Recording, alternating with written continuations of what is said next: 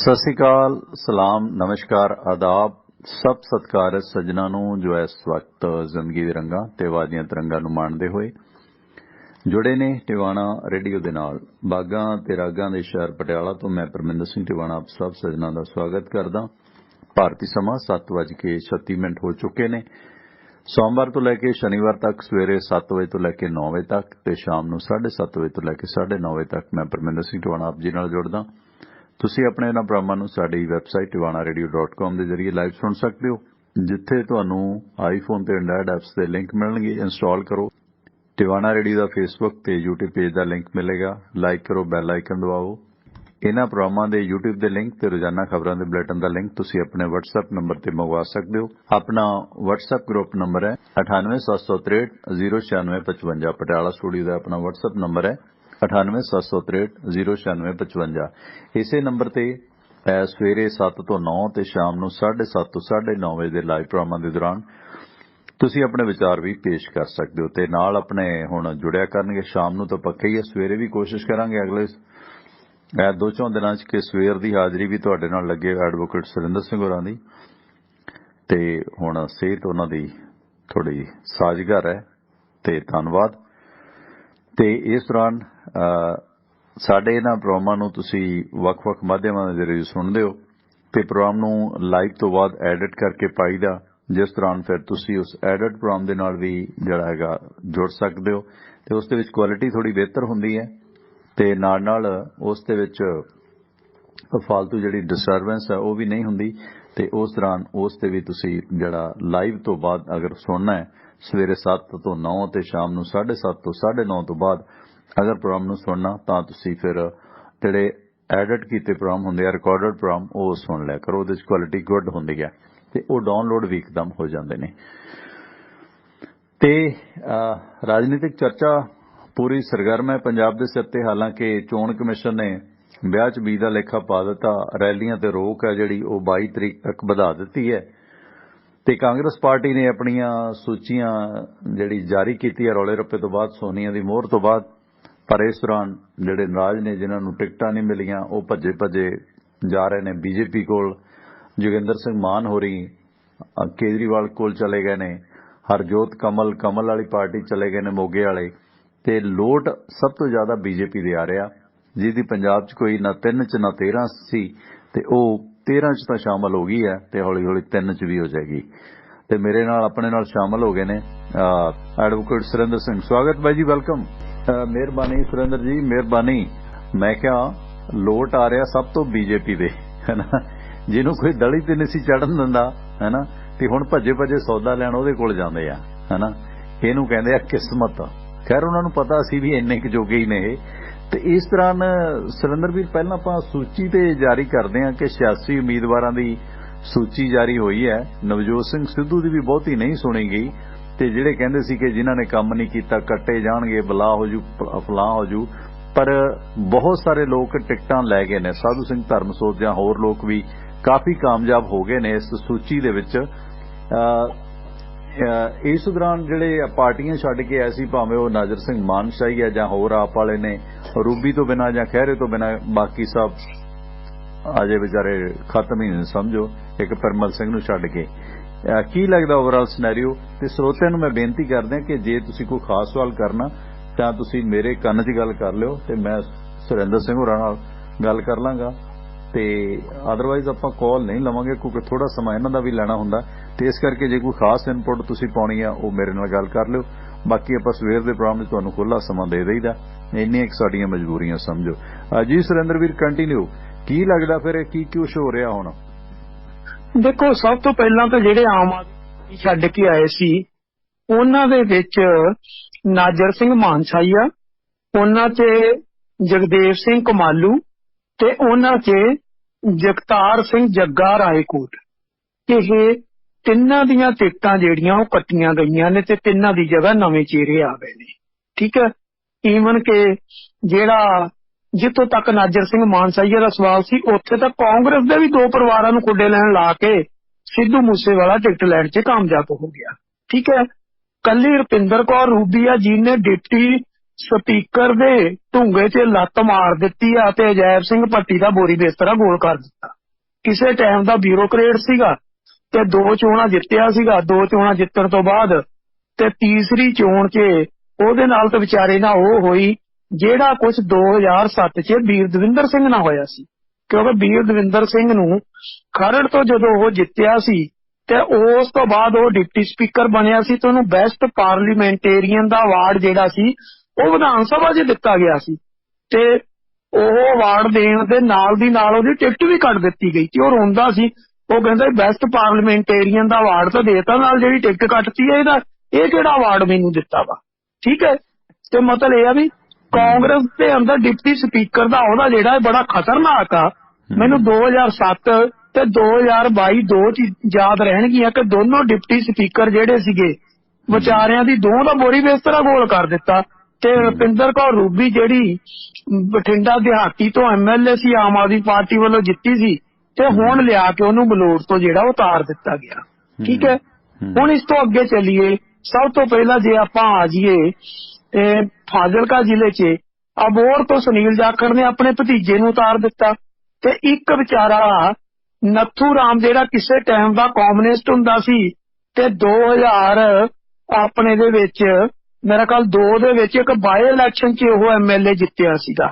ਜਦੋਂ ਉਹਦੀ ਚੋਣ ਜਿਹੜੀ ਸੀ ਉਹ ਰੱਦ ਹੋ ਗਈ ਸੀਗੀ ਤੇ ਉਹਦੇ ਬਾਅਦ ਜਦੋਂ ਕਾਂਗਰਸ ਦੀ ਸਰਕਾਰ ਸੀ ਤੇ ਉਹਦੇ ਵਿੱਚ ਉਹ ਸਰਕਾਰ ਹੁੰਦਿਆਂ ਮਲੋੜ ਤੋਂ ਉਹ MLA ਬਣ ਗਿਆ ਸੀ। ਕਿਉਂਕਿ ਉੱਥੇ ਜੇ ਸੁਰਿੰਦਰ ਸਟੈਪ ਬਾਈ ਸਟੈਪ ਥੋੜਾ ਥੋੜਾ ਆਪਾਂ ਨਵੇੜੀ ਜਾਈਏ। ਉਹ ਭਤੀਜਾ ਤਾਂ ਕਹਿੰਦੇ ਤੀਜਾ ਹੁੰਦਾ। ਇਸ ਦੌਰਾਨ ਕੁੜੀਆਂ ਵੀ ਕਹਿੰਦੇ ਨੇ ਇਹ ਤਾਂ ਕੁੜੀਆਂ ਦਾ ਰਵੀਰਾ, ਚਾਚਾ ਨਾ ਝਿੜਕੀ ਹੈ, ਤਾਏ ਚਾਚੇ ਮਤਲਬ ਦੇ ਸ਼ੱਕਾਂ ਪੂਰਦੇ ਅੰਮਾਂ ਦੇ ਜਾਏ। ਹੁਣ ਜਿਹੜਾ ਜਾਖੜ ਦੇ ਪੋਤਰੇ ਨੂੰ ਗੁਣਾ ਪੈ ਗਿਆ ਸੰਦੀਪ ਨੂੰ ਤੇ ਸੁਨੀਲ ਚਾਚਾ ਲਾਂਭੇ ਹੋ ਗਿਆ, ਇਹ ਚੌ ਨਾਲ ਨਹੀਂ ਹੋਇਆ, ਚਾਲ ਕੀ ਹੈ ਇਸ ਦੇ ਵਿੱਚ? ਹਾਲਾਂਕਿ ਜਾਖੜ ਦੇ ਵਿਰੋਧੀ ਪ੍ਰਤਾਪ ਬਾਜਵਾ ਆਪਣੇ ਭਰਾ ਨੂੰ ਮਾਤ ਪਾਉਣਗੇ, ਉਹਦੀ ਜਗ੍ਹਾ ਲੜਨਗੇ ਕਾਦੀਆਂ ਤੋਂ। ਇਹਦੇ ਵਿੱਚ ਕੋਈ ਵੱਡੀ ਨਾਰਾਜ਼ਗੀ ਹੈ? ਸੁਨੀਲ ਜਾਖੜ ਜਿਹੜੇ ਮੁੱਖ ਮੰਤਰੀ ਦੇ ਕੈਂਡੀਡੇਟ ਨੇ ਉਹ ਕੋਈ ਹੋਰ ਸੀਟ ਤੋਂ ਜਾਂ ਬਿਲਕੁਲ ਹੀ ਨਿਊਟਰਲ ਰਹਿਣਗੇ? ਇਸ ਮਾੜਾ ਜਿਹਾ ਲਾਇਓ ਟਾਈਮ, ਇਹਦੇ ਨਾਲ ਨਾਲ ਨਵੇੜੀ ਜਾਈਏ ਆਪਾਂ ਫਿਰ ਜੀ। ਨਹੀਂ, ਉਹ ਤੇ ਦੇਖੋ ਏਦਾਂ ਵਾ, ਸੁਨੀਲ ਜਾਖੜ ਨੂੰ ਇਹ ਤਾਂ ਪਤਾ ਵੀ ਸਰਕਾਰ ਤਾਂ ਸਾਡੀ ਆਉਣੀ ਨਹੀਂ। ਦੂਜੀ ਗੱਲ ਉਹਨੂੰ ਇਹ ਵੀ ਪਤਾ ਉੱਥੋਂ ਸੀਟ ਕੱਢਣੀ ਬੜੀ ਔਖੀ ਆ ਅਬੋਹਰ ਦੀ ਜਿਹੜੀ ਆ। ਤੇ ਜਦੋਂ ਉਹਨੂੰ ਪਤਾ ਸੀਟ ਕੱਢਣੀ ਔਖੀ ਆ, ਇੱਕ ਬੰਨੇ ਉੱਥੇ ਕਿਸਾਨਾਂ ਨੇ ਆਪਣਾ ਕੈਂਡੀਡੇਟ ਖੜਾ ਕਰ ਦੇਣਾ, ਇੱਕ ਬੰਨੇ BJP ਨੇ ਖੜਾ ਕਰ ਦੇਣਾ, ਅਕਾਲੀਆਂ ਦਾ ਖੜਾ। ਅਕਾਲੀਆਂ ਨੇ ਕਾਂਗਰਸ ਤੋਂ ਲਿਜਾ ਕੇ ਪ੍ਰੋਫੈਸਰ ਮਹਿੰਦਰ ਰੇਣੂਆ ਨੂੰ ਉੱਥੋਂ ਖੜਾ ਕੀਤਾ। ਉਹਨੂੰ ਜਦੋਂ ਸਾਰੀ ਹਾਲਾਤ ਦੇਖਦੀ ਆ ਤੇ ਅਗਲੇ ਨੇ ਭਤੀਜਾ ਮੋਹਰੇ ਕਰਤਾ। ਉਹਨੇ ਕਿਹਾ ਆਪਣੀ ਚਮੜੀ ਬਚਾਓ, ਕਵਾਂਗਾ ਮੈਂ ਸਾਰੀ ਸਟੇਟ 'ਚ ਪ੍ਰਚਾਰ ਕਰਾਂਗਾ। ਉਹ ਆਪਣੀ ਚਮੜੀ ਬਚਾਉਣ 'ਚ ਕਾਮਯਾਬ ਹੋ ਗਿਆ। ਠੀਕ ਹੈ, ਪਹਿਲਾਂ ਵੀ ਉਹ ਵਿਚਾਰਾ ਜਿਹੜਾ ਚੋਣ ਤੋਂ ਹਾਰ ਚੁੱਕਿਆ ਸੀ, ਪਹਿਲਾਂ ਇੱਥੋਂ ਚੋਣ ਪਾਰਲੀਮੈਂਟ ਹਾਰਿਆ, ਫਿਰ ਉਹ ਦੁਬਾਰਾ ਅਸੈਂਬਲੀ ਹਾਰਿਆ, ਅਸੈਂਬਲੀ ਹਾਰਨ ਤੋਂ ਬਾਅਦ ਫਿਰ ਉਹਨੂੰ ਪਾਰਲੀਮੈਂਟ ਜਿਹੜੀ ਉੱਥੋਂ ਲੜਾਈ ਗਈ। ਵਿਚਾਰਾ ਜਦੋਂ 19 ਆਈ 19 'ਚ ਉਹ ਫਿਰ ਹਾਰ ਗਿਆ। ਹੁਣ ਇਸ ਤੋਂ ਬਾਅਦ ਉਹ ਖਾਨਦਾਨੀ ਮੰਝਿਆ ਹੋਇਆ ਪਰਿਵਾਰ ਹੈ ਸਿਆਸਤ। ਇਹ ਸਰਕਮਸਟੈਂਸ ਨੇ, ਕਿਉਂਕਿ ਸਿਆਸਤਦਾਨ ਤਾਂ ਕਹਿੰਦੇ ਭਾਵੇਂ ਪੁੱਤ ਮਰ ਜੇ ਪਰ ਪੋਲਿਟਿਕਸ ਮਿਲਣੀ ਚਾਹੀਦੀ ਹੈ। ਜੇ ਅਜਿਹੇ ਹਾਲਾਤਾਂ 'ਚ ਕਾਂਗਰਸ ਦੀ ਵੱਡੀ ਤੋਪ ਮੁੱਖ ਮੰਤਰੀ ਦਾ ਦਾਅਵੇਦਾਰ ਜਿਹੜੇ ਅੱਤਵਾਦ ਦੇ ਦੌਰਾਨ ਵੀ ਇਲੈਕਸ਼ਨਾਂ ਲੜਦੇ ਰਹੇ ਨੇ ਤੇ ਇਹ ਵੀ ਨਹੀਂ ਕਿ ਰਸੂਖ ਕੋਈ ਮਾੜਾ, ਪੈਸੇ ਟਕੇ ਦੀ ਵੀ ਕਮੀ ਨਹੀਂ। ਜੇ ਉਹ ਵਿਅਕਤੀ ਲਾਂਭੇ ਹੋ ਕੇ ਆਪਣੇ ਭਤੀਜੇ ਨੂੰ ਦੇ ਗਏ ਨੇ ਤੇ ਇਧਰੋਂ ਮੋਹਤ ਮਹਿੰਦਰਾ ਬ੍ਰਹਮ ਮਹਿੰਦਰੇ ਦੀ ਜਗ੍ਹਾ ਆ ਗਿਆ, ਇਹਦਾ ਮਤਲਬ ਕਾਂਗਰਸ ਦੇ ਵਿੱਚ ਸਭ ਅੱਛਾ ਨਹੀਂ ਹੈ। ਸੀਨੀਅਰ ਲੀਡਰ ਬਦਨਾਮੀ ਤੋਂ ਡਰਦੇ ਨੇ। ਕਾਂਗਰਸ ਦੀ ਜੋ ਸਥਿਤੀ ਹੈ, ਗੁਣਾ ਫਿਰ ਅਕਾਲੀਆਂ ਦਾ ਪੈਂਦਾ ਜਾਂ ਭਾਜਪਾ ਦਾ ਪੈਂਦਾ? Continue please. ਨਹੀਂ, ਅਕਾਲੀ ਦਲ ਨੰਬਰ 1 ਰਹੇਗਾ। ਗੁਣਾ ਕੀ ਦਾ ਪੈਂਦਾ ਉਹ ਬਾਅਦ ਦੀ ਗੱਲ ਆ। ਕਈ ਵਾਰੀ ਪਤਾ ਕੀ ਹੁੰਦਾ ਭਰਾਵਾ, ਐਵੇਂ ਤੁਹਾਨੂੰ ਵੀ ਕਾਲੀ ਕਹੀ ਜਾਂਦੇ ਨੇ ਦਾੜੀ ਰੱਖੀ ਕਰਕੇ, ਮੈਨੂੰ ਦਾੜੀ ਕੱਟੀ। ਚਲੋ ਕਈ ਜਾਣਾ ਸੀ, ਸੱਚ ਬੋਲਣਾ ਸੀ। 17 'ਚ ਸੱਚ ਬੋਲਿਆ ਸੀ। ਜਿਹੜੇ ਉਸ ਵੇਲੇ ਪ੍ਰੋਬਲਮ ਕੀ ਸੀ, ਜਿਹੜੇ ਭਗਤ ਸੀ ਉਸ ਵੇਲੇ ਉਹਨਾਂ ਨੂੰ ਸਮਝ ਨਹੀਂ ਸੀ ਆਈ, ਪਰ ਬਾਅਦ ਦੇ ਵਿੱਚ ਉਹਨਾਂ ਨੂੰ ਸਮਝ ਆ ਗਈ ਸੀ ਵੀ ਇਹ ਸੱਚ ਬੋਲਦੇ ਨੇ। ਅਸੀਂ ਦੇਖਿਆ ਨਹੀਂ ਤੁਸੀਂ, ਮੈਂ ਤਾਂ ਤੁਹਾਨੂੰ ਹਟਾਇਆ ਸੀ ਕਾਹਨੂੰ ਬਲੱਡ ਪ੍ਰੈਸ਼ਰ ਵਧਾਉਣਾ। ਭਗਤ ਤੁਹਾਡੇ ਮਗਰ ਪਈ ਜਾਂਦੇ ਆਪ ਵਾਲੇ। ਉਹ ਭਗਤ ਪਈ ਜਾਂਦੇ। ਹੁਣ ਦੇਖੋ ਗੱਲ ਸੁਣੋ, ਸਿੱਧੀ ਜੀ ਗੱਲ ਆ, ਭਗਤ ਇੰਨੇ ਕੋ ਅੰਨੇ ਹੋਏ ਆ, ਉਹਨਾਂ ਨੂੰ ਪਤਾ ਨਹੀਂ ਕਿ CBI ਦਾ ਕੇਸ ਆ। ਠੀਕ ਹੈ, CBI ਦਾ ਕੇਸ ਸੀ। CBI ਕਿਹਦੇ ਕੋਲੇ ਆ? ਗਵਰਨਮੈਂਟ ਆਫ ਇੰਡੀਆ ਕੋਲੇ। ਠੀਕ ਹੈ, ਜਦੋਂ ਸੁਪਰੀਮ ਕੋਰਟ ਦੇ ਵਿੱਚ ਮਨਿੰਦਰਜੀਤ ਸਿੰਘ ਬਿੱਟਾ ਚਲਾ ਗਿਆ। ਸੁਪਰੀਮ ਕੋਰਟ ਨੇ ਕਿਹਾ ਮਨਿੰਦਰਜੀਤ ਸਿੰਘ ਬਿੱਟੇ ਦੀ ਕੋਈ ਵੈਲਿਊ ਨਹੀਂ, ਕੇਂਦਰ ਸਰਕਾਰ ਜੋ ਡਿਸੀਜਨ ਲੈਣਾ ਲਵੇ। ਕੇਂਦਰ ਸਰਕਾਰ ਦੇ ਅੰਡਰ CBI ਸੀ, ਉਹਨਾਂ ਨੇ ਫੈਸਲਾ ਲੈ ਦਿੱਤਾ ਕਿ ਠੀਕ ਹੈ ਇਹਨਾਂ ਦੀ ਪਹਿਲਾਂ ਫਾਂਸੀ ਦੀ ਸਜ਼ਾ ਜਿਹੜੀ ਸੀ ਉਹ ਉਮਰ ਕੈਦ ਦੇ ਵਿੱਚ ਜਿਹੜੀ ਤਬਦੀਲ ਕਰ ਦਿੱਤੀ ਗਈ ਸੀ। ਹੁਣ ਉਮਰ ਕੈਦ ਦੀ ਉਹ ਸਜ਼ਾ ਪੂਰੀ ਕਰ ਚੁੱਕਿਆ, ਉਹਨੂੰ ਜੇ ਛੱਡ ਦਿੱਤਾ ਜਾਵੇ ਤੇ ਸਾਨੂੰ ਕੋਈ ਇਤਰਾਜ਼ ਨਹੀਂ। ਹੁਣ ਸਟੇਟ ਜਿਹੜੀ ਆ ਸਟੇਟ ਅੰਡਰ ਆਉਂਦੀ ਆ ਉੱਤੇ ਦਿੱਲੀ ਦੇ ਮੁੱਖ ਮੰਤਰੀ ਦੇ, ਤੇ ਹੁਣ ਦਿੱਲੀ ਦੇ ਮੁੱਖ ਮੰਤਰੀ ਨੇ ਸਾਈਨ ਕਰਨੇ ਸੀ ਫਾਈਲ ਤੇ, ਫਾਈਲ ਤਾਂ ਉਹਦੇ ਕੋਲ ਆਉਣੀ ਸੀ। ਫਾਈਲ ਆਈ ਤੇ ਲਾਲਾ ਜੀ ਨੇ ਫਾਈਲ ਬਰੰਗ ਵਾਪਸ ਕਰ ਦਿੱਤੀ ਆ, ਫਿਰ ਇਤਰਾਜ਼ ਤਾਂ ਉੱਠੂਗਾ। ਉੱਥੇ ਉਹ ਕਹਿੰਦੇ ਜੀ ਕਈਆਂ ਨੂੰ ਨਾ ਤੀਰ ਫੜਨ ਦੀ ਆਦਤ ਹੁੰਦੀ ਆ। ਦੇਖੋ ਕਾਨੂੰਨ ਮੋਦੀ ਨੇ ਬਣਾਏ, ਮੋਦੀ ਦੇ ਯੋਗੀ ਨੇ ਵੀ ਨੋਟੀਫਿਕੇਸ਼ਨ ਨਹੀਂ ਕੀਤਾ, ਇਹਨੇ ਲਾਲਾ ਜੀ ਨੇ ਨੋਟੀਫਿਕੇਸ਼ਨ ਕਰ ਦਿੱਤਾ। ਅਜੇ ਆਪ ਵਾਲੇ ਕਹਿੰਦੇ ਨਹੀਂ ਜੀ ਇਹ ਬਹੁਤ ਮਾਡਲ ਹੈ ਜੀ, ਇਹ ਪੰਜਾਬ ਦਾ ਹਤੈਸ਼ੀ ਹੈ ਜੀ, ਇਹ ਫਲਾਂ ਜੀ, ਇਹ ਟਮਕਾਂ ਜੀ। ਇਹ ਪੰਗੇ ਕਿਉਂ ਲੈਂਦੇ ਆ ਤੀਰ ਤੂਰ ਵਾਲੇ ਕੇਜਰੀਵਾਲ ਸਾਹਿਬ? ਨਹੀਂ, ਉਹ ਪਤਾ ਗੱਲ ਕੀ ਹੈ, ਦੇਖੋ ਉਹਨਾਂ ਨੇ ਜਿਹੜੀ ਗਲਤੀ 2017 'ਚ ਕਰ ਲਈ, ਉਦੋਂ ਘਾਲੀ ਦੇ ਘਰੇ ਚਲੇ ਗਏ ਤੇ ਘਾਲੀ ਵਾਲੀ ਗੇਮ ਪੁੱਠੀ ਪੈ ਗਈ। ਹੁਣ ਉਹ ਸੋਚਦੇ ਜੇ ਮੈਂ ਇਹਨੂੰ ਛੱਡ ਦਿੱਤਾ ਕਿਤੇ ਗੇਮ ਪੁੱਠੀ ਨਾ, ਉਹ ਭਾਈ ਗੇਮ ਤਾਂ ਪੁੱਠੀ ਪਈ ਹੋਈ ਆ, ਜਿੱਤਣਾ ਤੁਸੀਂ ਹੈ ਨਹੀਂ, ਠੀਕ ਹੈ। ਘੱਟੋ ਘੱਟ ਜਾਂਦੇ ਪੁੰਨ ਤਾਂ ਖੱਟ ਜਾਓ, ਇਹ ਤਾਂ ਖੱਟ ਜਾਓ। ਅੱਛਾ ਪਤਾ ਕੀ, ਉਹ ਜਿਹੜਾ ਕਮੈਂਟ ਕਰਨ ਵਾਲਾ ਉਹ ਭਗਤ ਕਹਿੰਦਾ ਜੀ ਕੇਜਰੀਵਾਲ ਨੂੰ ਤਾਂ 5 ਸਾਲ ਹੋਏ ਆ, ਤੇ 31 ਸਾਲ ਦਾ ਭੁੱਲਰ ਅੰਦਰ ਬੈਠਾ, ਉਹਨੂੰ ਇਹ ਨਹੀਂ ਪਤਾ ਪ੍ਰੋਫੈਸਰ ਦਵਿੰਦਰਪਾਲ ਸਿੰਘ ਭੁੱਲਰ 25 ਸਾਲਾਂ ਤੋਂ ਆ। ਇੰਨੀ ਮਤਲਬ ਇੰਨੀ ਭਗਤ ਹੋ ਗਏ, ਮੈਂ ਤਾਂ ਹੈਰਾਨ ਵੀ ਇੰਨੀ ਵੀ ਸਮਝ ਨਹੀਂ ਇਹਨਾਂ ਲੋਕਾਂ ਨੂੰ। ਠੀਕ ਹੈ, ਤੁਸੀਂ ਕਾਨੂੰਨ ਪੜ੍ਹ ਲਓ, ਘੱਟੋ ਘੱਟ ਕਾਨੂੰਨ ਦੀ ਕਿਤਾਬ ਪੜ੍ਹ ਲਓ, ਤੁਹਾਨੂੰ ਅਕਲ ਆ ਜਾਵੇ, ਤੁਹਾਨੂੰ ਪਤਾ ਲੱਗ ਜਾਵੇ ਕੀ ਕੁਛ ਹੁੰਦਾ। ਪਰ ਸੁਰਿੰਦਰ ਵੀਰ ਲੋਕੀ ਪਤਾ ਕੀ ਕਹਿੰਦੇ ਆ, ਅਗਲਾ ਕਹਿੰਦਾ ਸਾਨੂੰ ਕੱਲੇ ਨੂੰ ਸਮਝਾਓ, ਪਹਿਲਾਂ ਤਾਂ ਰੇਡੀਓ ਜਾਂ TV ਤੇ ਸਮਝਾਓ, ਫਿਰ ਅਸੀਂ ਫੋਨ ਕਰਦੇ ਆ, ਫਿਰ ਸਾਡੇ ਨਾਲ ਬਹਿਸ ਕਰੋ, ਫਿਰ ਸਾਨੂੰ ਸਮਝਾਓ, ਫਿਰ 2 ਸਾਲ ਬਾਅਦ ਕਹਾਂਗੇ ਉਹ ਅੱਛਾ ਜੀ, ਫਿਰ ਜੇ ਸੌਰੀ ਕਹਤਾ ਤਾਂ ਗਨੀਮਤ ਸਮਝੋ, ਨਹੀਂ ਉਹ ਵੀ ਨਹੀਂ ਕਹਿੰਦੇ। ਮਨਦੀਪ ਚਾਲ ਕਹਿੰਦਾ ਜਿਹੜੇ ਮੌਤ ਤੋਂ ਨਹੀਂ ਡਰਦੇ ਉਹਨਾਂ ਨੇ ਭਗਤਾਂ ਤੋਂ ਕੀ ਡਰਨਾ। ਗੱਲ ਡਰਨਾ ਨਹੀਂ ਵੀਰ, ਗੱਲ ਜਿਹੜਾ ਫਾਲਤੂ ਦਾ ਟਾਈਮ ਵੇਸਟ ਹੁੰਦਾ ਨਾ, ਇਹ ਵੀ ਨਹੀਂ ਕਿ ਸਾਨੂੰ BP ਬੂਪੀ ਦੀ ਕੋਈ ਪ੍ਰੋਬਲਮ ਆ ਨਾ ਸੁਰਿੰਦਰ ਨੂੰ, ਨਾ ਮੈਨੂੰ ਵੀ ਹੈ, ਮੈਨੂੰ ਹੈ, ਪਰ ਗੱਲ ਇਹ ਹੈ ਨਾ ਬਿਨਾਂ ਵਜ੍ਹਾ ਟਾਈਮ ਵੇਸਟ ਹੁੰਦਾ। ਇਸੇ ਕਰਕੇ ਮੈਂ ਤਾਂ ਨਾ ਫੇਸਬੁੱਕ ਤੋਂ ਥੋੜਾ ਜਿਹਾ ਟਾਈਮ ਘੱਟ ਕੱਢੀਦਾ ਭਗਤਾਂ ਨਾਲ ਸਿੰਘ ਫਸਾਉਣ ਦਾ। ਖੈਰ ਭਗਤ ਤੋਂ ਭਗਤ ਹੋਤੇ ਹੈ, ਤੇ ਆਪਾਂ ਫਿਰ ਹੁਣ ਅਗਲੀਆਂ ਟਿਕਟਾਂ ਵੱਲੋਂ ਨਾਲ ਨਿਬੇੜੀ ਜਾਈਏ। ਜਾਖੜ ਤੋਂ ਤਾਂ ਇਹਦਾ ਮਤਲਬ ਪਤਾ ਕਿ ਜਿੱਤਦੀ ਨਹੀਂ ਕਾਂਗਰਸ, ਜਿਹੜਾ ਭੱਜ ਰਹੇ ਨੇ। ਹਾਂਜੀ, ਉਹਦੇ ਤੋਂ ਬਾਅਦ ਹੁਣ ਅੱਗੇ ਆ ਜਾਓ ਤੁਸੀਂ। ਦੇਖੋ ਆਪਾਂ ਨੱਥੂ ਰਾਮ ਦੀ ਤੇ ਪਹਿਲਾਂ ਕਰ ਚੁੱਕੇ ਹਾਂ, ਬਲੂਆਣੇ ਤੋਂ ਉਹਦੀ ਟਿਕਟ ਕੱਟੀ ਗਈ, ਨਵਾਂ ਚਿਹਰਾ ਉੱਥੇ ਲੈ ਆਂਦਾ ਗਿਆ। ਠੀਕ ਹੈ, ਹੁਣ ਆ ਜਾਓ ਤੁਸੀਂ ਸਿੱਧਾ ਮੋਗੇ ਤੇ। ਮੋਗੇ ਤੇ ਆਪਾਂ ਨੂੰ ਪਤਾ ਸੀ ਹਰਜੋਤ ਕਮਲ ਦੀ ਕੱਟੀ ਜਾਣੀ ਹੈ। ਹਰਜੋਤ ਕਮਲ ਨੇ ਜਾਂਦੇ ਨਹੀਂ ਕਮਲ ਦਾ ਫੁੱਲ ਫੜ ਲਿਆ ਤੇ ਉੱਤੇ ਮਲਵੈਕਾ ਸੂਦ ਆ ਗਈ, ਗੱਲ ਖਤਮ ਹੋ ਗਈ। ਠੀਕ ਹੈ, ਹੁਣ ਇੱਕ ਗੱਲ ਤਾਂ ਕਲੀਅਰ ਹੋ ਗਈ, ਨਾ ਮਲਵੈਕਾ ਸੂਦ ਜਿੱਤੇ ਤੇ ਨਾ ਹਰਜੋਤ ਕਮਲ ਜਿੱਤੇ। ਗੱਲ ਆ ਉੱਤੇ ਅਕਾਲੀ ਦਲ ਦਾ ਮੱਖਣ ਜਿਹੜਾ ਉਹ ਆਪਦਾ ਮੱਖਣ ਕੱਢ ਕੇ ਬਹਿ ਜਾਊਗਾ, ਗੱਲ ਖਤਮ। ਇਹਨਾਂ ਦੇ ਅੱਲੇ ਪੱਲੇ ਕੱਖ ਨਹੀਂ। ਸੁਰਿੰਦਰ ਦੇਖੋ ਸਿਆਸਤ ਦੇ ਵਿੱਚ ਜਾਂ ਜਰਨਲਿਜ਼ਮ 'ਚ ਸਿਖਾਇਆ ਜਾਂਦਾ ਕਿ ਸ਼ੰਕਾ ਨਹੀਂ, ਕੋਈ ਸੋਚੋ ਤਾਂ ਪੁਆਇੰਟ ਨਿਕਲਦਾ। ਹੁਣ ਮੈਨੂੰ ਨਾ ਜੇ ਦੇਖਿਆ ਜਾਵੇ, ਹੁਣ ਜੇ ਹਰਜੋਤ ਕਮਲ ਜਾਂਦਾ, ਹਾਲਾਂਕਿ ਬੈਕਗ੍ਰਾਉਂਡ ਉਹਦੀ ਹੈ ਇਦਾਂ ਦੀ ਕੋਈ ਦਿੱਕਤ ਨਹੀਂ ਹੈ, ਨਾਂ ਨਾਲ ਵੀ ਕਮਲ ਹੈ, ਮਰਦਾ ਹੋਰ ਨਹੀਂ ਕੀ ਕਰੂ। ਜਦੋਂ ਇੱਥੇ ਪੰਥਕ ਭਿੰਡਰਾਂ ਵਾਲੇ ਦੇ ਖਾਸਮ ਖਾਸ ਕਹਿ ਰਹੇ ਨੇ ਕਿ ਸਾਡੇ ਲਈ RSS ਗੁੱਡ ਹੈ, ਜਿਹੜੀ ਕਹਿੰਦੇ ਨੇ ਕਿ ਇਹ ਸਿੱਖ ਧਰਮ ਹੀ ਨਹੀਂ ਹੈਗਾ, ਇਹ ਪੰਥ ਹੈ, ਫਲਾਂ ਆ। ਜੇ ਉਹ ਜਿਹੜੇ ਸਿੱਖ ਜਿਹੜੇ ਕਹਿੰਦੇ ਅਸੀਂ ਸੰਤਾਂ ਦੇ ਖਾਸਮ ਖਾਸ, ਅਸੀਂ ਸਿੱਖਾਂ ਦੇ ਹਤੈਸ਼ੀ, ਜਦੋਂ ਉਹ ਭੱਜ ਕੇ RSS ਦੀ ਗੋਦੀ 'ਚ ਬੈਠ ਰਹੇ ਨੇ BJP 'ਚ, ਪਰ ਹਰਜੋਤ ਕਮਲ ਨੂੰ ਕੀ ਮਾੜਾ। ਦੂਸਰਾ ਮੈਨੂੰ ਨਾ ਕਿਤੇ ਲੱਗਦਾ, ਦੇਖੋ ਇਹ ਜਦੋਂ ਡਰਾਮਾ ਕਰਦੇ ਨੇ ਨਾ, ਭਾਵੇਂ ਹਰਸਿਮਰਤ ਹੋਵੇ ਤੇ ਭਾਵੇਂ ਕਰੇ ਕੋਈ ਹੋਰ, ਇਹ ਸਮਾਜ ਸੇਵਾ ਜੀ, ਇਹ ਫਲਾਂ ਜੀ, ਟਮਕਾਂ ਜੀ, ਇਹ ਸਭ ਡਰਾਮੇਬਾਜ਼ੀ ਹੈ ਜਿਹੜੇ ਲੋਕ ਕਰਦੇ ਨੇ। ਜਿਹਨੇ ਸੇਵਾ ਕਰਨੀ ਹੈ, ਭਗਤ ਪੂਰਨ ਸਿੰਘ ਉਹ ਫੋਟੋਆਂ ਨਹੀਂ ਪਾਉਂਦਾ।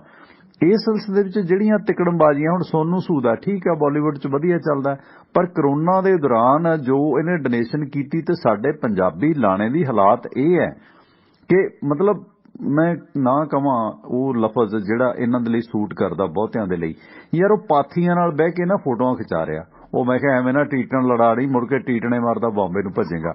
ਹੁਣ ਸੋਨੂ ਸੂਦ ਪਾਥੀਆਂ ਕੋਲ ਬੈਠ ਕੇ ਫੋਟੋਆਂ ਲਾ ਰਿਹਾ ਤੇ ਪੰਜਾਬੀ ਬੱਲੇ ਬੱਲੇ। ਯਾਰ ਇੱਥੋਂ ਗੋਹਾ ਚੱਕਦੇ ਇੱਥੇ ਜੁਕਦੇ ਗਏ ਅਸੀਂ, ਕਿਹੜੀ ਇਹਦੇ 'ਚ ਖਾਸੀਅਤ ਹੈ? ਜਿਹੜਾ ਉਹਨੇ ਬਾਈ ਜੀ ਡਰਾਮਾ ਕੀਤਾ, ਠੀਕ ਹੈ ਬਾਲੀਵੁੱਡ ਸਟਾਰ ਹੈਗਾ, ਫਲਾਂ ਆ, ਜੇ ਉਹਨੇ 4 ਗਰੀਬਾਂ ਦੀ ਮਦਦ ਕਰ ਦਿੱਤੀ, ਉਹਦਾ ਮੁੱਲ ਕੀ ਮਿਲਦਾ? ਹੁਣ ਠੀਕ ਹੈ ਉਹਨੇ ਕੀਤੀ, ਉਹਦੀ ਭੈਣ ਮਾਲਵਿਕਾ ਸੂਦ ਦਾ ਜੇ ਦੇਖਿਆ ਜਾਵੇ ਕਾਂਗਰਸ ਨੂੰ ਕੀ ਕੰਟਰੀਬਿਊਸ਼ਨ ਹੈ ਪਾਰਟੀ ਨੂੰ। ਜਿਵੇਂ ਸਿੱਧੂ ਨੇ, ਹਾਲਾਂਕਿ ਹਰਜੋਤ ਆਪਣਾ ਕੋਈ ਖਾਸ ਨਹੀਂ ਹੈਗਾ, ਪਰ ਇਹ ਹੈ ਵੀ ਕਿ ਚਲ ਵਧੀਆ ਕੈਂਡੀਡੇਟ ਹੈ, ਵਿਵਾਦਤ ਨਹੀਂ ਹੈ, ਧੜੱਲੇ ਨਾਲ ਆਪਣੇ ਦਮਖਮ ਤੇ ਉਹ ਜਿੱਤਿਆ, ਉਹ ਜਿੱਤ ਆਪ 'ਚ ਵੀ ਜਾਂਦਾ, ਉਹਦਾ ਆਪਣਾ ਵੋਟ ਬੈਂਕ ਹੈ, ਸਟੂਡੈਂਟ ਆਗੂ ਹੈ, ਤੇ ਉਹਨੇ ਆਪਣੇ ਦਮਖਮ ਨਾਲ ਕਾਂਗਰਸ ਪਾਰਟੀ ਦੀ ਟਿਕਟ ਕੱਢੀ ਉਦੋਂ ਜਦੋਂ ਆਪ ਦੀ ਵੇਵ ਸੀ। ਉਸ ਦੌਰਾਨ ਹੁਣ ਮਾਲਵਿਕਾ ਸੂਦ ਨੇ ਕਾਂਗਰਸ ਨੂੰ ਜਾਂ ਸੋਨੀਆ ਨੂੰ ਕੀ ਦੇਤਾ ਅਜਿਹਾ ਜਿਹੜਾ ਡਾਕਟਰ ਹਰਜੋਤ ਕਮਲ ਨਹੀਂ ਦੇ ਸਕਿਆ?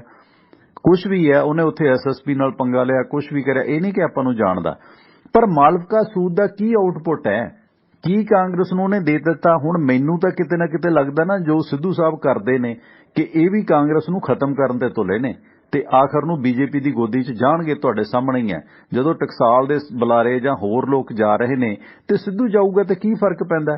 ਕਿਉਂਕਿ ਹੁਣ ਤਾਂ ਲੋਕੀ ਬਾਦਲ ਨੂੰ ਬਰੀ ਕਰਨ ਲੱਗੇ ਕਿ ਯਾਰ ਬਾਦਲ ਤਾਂ ਸੀ ਜੋ ਸੀ, ਆ ਹੋਣ ਵਾਲੇ ਤਾਂ ਉਦੋਂ ਵੀ ਗਾਹਾਂ ਨੇ ਕਿ ਕਿਵੇਂ ਇਹ ਮਤਲਬ ਗੋਟੀਆਂ ਫਿੱਟ ਕਰਦੇ ਨੇ। ਹੁਣ ਜੋ ਮੈਨੂੰ ਲੱਗਦਾ ਹੈ ਕਿ ਏਡੇ ਬਲੰਡਰ ਤੇ ਬੇਵਕੂਫ ਸਟੈਪ ਇਹ ਚੁੱਕ ਰਹੇ ਨੇ, ਉਸ ਮੋਗੇ ਹਲਕੇ ਤੋਂ ਤੁਸੀਂ ਮਾਲਵਿਕਾ ਸੂਦ ਦਾ ਕੰਟਰੀਬਿਊਸ਼ਨ ਕੀ ਉਹਨੂੰ ਟਿਕਟ ਦੇ ਰਹੇ ਹੋ? ਇਹ ਤੁਸੀਂ ਪਾਰਟੀ ਦਾ ਬੇੜਾ ਨਹੀਂ ਡੋਬ ਰਿਹਾ ਸਿੱਧੂ, ਹੋਰ ਕੀ ਕਰ ਰਿਹਾ? ਕਾਂਗਰਸ ਦਾ ਖਤਮ ਕਰਨ ਤੇ ਮੈਨੂੰ ਲੱਗਦਾ ਇਹ ਵੀ ਗਲਤੀਆਂ ਬਹੁਤ ਕਰ ਰਿਹਾ, ਜਾਂ ਜਾਣਬੁੱਝ ਕੇ ਕਰ ਰਿਹਾ ਜਾਂ ਮੀਸਣੇਪਣੇ 'ਚ ਕਰ ਰਿਹਾ। ਹੁਣ ਉੱਥੇ ਜਿੱਤ ਕੇ ਦਿਖਾ ਦੇਵੇ ਮੈਨੂੰ ਮਾਲਵਿਕਾ ਸੂਦ, ਜ਼ੋਰ ਲਾ ਲਵੇ, ਭਾਵੇਂ ਸਾਰਾ ਬਾਲੀਵੁੱਡ ਲੈ ਆਓ, ਉਹ ਮੈਂ ਬੇਬੀ ਡਾਲ ਵੀ ਸੋਨੇ ਕੀ ਉਹਨੂੰ ਵੀ ਲੈ ਆਓ, ਤੂੰ ਜਿਹਨੂੰ ਮਰਜ਼ੀ ਲੈ ਆਓ, ਤੇ ਜਿੱਤਣੀ ਨਹੀਂ ਹੈ ਮਾਲਵਿਕਾ ਸੂਦ ਜਿਸ ਤਰ੍ਹਾਂ ਦੇ ਹਾਲਾਤ ਨੇ, ਕਿਉਂਕਿ ਕੁਛ ਨਾ ਕੁਛ ਤਾਂ ਡਾਕਟਰ ਕਮਲ ਦਾ ਆਪਣਾ ਵੋਟ ਬੈਂਕ ਹੈਗਾ। ਸੋ ਇਹ ਸਿੱਧੂ ਇੰਨੀਆਂ ਗਲਤੀਆਂ ਕਿਉਂ ਕਰਦਾ, ਇਹ ਸਮਝ ਨਹੀਂ ਆਉਂਦੀ ਮੈਨੂੰ। ਡਾਊਟ ਹੋ ਜਾਂਦਾ ਵੀ ਕਿ ਕਾਂਗਰਸ ਨੂੰ ਇਹ ਵੀ ਡੋਬ ਕੇ ਜਾਏਗਾ ਆਖਰ ਨੂੰ। ਬੀਜੇਪੀ ਦਾ ਜੋ ਏਜੰਡਾ ਨਾ ਕਾਂਗਰਸ ਮੁਕਤ, ਇਹ ਸਿੱਧੂ ਕਰਾ ਕੇ ਜਾਏਗਾ। ਕਈ ਮਾਮਲਿਆਂ 'ਚ ਇਹ ਗੱਲ ਜਾਪਦੀ ਹੈ, ਕੀ ਲੱਗਦਾ? ਮੈਂ ਉਸ ਤੇ ਆਉਣ ਲੱਗਾ। ਇੱਕ ਸੀਟ ਮੋਗੇ ਦੀ ਹੋਰ ਲੈ ਲਓ, ਨਿਹਾਲ ਸਿੰਘ ਵਾਲਾ। ਨਿਹਾਲ ਸਿੰਘ ਵਾਲੇ 'ਚ ਕੀ ਹੋਇਆ, ਪਿਛਲੀ ਵਾਰ ਨਿਹਾਲ ਸਿੰਘ ਵਾਲੇ ਅਕਾਲੀ ਦਲ ਨੇ ਲਿਜਾ ਕੇ ਜਿਹੜਾ ਕੈਂਡੀਡੇਟ ਜਗਰਾਉਂ ਤੋਂ ਉਹਨਾਂ ਦਾ ਸੀਗਾ, ਇਸ ਵਾਰ ਫਿਰ ਸੰਤਰਾਮ ਕਲੇਰ, ਉਹਨਾਂ ਨੇ 2012 ਚ ਉਹਨੂੰ ਜਗਰਾਉਂ ਤੋਂ ਜਿਤਾਇਆ, ਲੇਕਿਨ 17 ਚ ਉਹਨੂੰ ਨਿਹਾਲ ਸਿੰਘ ਵਾਲਾ ਲੈ ਗਏ। ਜਿਹੜੀ ਨਿਹਾਲ ਸਿੰਘ ਵਾਲਾ ਬੀਬੀ ਰਾਜਵਿੰਦਰ ਕੌਰ ਭਾਗੀ ਕੇ ਸੀ, ਉਹ ਜਿਹੜੀ ਉਹ ਕਾਂਗਰਸ 'ਚ ਆ ਗਈ, ਕਾਂਗਰਸ ਨੇ ਉਹਨੂੰ ਉੱਥੇ ਖੜਾ ਕਰਤਾ। ਲੋਕ ਦੋਨਾਂ ਤੋਂ ਨਾਰਾਜ਼ ਹੋ ਗਏ, ਲੋਕਾਂ ਨੇ ਉੱਥੇ ਆਮ ਆਦਮੀ ਪਾਰਟੀ ਦਾ ਜਿਤਾਤਾ।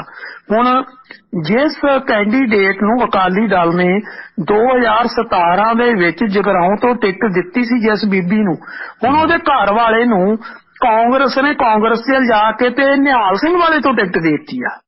ਠੀਕ ਹੈ, ਹੁਣ ਸਵਾਲ ਇਹ ਖੜਾ ਹੁੰਦਾ, ਜਿਹੜੇ 20 25 30 ਸਾਲ ਕਾਂਗਰਸ ਲਈ ਕੰਮ ਕਰਦੇ, ਪਾਰਟੀ ਲਈ ਮਰ ਗਏ, ਉਹਨਾਂ ਦਾ ਕੌਣ ਵਾਲੀ ਵਾਰਸ ਆ? ਠੀਕ ਹੈ, ਤੁਸੀਂ ਜਿਹੜਾ ਕੱਲ ਲਿਆਂਦਾ ਤਾਜ਼ਾ ਲਿਪਿਆ ਦੇਖਦੇ ਹੋ, ਤਾਜ਼ਾ ਚੋਪੜਿਆ ਦੇਖਦੇ ਹੋ, ਜਿਹੜਾ ਕੱਲ ਲਿਆਂਦਾ ਲਿਆ ਕੇ ਉਹਨੂੰ ਟਿਕਟ ਦੇਤੀ, ਲੋਕ ਜਾਣਗੇ ਤੇ ਕਿੱਥੇ ਜਾਣਗੇ? ਇਹ ਬੜੇ ਵੱਡੇ ਸਵਾਲ ਆ। ਪਾਰਟੀਆਂ ਮਰਦੀਆਂ ਕਦੋਂ ਨੇ? ਜਦੋਂ ਪਾਰਟੀ ਦੀ ਤੁਸੀਂ ਰੀੜ ਦੀ ਹੱਡੀ ਤੋੜਦੇ ਹੋ। ਠੀਕ ਹੈ, 2017 ਚ ਅਕਾਲੀ ਦਲ ਦਾ ਖੁੱਡੇ ਲੈਣ ਲੱਗਣਾ ਸਭ ਤੋਂ ਵੱਡਾ, ਅਸੀਂ ਕਹੀ ਜਾਂਦੇ ਬੇਅਦਬੀ ਆਪਣੀ ਜਗ੍ਹਾ ਤੇ ਸੀ, ਲੋਕ ਦੁਖੀ ਸੀ।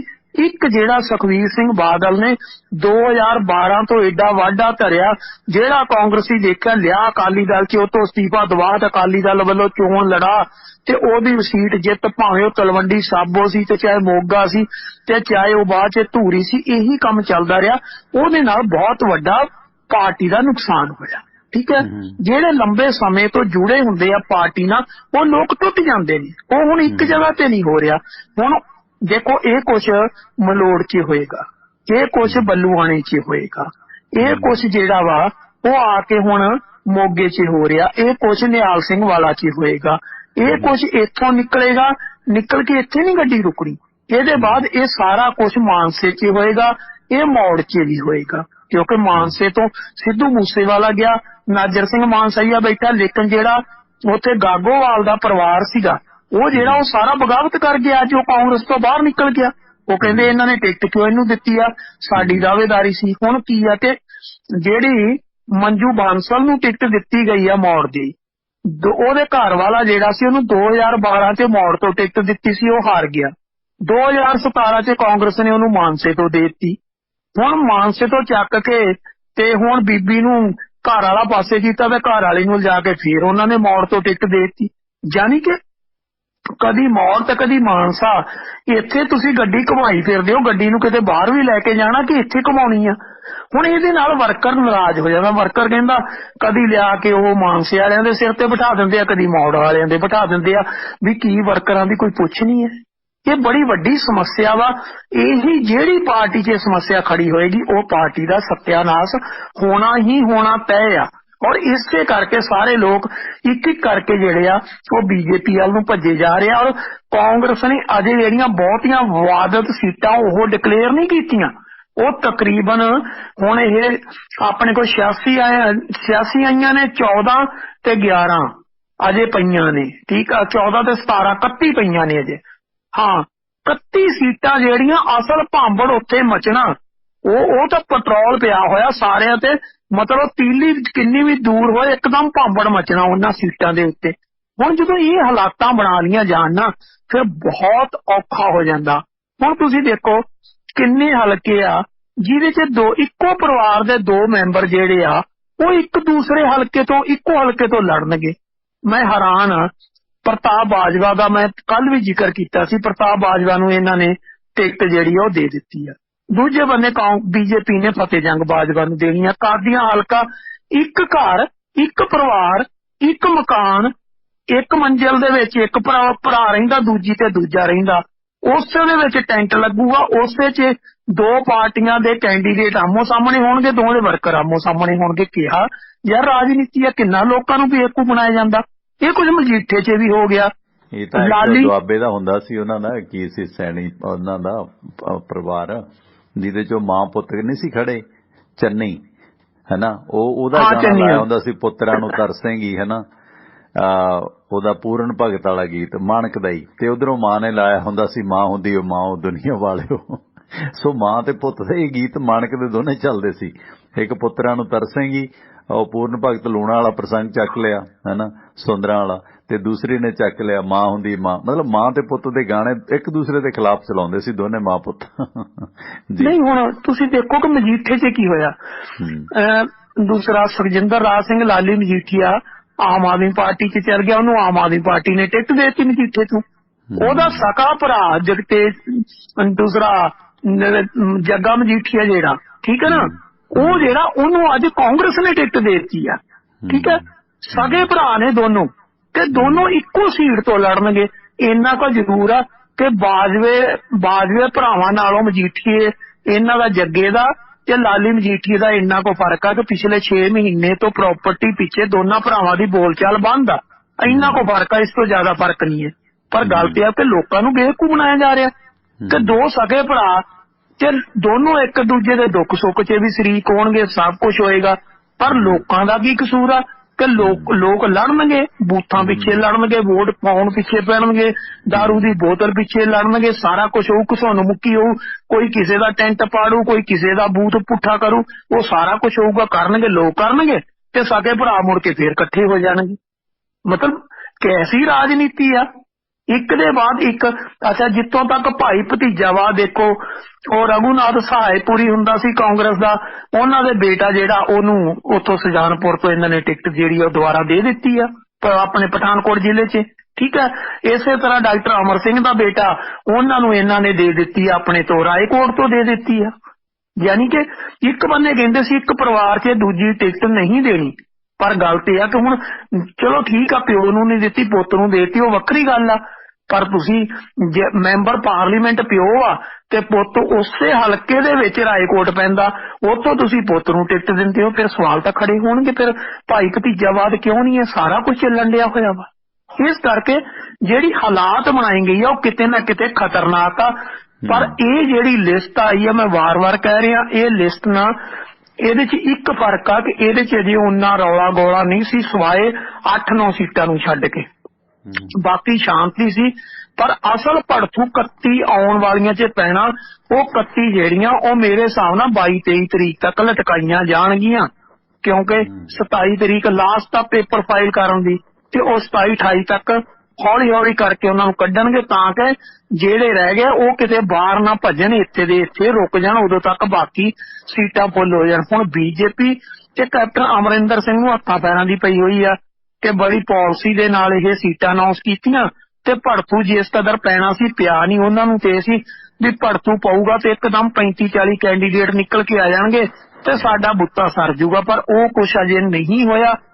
ਵੱਧ ਤੋਂ ਵੱਧ ਜਿਹੜੇ ਆ 4 ਕੋ ਵਿਅਕਤੀ ਜਾਣਗੇ, ਉਹਨਾਂ 'ਚ ਨਾਜਰ ਸਿੰਘ ਮਾਨਸਾਹੀਆ ਤੇ ਜਗਦੇਵ ਸਿੰਘ ਕਮਾਲੂ ਤੇ ਜਗਤਾਰ ਜੱਗਾ। 3 ਤਾਂ ਸੋਚਦੇ ਹੋਣੇ ਇਹਦੇ ਨਾਲੋਂ ਤਾਂ ਆਮ ਆਦਮੀ ਪਾਰਟੀ ਚੰਗੀ ਸੀ, ਬੈਠੇ ਰਹਿੰਦੇ। ਠੀਕ ਆ। ਅਜੇ ਪਿਰਮਲ ਸਿੰਘ ਭਦੌੜ ਦਾ ਨਹੀਂ ਪਤਾ ਵੀ ਉਹਨੂੰ ਮਿਲਦੀ ਹੈ ਤੇ ਕੱਲ ਨੂੰ ਉਹਦਾ ਵੀ ਬੋਰੀ ਬਿਸਤਰਾ ਗੋਲ ਹੁੰਦਾ, ਕੀ ਹੁੰਦਾ ਉਹ ਬਾਅਦ ਦੀ ਗੱਲ ਆ।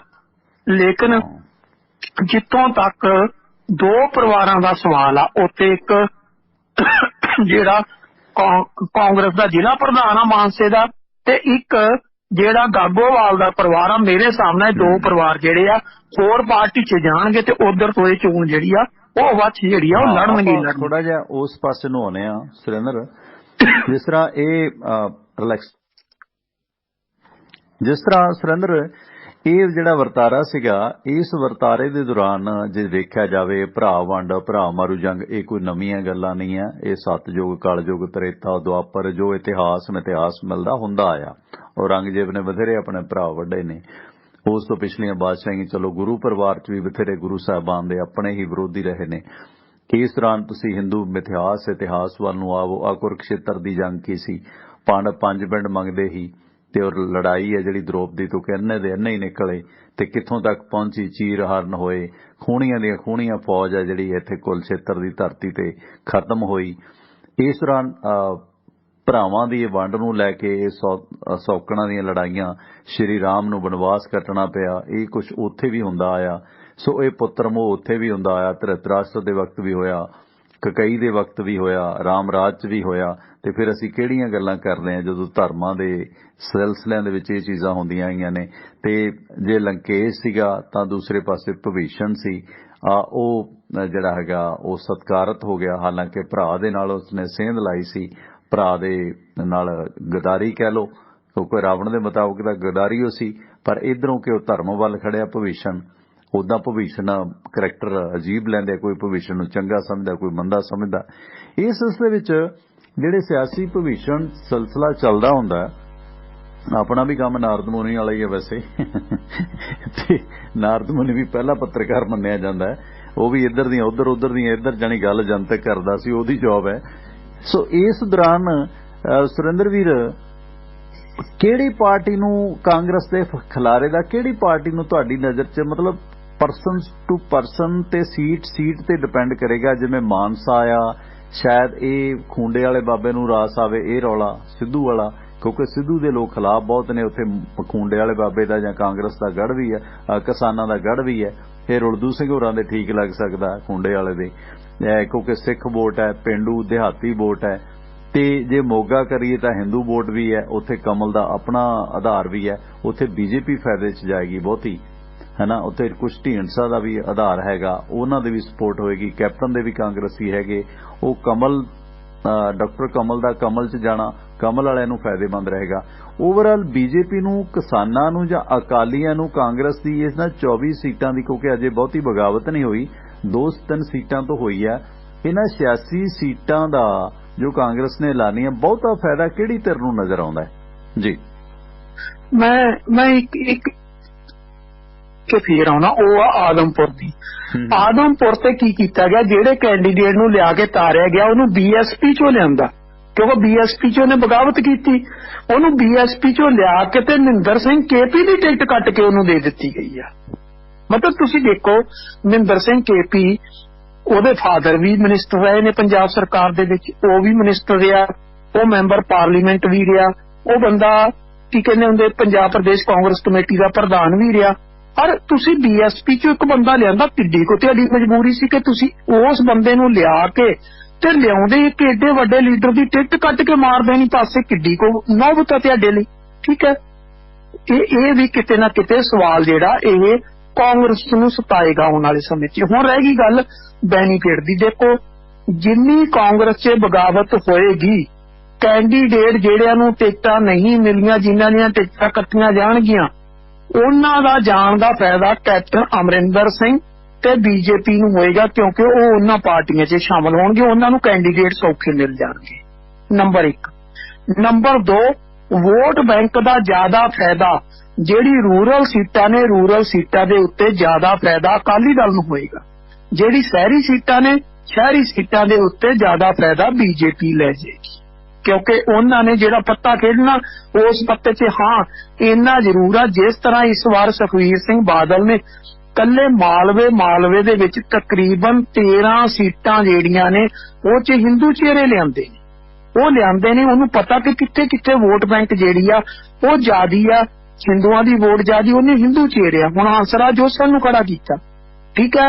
ਉਹਨਾਂ ਨੇ ਜਿਹੜਾ ਕੈਂਡੀਡੇਟ ਫਿਰੋਜ਼ਪੁਰ ਸ਼ਹਿਰੀ ਤੋਂ ਖੜਾ ਕੀਤਾ ਉਹਨੂੰ ਗੁਰੂ ਹਰਸਾਏ ਤੋਂ ਲੈ ਕੇ ਗਏ ਆ, ਠੀਕ ਹੈ। ਉਹਨਾਂ ਨੇ ਜਿਹੜਾ ਚੰਦਨ ਗਰੇਵਾਲ ਜਲੰਧਰ 'ਚ ਖੜਾ ਕੀਤਾ, ਉਹ ਸਾਰਿਆਂ ਨੂੰ ਪਤਾ ਕਿ ਚੰਦਨ ਗਰੇਵਾਲ ਜਿਹੜਾ ਉਹ ਪਿਛਲੀ ਵਾਰ ਕਿਹੜੀ ਪਾਰਟੀ 'ਚ ਸੀ, ਕਿੱਥੋਂ ਆਇਆ, BSP 'ਚ ਸੀ, BSP ਵੱਲੋਂ ਸੀ। ਮੌਕੇ ਤੇ ਅਗਲੇ ਨੇ ਲਿਜਾ ਕੇ ਉਧਰ ਖੜਾ ਕਰਕੇ ਤੇ ਉਹਨੂੰ ਕੈਂਡੀਡੇਟ ਬਣਾਤਾ। ਈਵਨ ਕਿ ਇੱਕ ਰਿਜ਼ਰਵ ਸੀਟ ਤੋਂ ਲੜਨ ਵਾਲੇ ਬੰਦੇ ਨੂੰ ਜਰਨਲ ਸੀਟ ਤੋਂ ਲੜਾਇਆ ਜਾ ਰਿਹਾ। ਇਹ ਵੀ ਕਿਤੇ ਨਾ ਕਿਤੇ ਅੱਜ ਤੱਕ ਕਦੀ ਇਹ ਨਹੀਂ ਹੋਇਆ ਕਿ ਰਿਜ਼ਰਵ ਸੀਟ ਤੋਂ ਲੜਨ ਵਾਲੇ ਨੂੰ ਕਿਸੇ ਜਰਨਲ ਤੋਂ ਲੜਾਇਆ ਜਾਵੇ। ਇਸੇ ਤਰ੍ਹਾਂ ਮਹਿੰਦਰਪਾਲ ਅਰੇਨਵਾ ਸੀਗੇ, ਬੜੇ ਵੱਡੇ ਲੀਡਰ ਸੀ ਕਾਂਗਰਸ ਦੇ, ਪਰ ਉਹਨਾਂ ਨੂੰ ਲੈ ਕੇ ਕੱਢ ਕੇ ਲਿਜਾ ਕੇ ਉਹਨਾਂ ਨੇ ਉਹ ਤੇ ਉਹ MLA ਵੀ ਰਹੇ, ਮੰਤਰੀ ਵੀ ਰਹਿ ਚੁੱਕੇ ਕਾਂਗਰਸ 'ਚ, ਉਹਨਾਂ ਨੇ ਲਿਜਾ ਕੇ ਉਹਨਾਂ ਨੂੰ ਜਿਹੜਾ ਉਹਨਾਂ ਨੂੰ ਹੋਰ ਸੀਟ ਤੋਂ ਉਤਾਰ ਦਿੱਤਾ। ਯਾਨੀ ਕਿ ਸੁਖਬੀਰ ਸਿੰਘ ਬਾਦਲ ਨੇ ਜਿਹੜੀ ਗਿਣ ਮਿਣ ਕੇ ਏਦਾਂ ਦੀਆਂ ਚਾਲਾਂ ਖੇਡੀਆਂ ਨੇ ਤੇ ਜਿੱਤੇ ਜਿੱਤੇ ਹਿੰਦੂ ਚਿਹਰੇ ਚਾਹੀਦੇ ਸੀ ਹੁਣ ਉਹਨਾਂ ਨੇ ਕੀਤਾ। ਸੁਨੀਲ ਜੋਸ਼ੀ ਸੀਗਾ ਆਪਣਾ ਉਹ BJP ਵਾਲਾ, ਠੀਕ ਹੈ, ਉਹ ਜੋਸ਼ੀ ਨੂੰ ਉਹਨਾਂ ਨੇ ਕੱਢਿਆ, BJP ਚੋਂ ਕੱਢਿਆ ਲਿਆ ਕੇ ਅੰਮ੍ਰਿਤਸਰ, ਉਹਨੂੰ ਚੋਣ ਲੜਾਤੀ।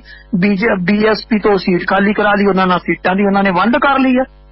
ਯਾਨੀ ਕਿ ਉਹਨਾਂ ਨੂੰ ਜਿੱਥੇ ਜਿੱਥੇ ਚਾਹੀਦਾ ਸੀ ਕਿ ਕਿਹੜਾ ਕਿਹੜਾ ਚਿਹਰਾ ਕਿੱਥੇ ਫਿੱਟ ਕਰਨਾ, ਕਿਸ ਤਰੀਕੇ ਨਾਲ ਕੱਲ ਨੂੰ ਜਦੋਂ BJP ਵੀ ਇੱਥੇ ਹਿੰਦੂ ਚਿਹਰੇ ਦਾ ਜਾਂ ਹਿੰਦੂ ਬਹੁ ਗਿਣਤੀ ਦੀ ਗੱਲ ਕਰੇਗੀ ਤੇ ਉੱਥੇ ਸਾਡਾ ਕੈਂਡੀਡੇਟ ਮਾਤ ਨਾ ਖਾਵੇ, ਉਹਨਾਂ ਨੇ ਕਿਤੇ ਨਾ ਕਿਤੇ ਉਹ ਚਾਲ ਜਿਹੜੀ ਚੱਲੀ ਆ, ਠੀਕ ਹੈ।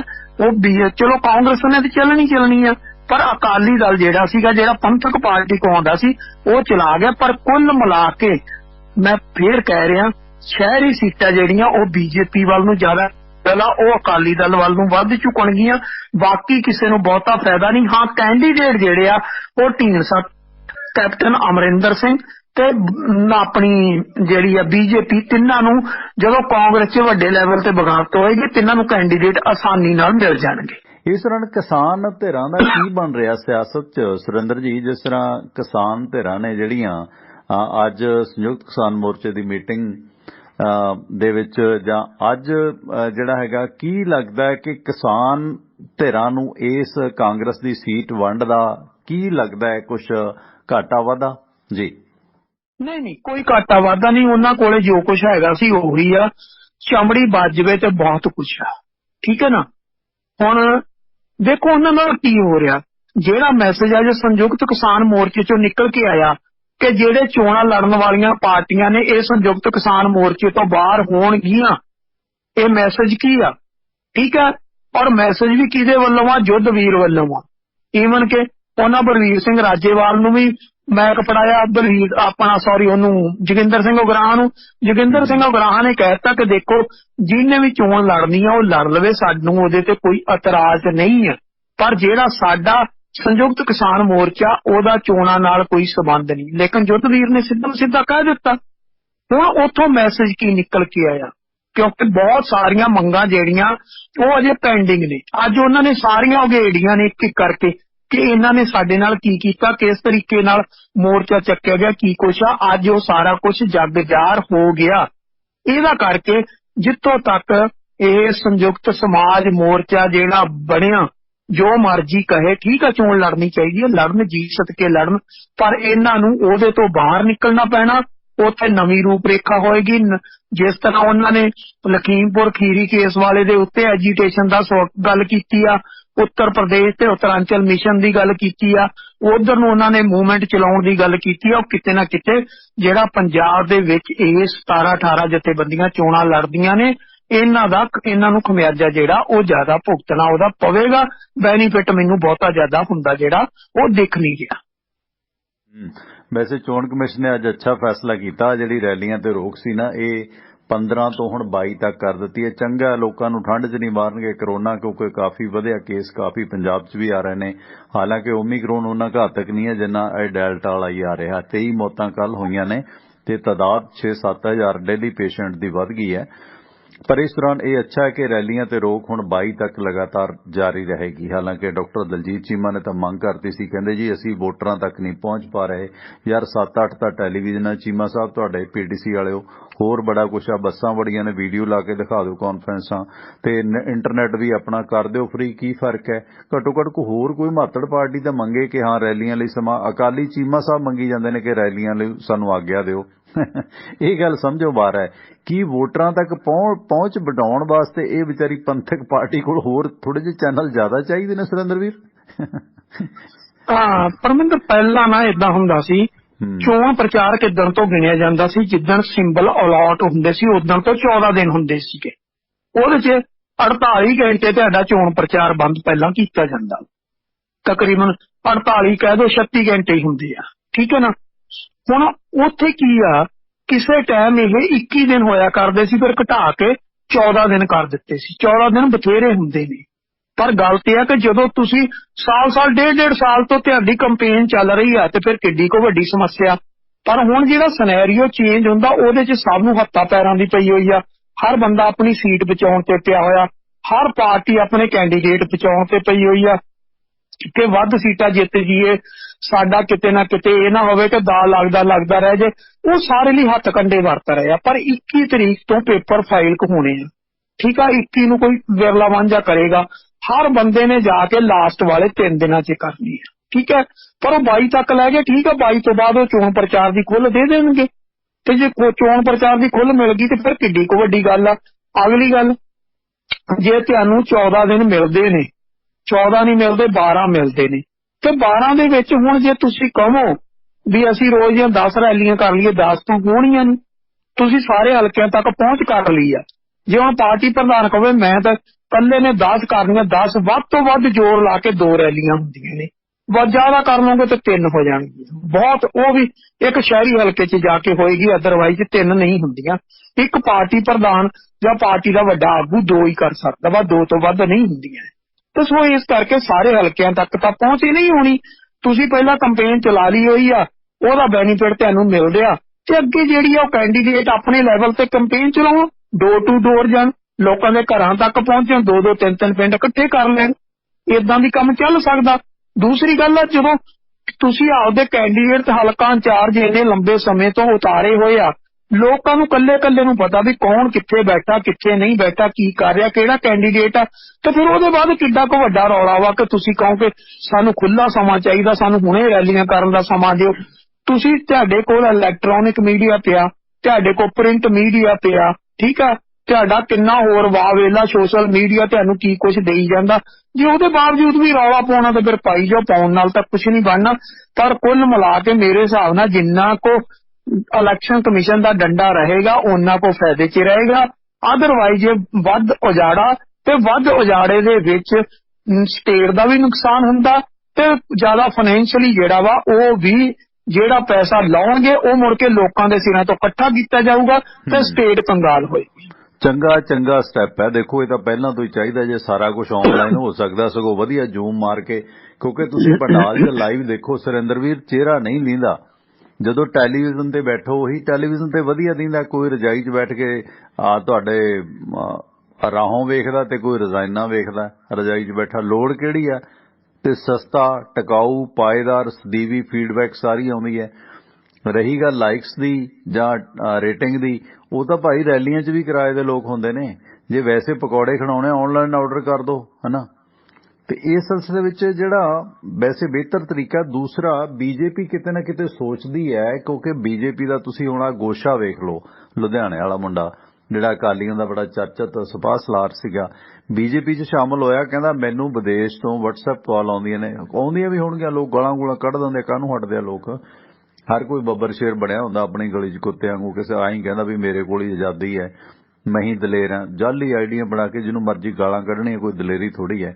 ਸੋ ਉਹ ਕਿਤੇ ਕੱਢਦੀਆਂ ਹੋਣਗੀਆਂ ਜਾਂ ਨਹੀਂ, ਉਹ ਕਹਿੰਦਾ ਮੈਨੂੰ ਜਾਨ ਦਾ ਖਤਰਾ। ਹੁਣ ਗੋਸ਼ੇ ਨੂੰ ਵੀ ਸਿਕਿਉਰਿਟੀ Z+ ਮਿਲ ਜਾਣੀ ਹੈ, ਪਲੱਸ ਮਿਲ ਜਾਣੀ ਹੈ, ਹੋਰ ਮਿਲ ਜਾਣੀਆਂ। ਸੋ ਬੀਜੇਪੀ ਦੇ ਆਗੂਆਂ ਨੂੰ ਕਿਤੇ ਨਾ ਕਿਤੇ ਖਤਰਾ ਹੈਗਾ, ਕਿਉਂਕਿ ਕੁਝ ਬੀਜੇਪੀ ਦੇ ਆਗੂਆਂ ਦੀ ਬਲੀ ਲਈ ਜਾਏਗੀ ਇਹਨਾਂ ਚੋਣਾਂ 'ਚ। ਕਿਉਂਕਿ ਪਹਿਲਾਂ ਵੀ ਜਿਹੜਾ ਪਹਿਲੀ ਇਲੈਕਸ਼ਨ ਹੋਈ ਹੈ जगदीश गगनेजा ब्रिगेडियर की हत्या हुई, RSS नाल होया। यार की माड़ा हो गया? ठीक है, RSS उन्हां दे धर्म की जथेबंदी है, आर्मी का एडा ऑफिसर सी, ब्रिगेडियर सी, ਉਹਨੇ ਕਿਹੜੀ ਕਿਸੇ ਦੀ ਜ਼ਮੀਨ ਦੱਬੀ ਹੈ? ਤੁਹਾਡੇ ਸਰਦਾਰਾਂ ਨੇ, ਮੁਸਲਮਾਨਾਂ ਨੇ, ਬਥੇਰਿਆਂ ਨੇ ਆਪਣੇ ਆਪਣੇ ਦੀ ਦੱਬੀ ਹੁੰਦੀ ਹੈ, ਬਥੇਰੇ ਕੀਤਾ। ਠੀਕ ਹੈ, ਉਹ RSS ਦਾ ਸੀ, ਉਹਨਾਂ ਦਾ ਏਜੰਡਾ ਸੀ। ਜੇ ਉਹ ਨਿੱਜੀ ਤੌਰ ਤੇ ਕਿਸੇ ਨੂੰ ਗਲਤ ਕਰਦਾ ਤਾਂ ਤੁਸੀਂ ਬ੍ਰਿਗੇਡੀਅਰ ਦਾ ਕਿਉਂ ਇਸ ਤਰ੍ਹਾਂ ਕਤਲ ਹੋਇਆ? ਗਗਨੇਜਾ ਦਾ, ਹੋਰਾਂ ਦਾ ਕਤਲ ਹੋਇਆ, ਉਹ 'ਚ ਜੱਗੀ ਜੌਹਲ ਹੋਣੀ ਟੰਗੇ ਹੋਏ ਨੇ। ਸੋ ਇਸ ਸਿਲਸਿਲੇ ਹੁਣ ਜੱਗੀ ਜੌਹਲ ਉਹਨਾਂ ਨੂੰ ਛਡਵਾਉਣ ਵਾਲੇ ਸਿੱਖਾਂ ਤੇ ਆਸਾਨ ਕਰਦੇ ਨੇ। ਜੇ ਤੁਸੀਂ 10-15 ਮੁੰਡੇ ਛਡਾ ਵੀ ਦਿੱਤੇ ਤੇ ਕੀ ਆਸਾਨ ਹੋ ਗਿਆ ਕੌਮ ਤੇ? ਹੁਣ ਫੜਾਏ ਕੀ ਨੇ? ਉਹ ਹਾਲਾਤ ਪੈਦਾ ਕਿਉਂ ਕੀਤੇ? ਤੁਸੀਂ ਸਾਰੇ ਸਿਆਸੀ ਲੋਕ ਹੋ। ਉਹਨਾਂ ਦੀ ਕਿਹਦੇ ਨਾਲ, ਭੱਪ ਦੀ ਕਿਹਦੇ ਨਾਲ ਲੜਾਈ ਸੀ? ਭੱਪ ਨੇ ਕਿਹਦੀ ਜ਼ਮੀਨ ਦੱਬਣੀ ਸੀ? ਉਹ ਪਰਿਵਾਰਾਂ ਦੇ ਪਰਿਵਾਰ ਉਜੜਨੇ। ਕੁੱਕੀ ਉਹਨਾਂ ਨੇ ਕੀ ਕਰ ਲਿਆ? ਐਡਾ ਇੰਟੈਲੈਕਚੁਅਲ ਪਰਿਵਾਰ ਸੀਗਾ। ਕੀ ਤਸ਼ੱਦਦ ਦਵਿੰਦਰਪਾਲ ਭੁੱਲਰ ਦੀ ਪਤਨੀ ਨੇ ਝੱਲੇ ਨੇ, ਬਿੱਟੂ ਦਲਜੀਤ ਹੋਰਾਂ ਨੇ ਝੱਲੇ ਨੇ। ਹੋਰ ਕੀ ਨੇ? ਉਹ ਹਾਰ ਕੇ ਬੈਠ ਗਏ ਕਿਉਂਕਿ ਸਿਆਸਤਦਾਨਾਂ ਨੇ ਵਾਹ ਨਹੀਂ ਲੱਗਣ ਦਿੱਤੀ। ਤੁਸੀਂ ਇੰਨਾ ਕੁਝ ਝੱਲਿਆ। ਇਹ ਸਿਆਸਤਦਾਨਾਂ ਦੇ ਸਾਰੇ ਕੰਡੇ ਬੀਜੇ ਹੋਏ ਆ। ਹੁਣ ਉੱਚੇ ਸੁੱਚੇ ਬਣਦੇ ਨੇ, ਕਿਸੇ ਨੂੰ ਛਡਾਤਾ, ਕਿਸੇ ਨੂੰ ਫੜਾਤਾ। ਉਹੀ ਪਿੰਡ ਦੀ ਪੰਚਾਇਤ ਵਾਲਾ ਕੰਮ ਹੈ, ਪੰਚੀ ਸਰਪੰਚੀ ਵਾਲਾ, ਕਿ ਥਾਣੇ ਚੜਾ ਦਿਓ, ਕਟਵਾ ਦਿਓ, ਕੇਸ ਪਵਾ ਦਿਓ। ਸੋ ਇਸ ਸਿਲਸਿਲੇ ਵਿੱਚ ਇਹ ਖਾਲਿਸਤਾਨ ਤੇ ਕਸ਼ਮੀਰ ਦੋ ਮੁੱਦੇ ਨੇ ਜਿਹੜੇ ਇਹਨਾਂ ਲੋਕਾਂ ਨੂੰ ਰਾਸ ਆਉਂਦੇ ਨੇ, ਤੇ ਜਨਤਾ ਸਾਡੀ ਸਮਝਦੀ ਕੋਈ ਨਹੀਂ। ਹਰੇਕ ਹੀ ਆਪਣੇ ਆਪ ਨੂੰ ਬਾਬਾ ਫੂਲਾ ਸਿੰਘ ਦਾ ਵਾਰਿਸ ਬਣਦਾ ਇੱਥੇ। ਉਹ ਤੁਸੀਂ ਬਣੋ ਉਹਨਾਂ ਦੇ ਵਾਰਿਸ, ਜੋ ਉਹਨਾਂ ਦਾ ਫਲਸਫਾ ਸੀ। ਬਾਬਾ ਦੀਪ ਸਿੰਘ ਦਾ ਜੋ ਫਲਸਫਾ ਸੀ ਉੱਦਾਂ ਬਣੋ। ਬਾਬਾ ਦੀਪ ਸਿੰਘ ਦੇ ਪੁੱਤਰ ਬਣਨਾ ਉੱਦਾਂ ਬਣੋ। ਯੋਗਰਾਜ ਸਿੰਘ ਵਾਂਗੂ, ਫਿਲਮ ਵਾਲਿਆਂ ਵਾਂਗੂ ਕਹਿਣ ਨਾਲ ਪੁੱਤਰ ਨਹੀਂ ਬਣਦੇ।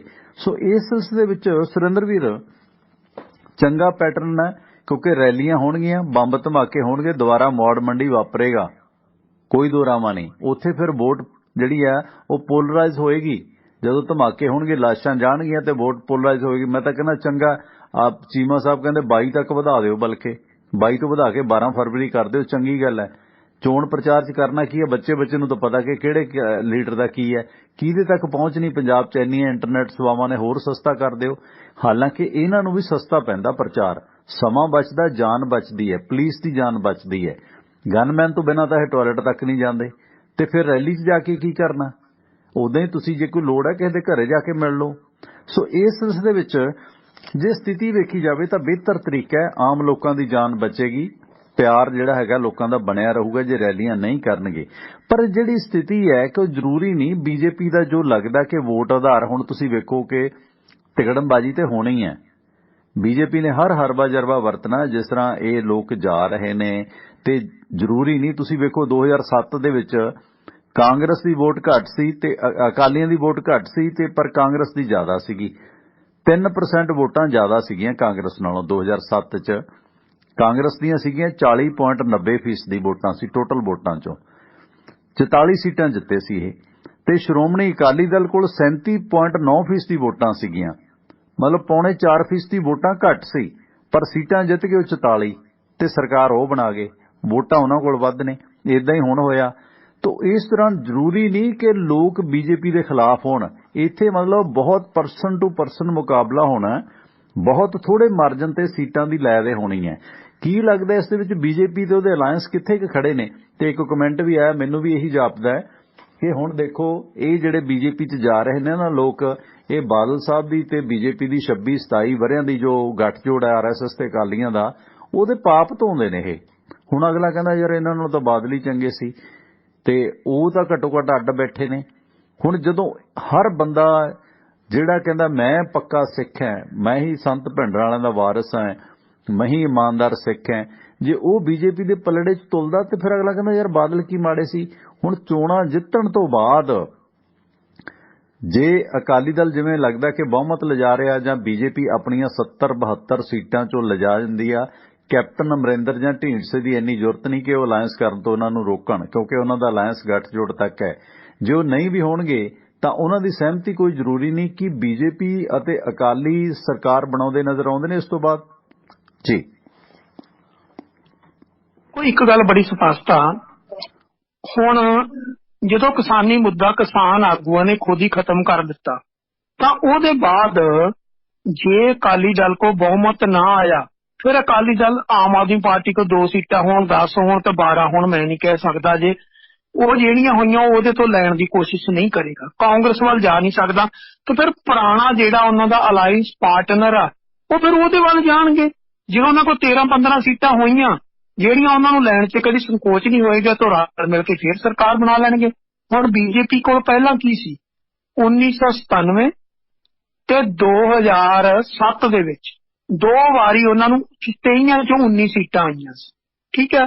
ਤੇ ਜਦੋਂ 2002 ਆਇਆ ਸੀਗਾ ਉਸ ਵੇਲੇ ਉਹਨਾਂ ਦਾ ਬਿਲਕੁਲ ਗ੍ਰਾਫ ਨੀਚੇ ਗਿਰ ਗਿਆ ਸੀ, ਪਰ ਜਦੋਂ 2012 ਆਇਆ ਤੇ ਉਦੋਂ ਉਹ 12 ਸੀਟਾਂ ਲਿਜਾਣ 'ਚ ਕਾਮਯਾਬ ਹੋ ਗਏ ਸੀ। 17 'ਚ ਮੁੜ ਕੇ ਉਹ 3 ਤੇ ਰੁਕ ਗਏ ਸੀਗੇ। ਯਾਨੀ ਕਿ ਜੇ ਉਹ ਆਪਣੇ ਲੈਵਲ ਤੇ 12, 13 ਜਾਂ 15 ਸੀਟਾਂ ਲੈ ਜਾਂਦੇ ਤੇ ਉਹ ਅਕਾਲੀ ਦਲ ਨੂੰ ਕਹਿਣ ਜੋਗੇ ਆ ਕਿ ਦੇਖੋ ਇਹ ਤਾਂ ਅਸੀਂ ਆਪਣੇ ਬਲਬੂਤੇ ਤੇ ਜਿੱਤੀਆਂ, ਤੁਹਾਡੇ ਨਾਲ ਰਲ ਕੇ ਵੀ ਅਸੀਂ ਇੰਨੀਆਂ ਜਿੱਤਦੇ ਸੀਗੇ ਤੇ ਅੱਜ ਅਸੀਂ ਆਪਣੇ ਬਲਬੂਤੇ ਤੇ ਜਿੱਤ ਆਏ ਇੰਨੀਆਂ। ਤੇ ਇਸ ਕਰਕੇ ਅਕਾਲੀ ਦਲ ਵੀ ਨਾ ਕਾਂਗਰਸ ਨਾਲ ਅਲਾਈਅੰਸ ਕਰ ਸਕੂਗਾ, ਨਾ ਉਹ ਆਮ ਆਦਮੀ ਪਾਰਟੀ ਨਾਲ ਕਰ ਸਕੂਗਾ। ਤੇ ਢੀਂਡਸਾ ਧੜਾ ਤੇ ਜਿੱਥੋਂ ਤੱਕ ਕੈਪਟਨ ਅਮਰਿੰਦਰ ਸਿੰਘ ਉਹ ਇਸ ਕਪੈਸਿਟੀ 'ਚ ਨਹੀਂ ਹੋਣਗੇ ਉਹ ਕੋਈ ਸਰਕਾਰ ਬਣਾ ਸਕਣ ਜਾਂ ਸਰਕਾਰ ਗਿਰਾ ਸਕਣ। ਮੈਨੂੰ ਲੱਗਦਾ ਕਿ ਦੋਨਾਂ ਦੇ ਪੱਲੇ 0 ਤੋਂ ਲੈ ਕੇ 1 ਤੱਕ ਆ। ਜੇ 1-1 ਆ ਜੇ ਤੇ ਬੜੀ ਵੱਡੀ ਕਾਮਯਾਬੀ ਹੈ, ਨਹੀਂ ਤੇ 0 ਤਾਂ ਪੱਕੀ ਆ, ਉਹ ਤਾਂ ਕੋਈ ਖੋ ਨਹੀਂ ਸਕਦਾ, ਠੀਕ ਹੈ ਨਾ। ਉਹ ਛੋਟਾ ਬੱਚਾ ਹੁੰਦਾ, ਉਹ ਵਿਚਾਰਾ ਐਗਜ਼ਾਮ 'ਚ ਬੈਠ ਕੇ ਆਉਂਦਾ ਤੇ ਜਦੋਂ ਆਂਢੀ ਗੁਆਂਢੀ ਤੇ ਸੱਜੇ ਖੱਬੇ ਨਾਲ ਦੇ ਪੁੱਛਦੇ ਆ, ਉਹ ਕਹਿੰਦਾ ਦੇਖੋ ਜੀ ਸਿੱਧੀ ਜੀ ਗੱਲ ਆ, 1 ਨੰਬਰ ਕੋਈ ਆਉਂਦਾ ਕਿ ਨਹੀਂ ਆਉਂਦਾ, 0 ਤੇ ਮੇਰੀ ਉਹ ਖੋ ਨਹੀਂ ਸਕਦੇ, ਉਹ ਤਾਂ ਉਹਨਾਂ ਨੂੰ ਲਾਉਣੀ ਪਊਗੀ, ਠੀਕ ਹੈ ਨਾ। ਆਂਡਾ ਸਰਦੀ 'ਚ ਚੰਗਾ ਹੁੰਦਾ। ਹਾਂ, ਉਹ ਕਹਿੰਦਾ ਜੀ 0 ਤੇ ਇਹਨੂੰ ਲਾਉਣੀ ਪਊਗੀ, ਇਹ ਨਹੀਂ ਕਹਿ ਸਕਦੇ ਕਿ ਇਹਦਾ ਕੱਖ ਨਹੀਂ ਆਇਆ। ਉਹ ਕਈ ਵਾਰੀ ਫਿਰ ਉਹ ਬੰਦਾ ਇਸ ਗੱਲੋਂ ਵੀ ਖੁਸ਼ ਹੋ ਜਾਂਦਾ ਜਦੋਂ ਕੋਈ ਟੀਚਰ ਜਿਹੜਾ ਬਹੁਤਾ ਇੰਟੈਲੀਜੈਂਟ ਹੁੰਦਾ ਉਹ ਫਿਰ ZER ਉਹ ਪਾ ਦਿੰਦਾ, ਉਹ ਕਹਿੰਦਾ ਦੇਖ 4 ਅੱਖਰਾਂ 'ਚ ਲਿਖਿਆ ਤੁਹਾਡੇ ਤੇ ਫਿਗਰ ਹੀ 3 'ਚ ਆਈ ਆ ਜਾਂ 2 'ਚ ਆਏ ਆ, ਨੰਬਰ ਮੇਰੇ 4 'ਚ ਆਏ ਆ, ਠੀਕ ਹੈ ਨਾ। ਇਸ ਕਰਕੇ ਮੈਨੂੰ ਅਜੇ ਉਹਨਾਂ ਦੋਵਾਂ ਦਾ ਕੋਈ ਗ੍ਰਾਫ ਨਹੀਂ ਦਿਖਦਾ। ਹਾਂ, ਜਿਹੜੀਆਂ ਸ਼ਹਿਰੀ ਸੀਟਾਂ ਨੇ ਜਿਹਦੇ ਲਈ ਬੀਜੇਪੀ ਅੜ ਕੇ ਬੈਠੀ ਆ, ਬੀਜੇਪੀ ਨੇ ਉਹਨਾਂ ਤੇ ਚੋਣ ਲੜਨੀ ਆ। ਕੈਪਟਨ ਅਮਰਿੰਦਰ ਲਈ ਉਹਨਾਂ ਨੇ ਪਟਿਆਲੇ 'ਚ ਭੜਥੂ ਪਾ ਦਿੱਤਾ। ਉਹ ਕਹਿੰਦੇ ਪਟਿਆਲਾ ਸ਼ਹਿਰ ਲੜ ਲਾ, ਪਟਿਆਲਾ ਦਿਹਾਤੀ ਤੇ ਰਾਜਪੁਰਾ ਤੇ ਸਮਾਣਾ 3 ਸੀਟਾਂ ਅਸੀਂ ਲੈਣੀਆਂ। ਜੇ ਸਮਝੌਤਾ ਕਰਨਾ ਕਰ, ਨਹੀਂ ਤਾਂ ਤੁਰਦਾ ਬਣ, ਅਸੀਂ ਆਪਣੇ ਬਲਬੂਤੇ ਤੇ ਚੋਣ ਲੜ ਲਾਂਗੇ, ਠੀਕ ਹੈ। ਉਹ ਕਹਿੰਦੇ ਕਿ ਤੂੰ ਕੈਂਡੀਡੇਟ ਜਿੰਨੇ ਮਰਜ਼ੀ ਤਾਰੀ ਜਾ। ਉਹ ਕਹਿੰਦਾ ਜੀ ਮੈਂ ਇੱਥੇ ਫਲਾਨਾ ਬੰਦਾ ਲਿਆਂਦਾ। ਉਹ ਕਹਿੰਦਾ ਸ਼ਹਿਰ ਸਾਡਾ, ਸ਼ਹਿਰ ਦੇ ਵਿੱਚੋਂ ਅਸੀਂ, ਕਿਉਂਕਿ ਹੁਣ ਸਮਾਣੇ ਸ਼ਹਿਰ ਨੂੰ ਦੇਖਿਆ ਜਾਵੇ ਤਾਂ 2017 ਦੇ ਵਿੱਚ ਉੱਤੇ ਕਾਕਾ ਰਜਿੰਦਰ ਸਿੰਘ ਕਾਂਗਰਸੀ ਕੈਂਡੀਡੇਟ ਤੇ ਸਰਜੀਤ ਸਿੰਘ ਰਖੜਾ ਅਕਾਲੀ ਦਲ ਦਾ, ਦੋਨੋਂ ਜਣੇ ਪਿੰਡਾਂ 'ਚੋਂ ਨੈਕ ਟੂ ਨੈਕ ਗਏ ਸੀ। ਸਾਰੇ ਸਿਰਫ 200 ਵੋਟ ਦੇ ਆਸ-ਪਾਸ ਲੀਡ ਸੀ ਕਾਕੇ ਰਜਿੰਦਰ ਸਿੰਘ ਦੇ ਕੋਲੇ, ਉਹਦੇ ਤੇ ਆਪਣੇ ਤੇ ਸਰਜੀਤ ਸਿੰਘ ਰਖੜੇ ਤੇ। ਲੇਕਿਨ ਜਦੋਂ ਸ਼ਹਿਰ 'ਚ ਗਿਆ, ਸ਼ਹਿਰ 'ਚ ਜਾਂਦਿਆਂ ਸਿੱਧੀ 11,000 ਦਾ ਜੰਪ ਵੱਜ ਗਿਆ ਇੱਕਦਮ, ਠੀਕ ਹੈ। ਇੱਕਦਮ ਕਾਕਾ ਰਜਿੰਦਰ ਸਿੰਘ ਟੌਪ ਤੇ ਚਲ ਗਿਆ ਕਿਉਂਕਿ ਬੀਜੇਪੀ ਜਿਹੜੀ ਸੀ ਉਹਨਾਂ ਨੇ ਵੋਟ ਅਕਾਲੀ ਦਲ ਨੂੰ ਨਹੀਂ ਸੀ ਪਾਈ, ਉਹ ਸਾਰੀ ਦੀ ਸਾਰੀ ਕਾਂਗਰਸ ਨੂੰ ਚਲੀ ਗਈ ਸੀ। ਇਸ ਕਰਕੇ ਆ ਉਹ ਬੀਜੇਪੀ ਨੂੰ ਦੇਖਦਾ ਕਿ ਵੋਟ ਬੈਂਕ ਸਾਡਾ। ਇਹੀ ਕੁਛ ਆਪਾਂ ਨੂੰ ਰਾਜਪੁਰੇ ਸ਼ਹਿਰ ਦਾ ਪਤਾ, ਇਹੀ ਪਟਿਆਲਾ ਸ਼ਹਿਰ ਤੇ ਪਟਿਆਲਾ ਦਿਹਾਤੀ 'ਚ ਜਿਹੜਾ ਪਟਿਆਲਾ ਸਿਟੀ ਪੈਂਦਾ, ਆਪਾਂ ਨੂੰ ਪਤਾ ਕਿ ਪਿੰਡਾਂ ਤੋਂ ਅਕਾਲੀ ਦਲ ਜਿੱਤਦਾ ਆਉਂਦਾ, ਜਦੋਂ ਸਿਟੀ ਆਉਂਦਾ ਇੱਕਦਮ ਕਾਂਗਰਸੀ ਜਿਹੜੀ ਆ ਉਹ 40-45 ਹਜ਼ਾਰ ਦੀ ਲੀਡ ਦੇ ਉੱਤੇ ਸੀਟ ਕੱਢ ਜਾਂਦੇ ਨੇ। ਇਸ ਕਰਕੇ ਜਿਹੜੀ ਸ਼ਹਿਰੀ ਸੀਟਾਂ ਨੇ, ਸ਼ਹਿਰੀ ਸੀਟਾਂ ਦੇ ਉੱਤੇ ਬੀਜੇਪੀ ਨੇ ਆਉਣਾ ਹੀ ਆਉਣਾ, ਉਹ ਬੈਨੀਫਿਟ ਮਿਲਣਾ। ਜਿੱਥੋਂ ਤੱਕ ਰੂਰਲ ਦੇ ਉੱਤੇ ਕੈਪਟਨ ਅਮਰਿੰਦਰ ਸਿੰਘ ਡਿਪੈਂਡ ਆ, ਰੂਰਲ ਤੇ ਢੀਂਡਸੇ ਹੋਣੀ ਡਿਪੈਂਡ ਆ, ਰੂਰਲ ਤੇ ਕਿਸਾਨ ਡਿਪੈਂਡ ਨੇ, ਰੂਰਲ ਦੇ ਉੱਤੇ ਆਮ ਆਦਮੀ ਪਾਰਟੀ ਡਿਪੈਂਡ ਆ ਤੇ ਰੂਰਲ ਤੇ ਅਕਾਲੀ ਦਲ ਡਿਪੈਂਡ ਬੈਠਾ।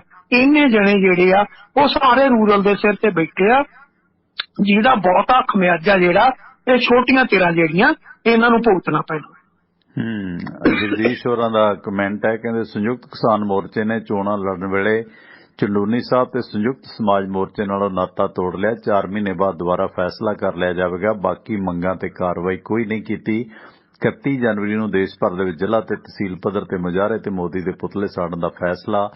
ਲਖੀਮਪੁਰ ਖੀਰੀ ਫਰਵਰੀ ਦੇ ਵਿੱਚ ਲਖੀਮਪੁਰ ਖੀਰੀ ਖੇਤੀ ਮੋਰਚਾ ਤੇ ਮਿਸ਼ਨ ਯੂਪੀ ਦੀ ਸ਼ੁਰੂਆਤ। 23 ਤੇ 24 ਫਰਵਰੀ ਨੂੰ ਮਜ਼ਦੂਰ ਹੜਤਾਲ ਦਾ ਸਮਰਥਨ ਤੇ ਰਾਜੇਵਾਲ ਦੀ ਮੌਕਾ ਪ੍ਰਸਤੀ ਬਾਹਰ ਆ ਗਈ ਹੈ, ਲਿਖਿਆ ਜਗਦੀਸ਼ ਲਾਲ ਹੋਰਾਂ ਨੇ। ਕਾਕਾ ਔਜਲਾ, ਰਛਪਾਲ ਸਿੰਘ ਬਰਾੜ, ਹਰਗੋਬਿੰਦ ਸੇਖੋਂ, ਪ੍ਰੋਫੈਸਰ ਜਸਵੰਤ ਸਿੰਘ ਆਪਣੇ ਸਬਸਕ੍ਰਾਈਬਰ ਵੀ ਨੇ, double thank you professor Balwant Singh Dhadda. ਤੇ ਇਸ ਦੌਰਾਨ ਸੁਰਿੰਦਰ ਜੀ ਪਟਿਆਲਾ ਤੋਂ ਹੁਣ ਨਵੀਂ ਪੀੜ੍ਹੀ ਆਉਣ ਲੱਗ ਪਈ ਆ, ਮੋਹਤ ਮਹਿੰਦਰਾ, ਕੀ ਵੇਖਦੇ ਹੋ? ਬ੍ਰਹਮ ਮਹਿੰਦਰਾ ਵਰਗੇ ਘਾਗ ਇਸ ਦਿਹਾਤੀ ਹਲਕੇ ਚੋਂ ਜਿਨ੍ਹਾਂ ਦੀ ਪੱਕੀ ਵੋਟ ਸੀ, ਉਹਨਾਂ ਨੇ ਆਪਣੇ ਬੇਟੇ ਤੇ ਤਜਰਬਾ ਕੀਤਾ, ਕੀ ਵੇਖਦੇ ਹੋ ਇਸ ਨੂੰ? ਜੀ ਨਹੀਂ, ਸਾਰਿਆਂ ਨੇ ਬੇਟਿਆਂ ਤੇ ਤਜਰਬਾ ਕੀਤਾ। ਤਜਰਬਾ ਤਾਂ ਲਾਲ ਸਿੰਘ ਨੇ ਆਪਣੇ ਬੇਟੇ ਤੇ ਕੀਤਾ ਤੇ ਤਜਰਬਾ ਤਾਂ ਅਵਤਾਰ ਹੈਨਰੀ ਨੇ ਆਪਣੇ ਬੇਟੇ ਤੇ ਕੀਤਾ ਤਜਰਬਾ ਤਾਂ ਆਪਣੇ ਚੌਧਰੀ ਜਗਜੀਤ ਨੇ ਆਪਣੇ ਬੇਟੇ ਤੇ ਕੀਤਾ, ਚੌਧਰੀ ਸੰਤੋਖ ਨੇ ਵੀ ਕੀਤਾ ਐਤਕੀ, ਦੋਨਾਂ ਦੇ ਬੇਟਿਆਂ ਨੂੰ ਟਿਕਟਾਂ ਮਿਲੀਆਂ ਨੇ। ਠੀਕ ਹੈ ਨਾ, ਬੇਟਿਆਂ ਤੇ ਸਾਰਿਆਂ ਨੇ ਇੱਕ ਵੱਡੇ ਤੇ ਤਜਰਬਾ ਕੀਤਾ। ਤਜਰਬਾ ਤਾਂ ਨਿਰਮਲ ਸਿੰਘ ਕਾਹਲੋਂ ਨੇ ਵੀ ਆਪਣੇ ਬੇਟੇ ਤੇ ਕੀਤਾ, ਤਜਰਬਾ ਤਾਂ ਪ੍ਰੋਫੈਸਰ ਪ੍ਰੇਮ ਸਿੰਘ ਚੰਦੂ ਮਾਜਰੇ ਨੇ ਕੀਤਾ, ਤਜਰਬਾ ਤਾਂ ਤੋਤਾ ਸਿੰਘ ਨੇ ਵੀ ਆਪਣੇ। ਕਾਂਗਰਸ ਨੂੰ ਆਸ ਨਹੀਂ ਹੈ ਬਣਨ ਦੀ ਸਰਕਾਰ, ਜਿਹੜਾ ਸੁਨੀਲ ਭੱਜ ਗਿਆ ਨਹੀਂ, ਉਹ ਪਤਾ ਗੱਲ ਕੀ ਆ, ਦੇਖੋ ਅਗਲਿਆਂ ਨੂੰ ਜਦੋਂ ਮੌਕਾ ਲੱਗਦਾ ਉਸ ਵੇਲੇ ਹਰ ਚਾਹੁੰਦਾ ਕਿ ਮੈਂ ਅਗਲੀ ਪੀੜ੍ਹੀ ਨੂੰ ਮੋਹਰੇ ਲੈ ਆਵਾਂ ਤਾਂ ਕਿ ਇਹਦੇ ਪੈਰ ਲੱਗ ਜਾਣ, ਕਿਉਂਕਿ ਸਿਆਸਤ 'ਚ ਪੈਰ ਲੱਗਣੇ ਵੀ ਬੜੇ ਔਖੇ ਹੁੰਦੇ ਆ। ਜੇ ਇੱਕ ਵਾਰੀ ਫਿਸਲ ਜਾਣ ਪੈਰ, ਹੁਣ ਤੁਸੀਂ ਦੇਖੋ ਬਲਵੰਤ ਸਿੰਘ ਪੰਜਾਬ ਦਾ ਫਾਈਨੈਂਸ ਮਿਨਿਸਟਰ ਹੁੰਦਾ ਸੀ, ਅਕਾਲੀ ਦਲ ਨੂੰ ਨੱਥ ਪਾਈ ਹੁੰਦੀ ਸੀ ਉਹਨੇ, ਇਕੱਲੇ ਬੰਦੇ ਨੇ। ਠੀਕ ਹੈ, ਆਪਦੇ ਜਿਉਂਦੇ ਜੀਓ ਆਪਦੇ ਬੇਟੇ ਨੂੰ ਤਾਰ ਨਹੀਂ ਸਕਿਆ, ਉਹਦੇ ਬੇਟੇ ਨੇ ਕਿੰਨੇ ਧੱਕੇ ਖਾਦੇ ਆ। ਸੁਖਪਾਲ ਖਹਿਰਾ ਫੇਰ ਵੀ ਕਾਮਯਾਬ ਹੋ ਗਿਆ, ਦੋਨੋਂ ਜਣੇ 1997 ਦੀ, ਇੱਕ ਸੁਲਤਾਨਪੁਰ ਲੋਧੀ, ਦੂਜਾ ਭੁਲੱਥ ਤੋਂ ਕਾਂਗਰਸ ਵੱਲੋਂ ਲੜਿਆ ਸੀ, ਉਹ 2002 ਚ ਵੀ ਲੜਿਆ, ਦੋਨੋਂ ਵਾਰ ਡਾਕਟਰ ਭਿੰਦਰਜੀਤ ਕੌਰ ਤੋਂ ਚੋਣ ਹਾਰ ਗਿਆ। 2007 ਆਇਆ ਅਕਾਲੀ ਦਲ ਚ ਚਲ ਗਿਆ, ਅਕਾਲੀ ਦਲ ਨੇ ਟਿਕਟ ਨਹੀਂ ਦਿੱਤੀ। 12 ਆਇਆ ਕਾਂਗਰਸ ਚ ਆ ਗਿਆ, ਉਹਨਾਂ ਟਿਕਟ ਨਹੀਂ ਦਿੱਤੀ। 17 ਆਇਆ ਫੇਰ ਉਹ ਅਕਾਲੀ ਦਲ ਚ ਚਲ ਗਿਆ, ਉਹਨਾਂ ਟਿਕਟ ਨਹੀਂ ਦਿੱਤੀ। ਹੁਣ 22 ਦੀ ਟਿਕਟ ਅਕਾਲੀ ਦਲ ਤੋਂ ਮੰਗਦਾ ਸੀ, ਉਹਨਾਂ ਨਹੀਂ ਦਿੱਤੀ, ਤੇ ਲੰਘ ਗਈ ਉਹਦੀ ਇਸੇ ਤਰ੍ਹਾਂ ਹੀ। ਇਸ ਕਰਕੇ ਆ ਜਦੋਂ ਹੱਥ 'ਚ ਸੱਤਾ ਹੁੰਦੀ ਆ, ਜਦੋਂ ਤੁਹਾਡੀ ਚੱਲਦੀ ਆ, ਜਿਹੜਾ ਵੀ ਆਪਣੇ ਪਰਿਵਾਰ ਨੂੰ ਉਦੋਂ ਸੈੱਟ ਕਰ ਗਿਆ, ਬਾਅਦ ਦੇ ਵਿੱਚ ਪੈਰ ਜਿਹੜੇ ਆ ਤੁਹਾਡੇ ਦੁਸ਼ਮਣ ਇੰਨੇ ਕੁ ਹੋ ਜਾਂਦੇ ਜਿਹੜੇ ਪੈਰ ਨਹੀਂ ਲੱਗਣ ਦਿੰਦੇ, ਨਾ ਤੁਹਾਡੇ ਪੈਰ ਲੱਗਣੇ। ਹੁਣ ਲਾਲ ਸਿੰਘ ਸੀ, ਉਹ ਆਪਣੇ ਬੇਟੇ ਨੂੰ ਸਮਾਣੇ ਤੋਂ ਇੱਕ ਵਾਰੀ MLA ਬਣਾ ਗਿਆ, ਭਾਵੇਂ ਐਤਕੀ ਜਿੱਤੇ ਨਾ ਜਿੱਤੇ, ਗਾਹ ਨੂੰ ਟਿਕਟ ਲੈਣ ਜੋਗਾ ਤਾਂ ਹੈਗਾ ਨਾ। ਇਹ ਕੁਛ ਹਰ ਵਿਅਕਤੀ ਇਹੀ ਕਰ ਰਿਹਾ, ਹਰ ਵਿਅਕਤੀ ਨੂੰ ਆ ਕਿ ਮੈਂ ਆਪਣੇ ਜਿਉਂਦੇ ਜੀ। ਨਹੀਂ ਉਹ ਠੀਕ ਹੈ, ਓਵਰਆਲ ਗੱਲ ਤੁਹਾਡੀ ਠੀਕ ਹੈ ਕਾਲੋਂ ਸਾਹਿਬ ਦੀ, ਜਿਹੜੀਆਂ ਸਾਰੀਆਂ ਉਦਾਹਰਨਾਂ ਤੁਸੀਂ ਦਿੱਤੀਆਂ। ਕਾਂਗਰਸ ਦਾ ਇਸ ਵਾਰੀ ਮਤਲਬ ਇਹਨਾਂ ਨੂੰ ਵਿਸ਼ਵਾਸ ਨਹੀਂ ਹੈ ਜੇ ਅਜੇ ਵੇਟਿੰਗ 'ਚ ਨੇ ਹੋਰ ਸੀਟ ਦੀ, ਜਿਵੇਂ ਬ੍ਰਹਮ ਪਿੱਛੇ ਹਟ ਗਿਆ ਕਿ ਮੋਹਤ ਨੂੰ ਅੱਗੇ ਲਾਇਆ ਸੇਫ ਸੀਟ ਤੋਂ ਕਿ ਚਲੋ ਇਹਨੂੰ, ਮਤਲਬ ਕਾਂਗਰਸ ਨੂੰ ਵਿਸ਼ਵਾਸ ਨਹੀਂ, ਜਾਂ ਬ੍ਰਹਮ ਹੋਰੀ ਵੀ ਸੁਨੀਲ ਵਾਂਗੂ ਕਹਿ ਦੇਣਗੇ ਮੈਂ ਨਹੀਂ ਲੜਨਾ, ਉਹਦੇ ਤੇ ਦਿਓ ਆਪਣਾ ਕਮੈਂਟ। ਨਹੀਂ, ਬ੍ਰਹਮ ਨੂੰ ਮੇਰੇ ਹਿਸਾਬ ਨਾਲ ਉਹਨਾਂ ਨੇ ਪੈਂਡਿੰਗ ਰੱਖਿਆ, ਬ੍ਰਹਮ ਨੂੰ ਉਤਾਰਨਗੇ, ਕੈਪਟਨ ਦੇ ਵਿਰੁੱਧ ਪਟਿਆਲਾ ਸਿਟੀ ਤੋਂ ਉਤਾਰਨਗੇ। ਹੋ ਸਕਦਾ ਉਹਨੂੰ ਇਸੇ ਕਪੈਸਿਟੀ 'ਚ ਦਿੱਤੀ ਹੋਏਗੀ ਕਿ ਤੁਸੀਂ ਬੇਟੇ ਨੂੰ ਆਪਣੀ ਜਗ੍ਹਾ ਤਾਰ ਲਓ, ਪਰ ਕਿਉਂਕਿ ਕਾਂਗਰਸ ਕੋਲੇ ਕੈਂਡੀਡੇਟ ਪਟਿਆਲਾ ਸਿਟੀ ਕੈਪਟਨ ਦੇ ਵਿਰੁੱਧ ਕੈਂਡੀਡੇਟ ਨਹੀਂ ਹੈ। ਔਰ ਜਿੱਥੋਂ ਤੱਕ ਬ੍ਰਹਮ ਦਾ ਸਵਾਲ ਆ, ਬ੍ਰਹਮ ਨੇ 1980, 1985 ਤੇ 1992 ਇਹ ਜਿਹੜੀਆਂ ਚੋਣਾਂ ਨੇ ਇਹ ਪਟਿਆਲਾ ਸ਼ਹਿਰੀ ਹਲਕੇ ਤੋਂ ਜਿੱਤੀਆਂ ਹੋਈਆਂ ਨੇ। ਉਹ ਵੱਖਰੀ ਗੱਲ 1997 ਚ ਉਹ ਸਰਜੀਤ ਸਿੰਘ ਕੋਹਲੀ ਤੋਂ ਹਾਰ ਗਿਆ ਸੀ, 2002 ਚ ਕੈਪਟਨ ਸਾਹਿਬ ਨੇ ਉਹਨੂੰ ਚੱਕ ਕੇ ਸਮਾਣੇ ਭੇਜਤਾ। ਉਦੋਂ ਜਿਹੜਾ ਪਟਿਆਲਾ ਦਿਹਾਤੀ ਹਲਕਾ ਇਹ ਸਾਰਾ ਸਮਾਣੇ ਚ ਪੈਂਦਾ ਹੁੰਦਾ ਸੀਗਾ, ਤੇ ਉਹ ਵਿਚਾਰੇ ਨੂੰ ਕਾਂਗਰਸ ਨੇ ਹਰਾਤਾ। ਤੇ ਜਦੋਂ 2007 ਆਇਆ ਤੇ 2007 ਚ ਹਾਲਾਤ ਬਣੀ, ਫਿਰ ਅਕਾਲੀ ਦਲ ਨੇ ਖੁਦ ਹੀ ਸਰਜੀਤ ਸਿੰਘ ਰਖੜਾ ਹਰਾਤਾ ਤੇ ਬ੍ਰਹਮ ਦਾ ਦਾਅ ਲੱਗ ਗਿਆ, ਤੇ ਫਿਰ ਬ੍ਰਹਮ ਦਾ ਮੁੜ ਕੇ 12 ਚ ਵੀ ਦਾਅ ਲੱਗ ਗਿਆ ਤੇ 17 ਚ ਵੀ ਲੱਗ ਗਿਆ। ਇਸ ਕਰਕੇ ਸਟਰੋਂਗ ਕੈਂਡੀਡੇਟ ਬ੍ਰਹਮ ਹੀ ਹੈ, ਕਿਉਂਕਿ ਇਹ ਇਸੇ ਕਰਕੇ ਉਹਨੇ ਦਾਅ ਖੇਡਿਆ ਕਿ ਚਲੋ ਪੁੱਤਰ ਨੂੰ ਸੇਫ ਸੀਟ, ਤੇ ਕੈਪਟਨ ਕੋਈ ਐਡੀ ਤੋਪ ਵੀ ਨਹੀਂ ਹੈ, ਕਿਉਂਕਿ ਬ੍ਰਹਮ ਦਾ ਸ਼ਹਿਰੀ ਹਿੰਦੂ ਸਿੱਖ ਵੋਟ ਚ ਆਧਾਰ ਵੀ ਹੈਗਾ। ਕੈਪਟਨ ਦਾ ਗ੍ਰਾਫ ਡਿੱਗਿਆ ਵੀ ਹੈ, ਜੇ ਕੈਪਟਨ ਨੂੰ ਹਰਾ ਸਕਦਾ ਸ਼ਹਿਰੀ ਸੀਟ ਤੋਂ ਤੇ ਬ੍ਰਹਮ ਹੀ ਹਟਾ ਸਕਦਾ, ਇਸ ਕਰਕੇ ਸੇਫ ਉਹਨੇ ਆਪਣੇ ਆਪ ਨੂੰ ਰੱਖਿਆ। ਹੁਣ ਦੇਖੋ ਕਿਤੇ ਬ੍ਰਹਮ ਬਾਅਦ ਚ ਨਾ ਕਹਿ ਜੇ ਗੁਆਂਢੀ ਹੈ ਜੀ ਕਾਹਦੇ ਵਾਸਤੇ, ਛੱਡੋ ਜੀ ਮਹਾਜਨ ਬੰਦਾ, ਤੁਹਾਨੂੰ ਪਤਾ ਹੀ ਪੁਰਾਣਾ ਮਿੱਤਰ ਤੁਹਾਡਾ। ਨਹੀਂ, ਉਹਦੇ ਚ ਪਤਾ ਗੱਲ ਕੀ, ਮੈਂ ਇੱਕ ਗੱਲ ਬੜੀ ਸਪਸ਼ਟ ਆ ਕਿ ਜਦੋਂ ਹਾਈ ਕਮਾਂਡ ਕੋਈ ਆਰਡਰ ਕਰੂਗੀ ਤੇ ਕਿਸੇ ਕਾਂਗਰਸੀ ਚ ਏਡੀ ਹਿੰਮਤ ਨਹੀਂ ਹੈ ਕਿ ਜਿਹੜਾ ਉਹਨੂੰ ਨਾ ਕਰ ਜੂਗਾ। ਉਹਨਾਂ ਨੇ ਜਿਹਨੂੰ ਕਿਹਾ ਤੈਨੂੰ ਚੋਣ ਲੜਨੀ ਪੈਣੀ, ਤੁਹਾਨੂੰ ਲੜਨੀ ਪਏਗੀ। ਗੁੱਡ ਡਿਸੀਜਨ ਇਹਨਾਂ ਦਾ, ਬਿਲਕੁਲ। ਕਿਸੇ ਚ ਇੰਨੀ ਹਿੰਮਤ ਨਹੀਂ ਹੈ, ਨਹੀਂ ਤਾਂ ਅਗਲੇ ਬੋਰੀ ਬਿਸਤਰਾ ਲਪੇਟਣ ਨੂੰ ਮਿੰਟ ਨਹੀਂ ਲਾਉਂਦੇ, ਉਹ ਤਾਂ ਕਹਿੰਦੇ ਚੱਕ ਬਿਸਤਰਾ ਚੱਲ ਨਿਕਲ ਬਾਹਰ, ਦੁਬਾਰਾ ਨਾ ਇੱਥੇ ਫੜੀ। ਇਸ ਕਰਕੇ ਜੇ ਉਹਨਾਂ ਨੇ ਫੈਸਲਾ ਲੈ ਲਿਆ ਹੋਇਆ, ਜਿਹੜਾ ਪਹਿਲਾਂ ਤੋਂ ਦਿਖਾਈ ਦਿੰਦਾ ਸੀ ਕਿ ਬ੍ਰਹਮ ਨੂੰ ਹੀ ਕੈਪਟਨ ਵਾਲੀ ਸੀਟ ਤੋਂ ਉਤਾਰਿਆ ਜਾਏਗਾ, ਤਾਂ ਉਹ ਫਿਰ ਉਤਰਨਾ ਹੀ ਪਏਗਾ, ਉਹਨੂੰ ਭੱਜਣਾ ਨਹੀਂ। ਉਹ ਚਾਹੇ ਜਿੱਤ ਹੋਵੇ ਭਾਵੇਂ ਹਾਰ ਹੋਵੇ, ਉਹਨੂੰ ਲੜਨੀ ਪਏਗੀ। ਜੀ ਜੀ। ਹੋਰ ਸੁਰਿੰਦਰ ਵੀਰ, ਕੀ ਫਿਰ ਓਵਰਆਲ ਥੋੜਾ ਜਿਹਾ ਯੂਪੀ ਦੇ ਵਿੱਚ ਵੀ ਕਾਫੀ ਹੋ ਰਿਹਾ, ਉੱਥੇ ਵੀ ਕਈ ਜਿਹੜੇ ਵਜ਼ੀਰ ਜਾਂ ਉਹ ਛੱਡ ਕੇ ਬੀਜੇਪੀ ਵੱਲ ਨੂੰ ਜਾ ਰਹੇ ਨੇ। ਯੂਪੀ 'ਚ ਕੋਈ ਬਹੁਤੀ ਅੱਛੀ ਸਥਿਤੀ ਨਹੀਂ ਹੈ ਬੀਜੇਪੀ ਦੀ, ਮੰਨਣਾ ਪਏਗਾ। ਜੇ ਕਿਸਾਨ ਅੰਦੋਲਨ ਥੋੜਾ ਜਿਹਾ ਹੋਰ ਝਟਕ ਦਿੰਦੇ ਤਾਂ ਉੱਥੇ ਚਣੇ ਚਵਾ ਸਕਦੇ ਸੀ ਲੋਹੇ ਦੇ ਯੋਗੀ ਹੋਰਾਂ ਨੂੰ, ਪਰ ਹੁਣ ਕਿਸਾਨ ਅੰਦੋਲਨ ਹੀ ਆਪਸ 'ਚ ਖਿਲਾਰਤਾ ਪੰਜਾਬ ਦੀ ਇਲੈਕਸ਼ਨ ਨੇ। ਇਹ ਬੀਜੇਪੀ ਦੀ ਸਫਲਤਾ ਆ, ਪਰ ਪੰਜਾਬ 'ਚ ਆਪਣਾ 65 ਬਣਾ ਗਈ ਹੈ, ਤੇ ਯੂਪੀ 'ਚ ਅਜੇ ਖਿਲਰੀ ਹੋਈ ਹੈ, ਕਿਉਂਕਿ ਕੰਮ ਬੋਲਦਾ ਨਹੀਂ ਉੱਥੇ ਯੋਗੀ ਦਾ, ਕਰਤੂਤਾਂ ਜ਼ਿਆਦਾ ਬੋਲਦੀਆਂ ਨੇ ਬੀਜੇਪੀ ਦੀਆਂ। ਜੀ ਹਾਂ ਪਰਮਿੰਦਰ, ਮੈਨੂੰ ਨਾ ਉਹ ਛੋਟੇ ਹੁੰਦਿਆਂ ਦੀਆਂ ਨਾ ਉਹ ਦਿਨ ਯਾਦ ਆ, ਜਦੋਂ ਨਾ ਇੱਕ ਤਾਂ ਛੋਟੀਆਂ ਹੁਣ ਆਪਾਂ ਸ਼ਹਿਦ ਵਾਲੀਆਂ ਮੱਖੀਆਂ ਨੇ, ਇੱਕ ਛੋਟੀ ਜੀ ਉਹ ਦੂਜੀ ਮੱਖੀ ਹੁੰਦੀ ਸੀ ਜਿਹੜੀ ਜਿਹੜੀ ਆਮ ਲੱਗਦੀ ਸੀ ਇੱਕ ਡੂਮਣਾ ਹੁੰਦਾ ਸੀ ਵੱਡਾ, ਠੀਕ ਹੈ, ਹਾਂ ਡੂਮਣਾ, ਡੂਮਣਾ ਜਦੋਂ ਉੜਿਆ ਆਉਂਦਾ ਹੁੰਦਾ ਸੀ, ਅੱਜ ਕੱਲ ਤਾਂ ਖਤਮ ਹੋ ਗਿਆ ਉੜਨਾ ਕਿਉਂਕਿ ਪੈਸਟੀਸਾਈਡ ਜ਼ਿਆਦਾ ਹੋ ਗਈ, ਖਤਮ ਹੋ ਗਿਆ। ਉਹ ਪਰਮਿੰਦਰ ਪੂਰੀ ਡਾਰ ਬਣੀ ਆਉਂਦੀ ਤੇ ਉਹ ਜਿਹੜਾ ਦਰਖਤ ਦੇਖਦੀ ਸੀ ਉਹਨੂੰ ਲੱਗ ਜਾਂਦੀ ਸੀ, ਠੀਕ ਹੈ, ਗੂੰਜ ਪੈਂਦੀ ਸੀ ਡੂਮਣੇ ਦੀ। ਤਾਂ ਪਿਛਲੇ ਸਾਲ ਹਾਂ ਗੂੰਜ ਪੈਂਦੀ ਸੀ। ਤੇ ਸਾਨੂੰ ਕਹਿਣਾ ਏਦਾਂ ਕਰੋ, ਸਾਨੂੰ ਕਹਿਣਾ ਫਟਾਫਟ ਏਦਾਂ ਕਰੋ, ਪਰਾਲੀ ਲਿਆਓ ਚੱਕ ਕੇ ਥੱਲੇ ਧੂਣੀ ਲਾ ਦੋ ਤੇ ਇਹਨੂੰ ਛੱਡਣਾ ਨਹੀਂ, ਜਾਂ ਸਾੜ ਦੋ ਜਾਂ ਭਜਾ ਦੋ। ਜੇ ਰਹਿ ਗਿਆ 2-4 ਮੱਖੀਆਂ ਵੀ ਬਚ ਗਈਆਂ ਤੇ ਸਾਰੇ ਡੰਗਰਾਂ ਨੂੰ ਤੇ ਪਰਿਵਾਰ ਨੂੰ ਖਾ ਜਾਣਗੀਆਂ, ਇਹਨੂੰ ਛੱਡਣਾ ਨਹੀਂਗਾ, ਠੀਕ ਹੈ ਨਾ।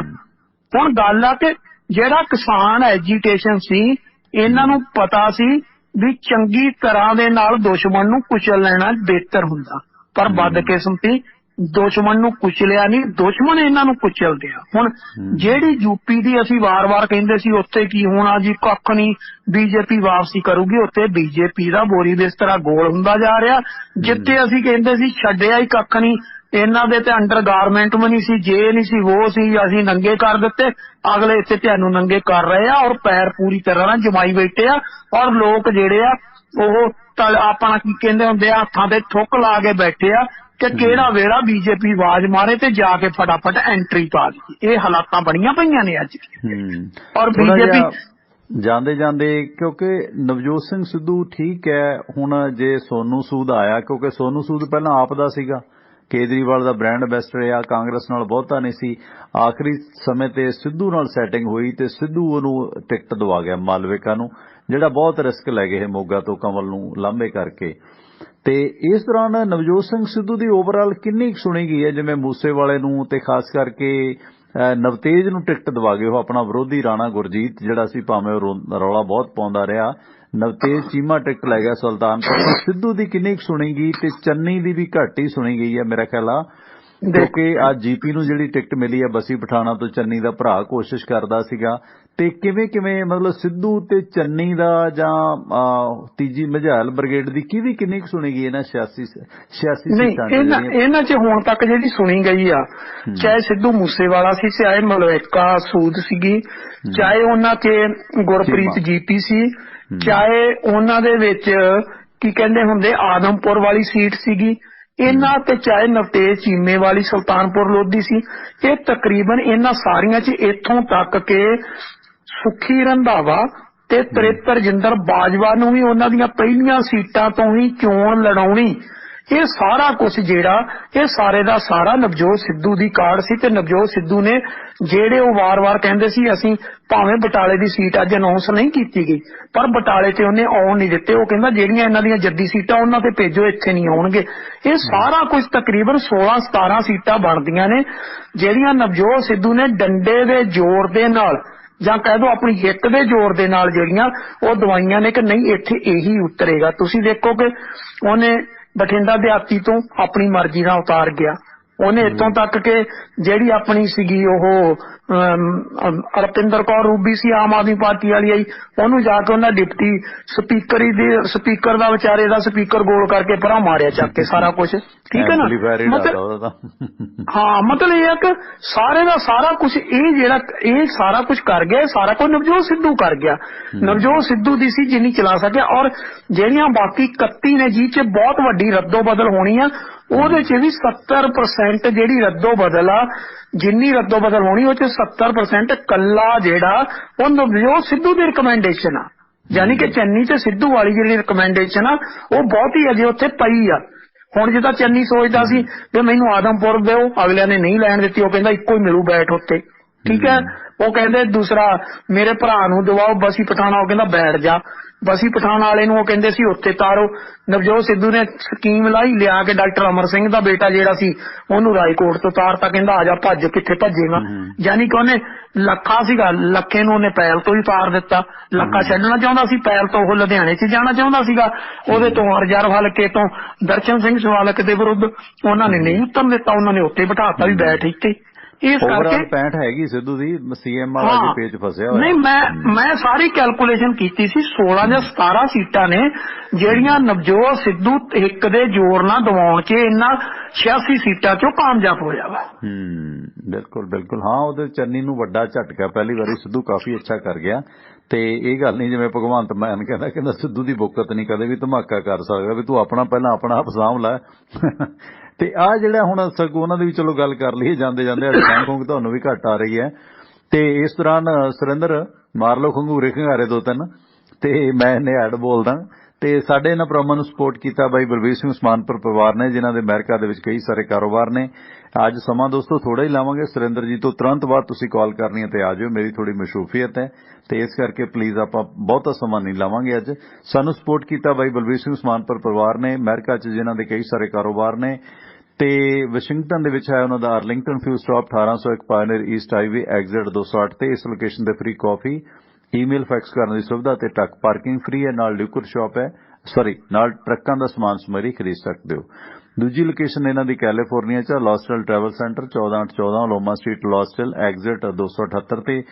ਇਸ ਲੋਕੇਸ਼ਨ ਤੇ ਫ੍ਰੀ ਚਾਹ ਸ਼ਾਵਰ ਲਾਂਡਰੀ ਤੇ ਓਵਰਨਾਈਟ ਟਰੱਕ ਪਾਰਕਿੰਗ ਫ੍ਰੀ ਹੈ ਤੇ ਨਾਲ ਲਿਕਰ ਸ਼ਾਪ ਹੈ, ਫ੍ਰੀ ਨਹੀਂ ਹੈ, ਸਦ ਉਪਯੋਗ ਕਰੋ। ਸਭ ਬਲਵੀਰ ਸਿੰਘ ਉਸਮਾਨਪੁਰ ਹੋਰਾਂ ਦਾ ਫਿਊਲ ਕੰਪਨੀ ਦਾ ਕਾਰੋਬਾਰ ਹੈ। ਇਹਨਾਂ ਦੀ Delta fuel company, Mobil Exxon, Marathon fuel ਕੰਪਨੀਆਂ ਨੇ, ਜਿਨ੍ਹਾਂ ਤੋਂ ਗੈਸ ਸਟੇਸ਼ਨਾਂ ਵਾਲੇ ਸੱਜਣ ਫਿਊਲ ਫਰੈਂਚਾਈਜ਼ ਬ੍ਰਾਂਡਡ ਤੇ ਅਨਬ੍ਰਾਂਡਡ ਡੀਜ਼ਲ ਖਰੀਦ ਸਕਦੇ ਨੇ। ਕੋਈ ਡੀਲ ਬਣਾਉਣੀ ਹੈ ਬਲਵੀਰ ਸਿੰਘ ਉਸਮਾਨਪੁਰ ਹੋਰਾਂ ਦੇ ਭਰਾ ਸਾਹ ਹਰਜਾਪ ਸਿੰਘ ਦਾ ਨੰਬਰ ਨੋਟ ਕਰ ਲਓ, 425 232 8413, 4252328413।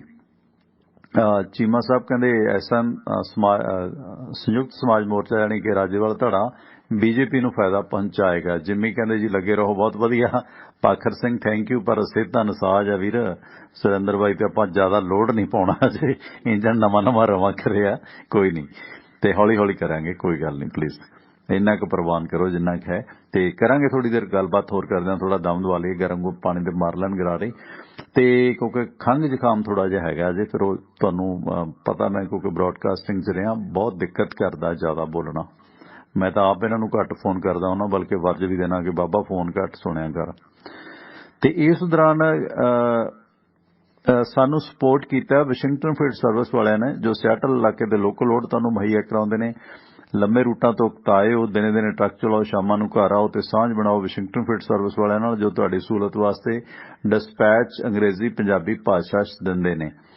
ਤੇ ਇਸ ਦੌਰਾਨ ਤੁਸੀਂ ਸਿਆਟਲ ਇਲਾਕੇ ਦੇ ਲੋਕਲ ਲੋਡ ਵਾਸਤੇ ਤੇ ਡਰਾਈਵਿੰਗ ਦੀ ਜੌਬ ਦੇ ਵਾਸਤੇ ਹਮੇਸ਼ਾ ਤੁਸੀਂ ਸੰਪਰਕ ਕਰਨਾ ਹੈ। ਜਗਦੇਵ ਸਿੰਘ ਸੰਧੂ ਹੋਰਾਂ ਦਾ ਨੰਬਰ ਹੈ ਤੇ ਵੇਜ਼ਜ਼ ਨੇ ਜਿਹੜੇ ਉਹ ਆਵਰਲੀ ਪੇ ਕੀਤੇ ਜਾਂਦੇ ਨੇ ਡਰਾਈਵਿੰਗ ਦੀ ਜੌਬ ਦੇ, ਤੇ ਪ੍ਰਤੀ ਘੰਟਾ ਦੇ ਹਿਸਾਬ ਦੇ ਨਾਲ ਕਾਲ ਕਰਨਾ। ਜਗਦੇਵ ਸਿੰਘ ਸੰਧੂ ਦਾ ਨੰਬਰ ਹੈ 253 266 6924, 253266 6924। ਗੈਰੀ ਧਾਲੀਵਾਲ ਦਾ ਨੰਬਰ ਹੈ 206 354 4060, 206354 4060। ਇਸੇ ਤਰ੍ਹਾਂ ਸਾਨੂੰ ਸਪੋਰਟ ਕੀਤਾ ਬਾਈ ਸੁਖੀ ਘੁੰਮਣ ਹੋਰਾਂ ਨੇ, ਬੇਕਰਸਫੀਲਡ ਇਲਾਕੇ 'ਚ ਵਿਚਰ ਰਹੇ ਹੋ ਤੇ ਮਾਰੋ ਆਪਣੇ ਟਰੱਕ ਟਰਾਲਿਆਂ ਨੂੰ brake. Union Village Truck Stop ਤੇ ਨਾਲ ਇੰਡੀਅਨ ਰੈਸਟੋਰੈਂਟ ਬਣਿਆ, ਜਿੱਥੇ ਦੇਸੀ ਘਿਓ ਦੇ ਪਰੌਂਠਿਆਂ ਦਾ ਦਹੀਂ ਨਾਲ ਲਓ ਲੁਤਫ। ਇਹ ਇਹਨਾਂ ਦੀ ਖਾਸੀਅਤ ਹੈ। ਇੱਥੇ ਹੋਰ ਭਾਰਤੀ ਵਿਦੇਸ਼ੀ ਖਾਣੇ ਛਕੋ ਛਕਾਓ, ਟਰੱਕ ਤੋਂ ਆਓ, ਡੀਜ਼ਲ ਪਾਓ। ਜਿੱਥੇ ਟਰੱਕ ਯੂਨੀਅਨ ਸਕੂਲ ਹੁੰਦਾ ਸੀ ਉਸੇ ਜਗ੍ਹਾ ਤੇ ਹੈ union Village Truck stop, 2201 100 Union Avenue, Bakersfield, California, zip code 93307। Roadways transport ਵਾਲੇ ਸੁਖੀ ਘੁੰਮਣ ਹੋਰਾਂ ਦਾ ਕਾਰੋਬਾਰ ਹੈ, ਜਿਨ੍ਹਾਂ ਦਾ ਨੰਬਰ ਹੈ 661 304 7500, 661 304 7500। ਜੈਕ ਘੁੰਮਣ ਹੋਰਾਂ ਦਾ ਨੰਬਰ ਹੈ 661 885 8855, 661 885 8855। ਸਾਨੂੰ ਸਪੋਰਟ ਕੀਤਾ ਤਰਸੇਮ ਸਿੰਘ ਗਿੱਲ ਹੋਰਾਂ ਨੇ, ਸੀਪੀਏ ਨੇ।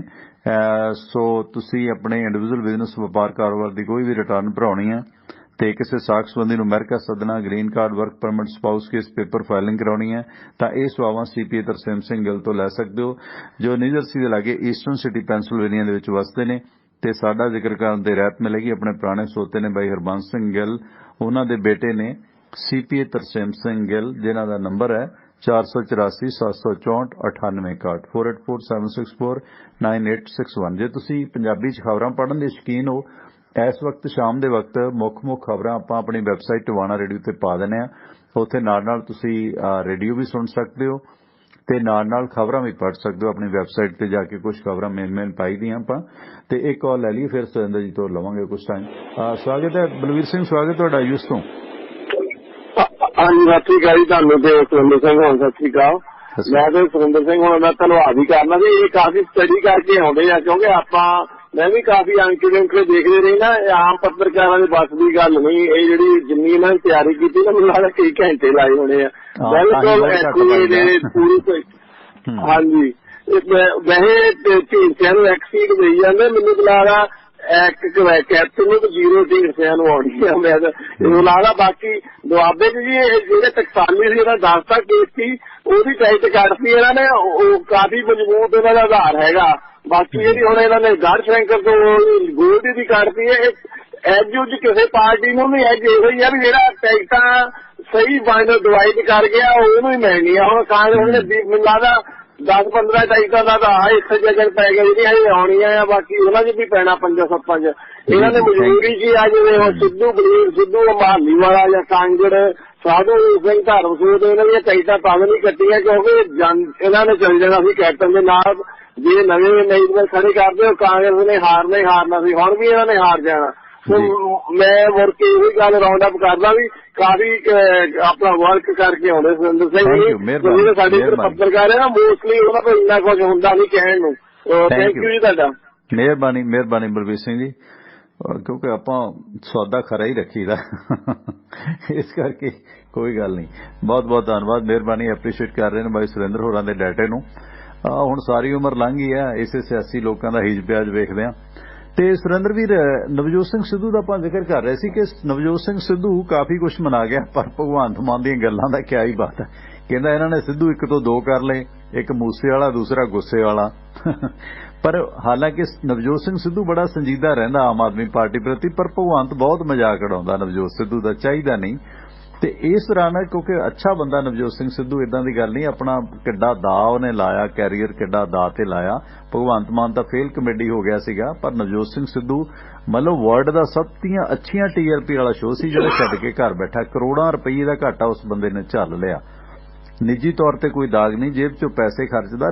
ਕਿੱਥੇ ਆਪਣਾ ਭਗਵੰਤ ਮਾਨ ਤੇ ਕਿੱਥੇ ਨਵਜੋਤ ਸਿੰਘ ਸਿੱਧੂ।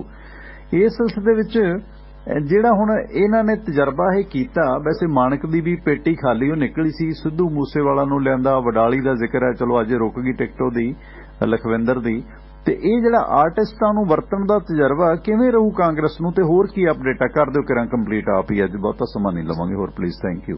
ਦੇਖੋ ਗੱਲ ਇਹ ਹੈ ਕਿ ਇਹ ਜਿਹੜੀ ਮਤਲਬ ਨਵੇਂ ਤੋਂ ਨਵੀਂ ਜਿਹੜੀ ਆ ਐਕਸਪੈਰੀਮੈਂਟ ਸਾਰੀਆਂ ਪਾਰਟੀਆਂ ਕਰਦੀਆਂ ਨੇ। ਅਕਾਲੀ ਦਲ ਨੇ ਕਿਹੜੇ ਨਹੀਂ ਸੀ ਕੀਤੇ, ਬਹੁਤ ਕੀਤੇ ਸੀ। ਅਕਾਲੀ ਦਲ ਨੇ ਦੀਪ ਮਲਹੋਤਰੇ ਨੂੰ ਲਿਆ ਕੇ ਫਰੀਦਕੋਟ ਤੋਂ ਚੋਣ ਲੜਾਈ ਸੀ। ਦੀਪ ਮਲਹੋਤਰੇ ਨੂੰ ਛੱਡੋ ਸੁਰਿੰਦਰ, 1 ਸੈਕਿੰਡ। ਹੁਣ ਤੇ ਕਈ ਪਾਰਟੀਆਂ ਨੇ ਚੁੰਮੇ ਵਾਲੀ ਭਾਬੀ ਵੀ ਲੈ ਲੈਣੀ ਹੈ ਨਾ। ਹੁਣ ਤੁਸੀਂ ਵੇਖੋ, ਮਾਫ ਕਰਨਾ, ਮੁੰਡਾ ਤਾਂ ਚਲੋ ਠੀਕ ਹੈ, ਪਰ ਉਹ ਕੋਈ ਕਰੈਕਟਰ ਜਿਹਾ ਹੀ ਪੇਸ਼ ਕਰਦਾ। ਟੀਟੂ ਬਾਣੀਆਂ, ਵੈਸੇ ਅਕਾਲੀਆਂ ਨੂੰ ਟੀਟੂ ਵਾਲੀ ਪਾਰਟੀ ਵੀ ਕਹਿਣ ਲੱਗ ਪਏ ਹੁਣ। ਪਹਿਲਾਂ ਤਾਂ ਚੋਰੀ ਕਹਿੰਦੇ ਸੀ, ਹੁਣ ਸ਼ਰੇਆਮ ਕਹਿ ਸਕਦੇ ਆ, ਹੈ ਨਾ। ਸੋ ਉਹ ਟੀਟੂ ਬਾਣੀਆਂ ਵੀ ਅਕਾਲੀ ਦਲ ਦਾ ਬਣ ਗਿਆ ਉਹ, ਹਾਲਾਂਕਿ ਉਹ ਕਮੇਡੀ ਟਾਈਪ ਕਰੈਕਟਰ ਹੈ। ਸੋ ਇਸ ਕਰਕੇ ਜੇ ਅਕਾਲੀ ਟੀਟੂ ਵਾਲੀ ਪਾਰਟੀ ਲੈ ਸਕਦੇ ਨੇ, ਬਾਕੀ ਸੰਘਾ ਵਿਚਾਰਾ ਬਾਵਾ ਬਦਨਾਮ ਕਰਤਾ, ਉਹ ਇੰਨਾ ਨਹੀਂ ਚਾਹੀਦਾ ਸੰਘੇ ਨਾਲ ਜੀ।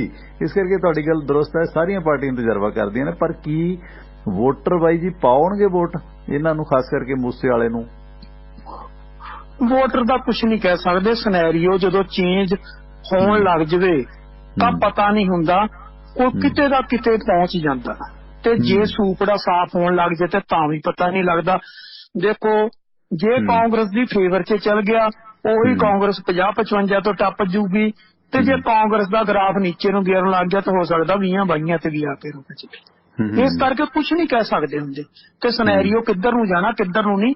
ਇਹ ਤਾਂ ਤੁਸੀਂ ਇੱਕ ਗੱਲ, ਜਿਵੇਂ ਕਿਸਾਨ ਮੋਰਚੇ ਦੀ ਸੋਹਣੀ ਬਣਦੀ ਹੈ ਕਾਂਗਰਸੀਆਂ ਨਾਲ ਵੀ, ਜੇ 2-4 ਸੀਟਾਂ ਕੱਢ ਲੈਂਦੇ ਨੇ, ਜਿਵੇਂ ਅਕਾਲੀਆਂ ਦਾ ਅਲਾਇੰਸ ਬੀਜੇਪੀ ਨਾਲ ਹੋ ਸਕਦਾ, ਕੀ ਪ੍ਰੈਡਿਕਸ਼ਨ ਹੈ ਕਿ ਕਾਂਗਰਸ ਤੇ ਕਿਸਾਨ ਮੋਰਚਾ ਅਲਾਇੰਸ ਕਰ ਸਕਦੇ ਨੇ? ਕੀ ਲੱਗਦਾ ਇਹਨਾਂ ਦੇ ਰਿਲੇਸ਼ਨ ਤੋਂ?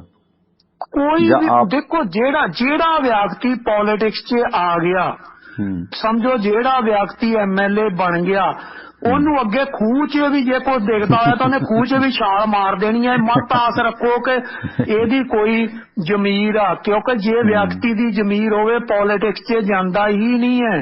ਠੀਕ ਹੈ, ਕੋਈ ਜ਼ਮੀਰ ਨਹੀਂ ਹੁੰਦੀ, ਕੋਈ ਅਣਖ ਨਹੀਂ ਹੁੰਦੀ, ਕੋਈ ਇੱਜ਼ਤ ਨਹੀਂ ਹੁੰਦੀ।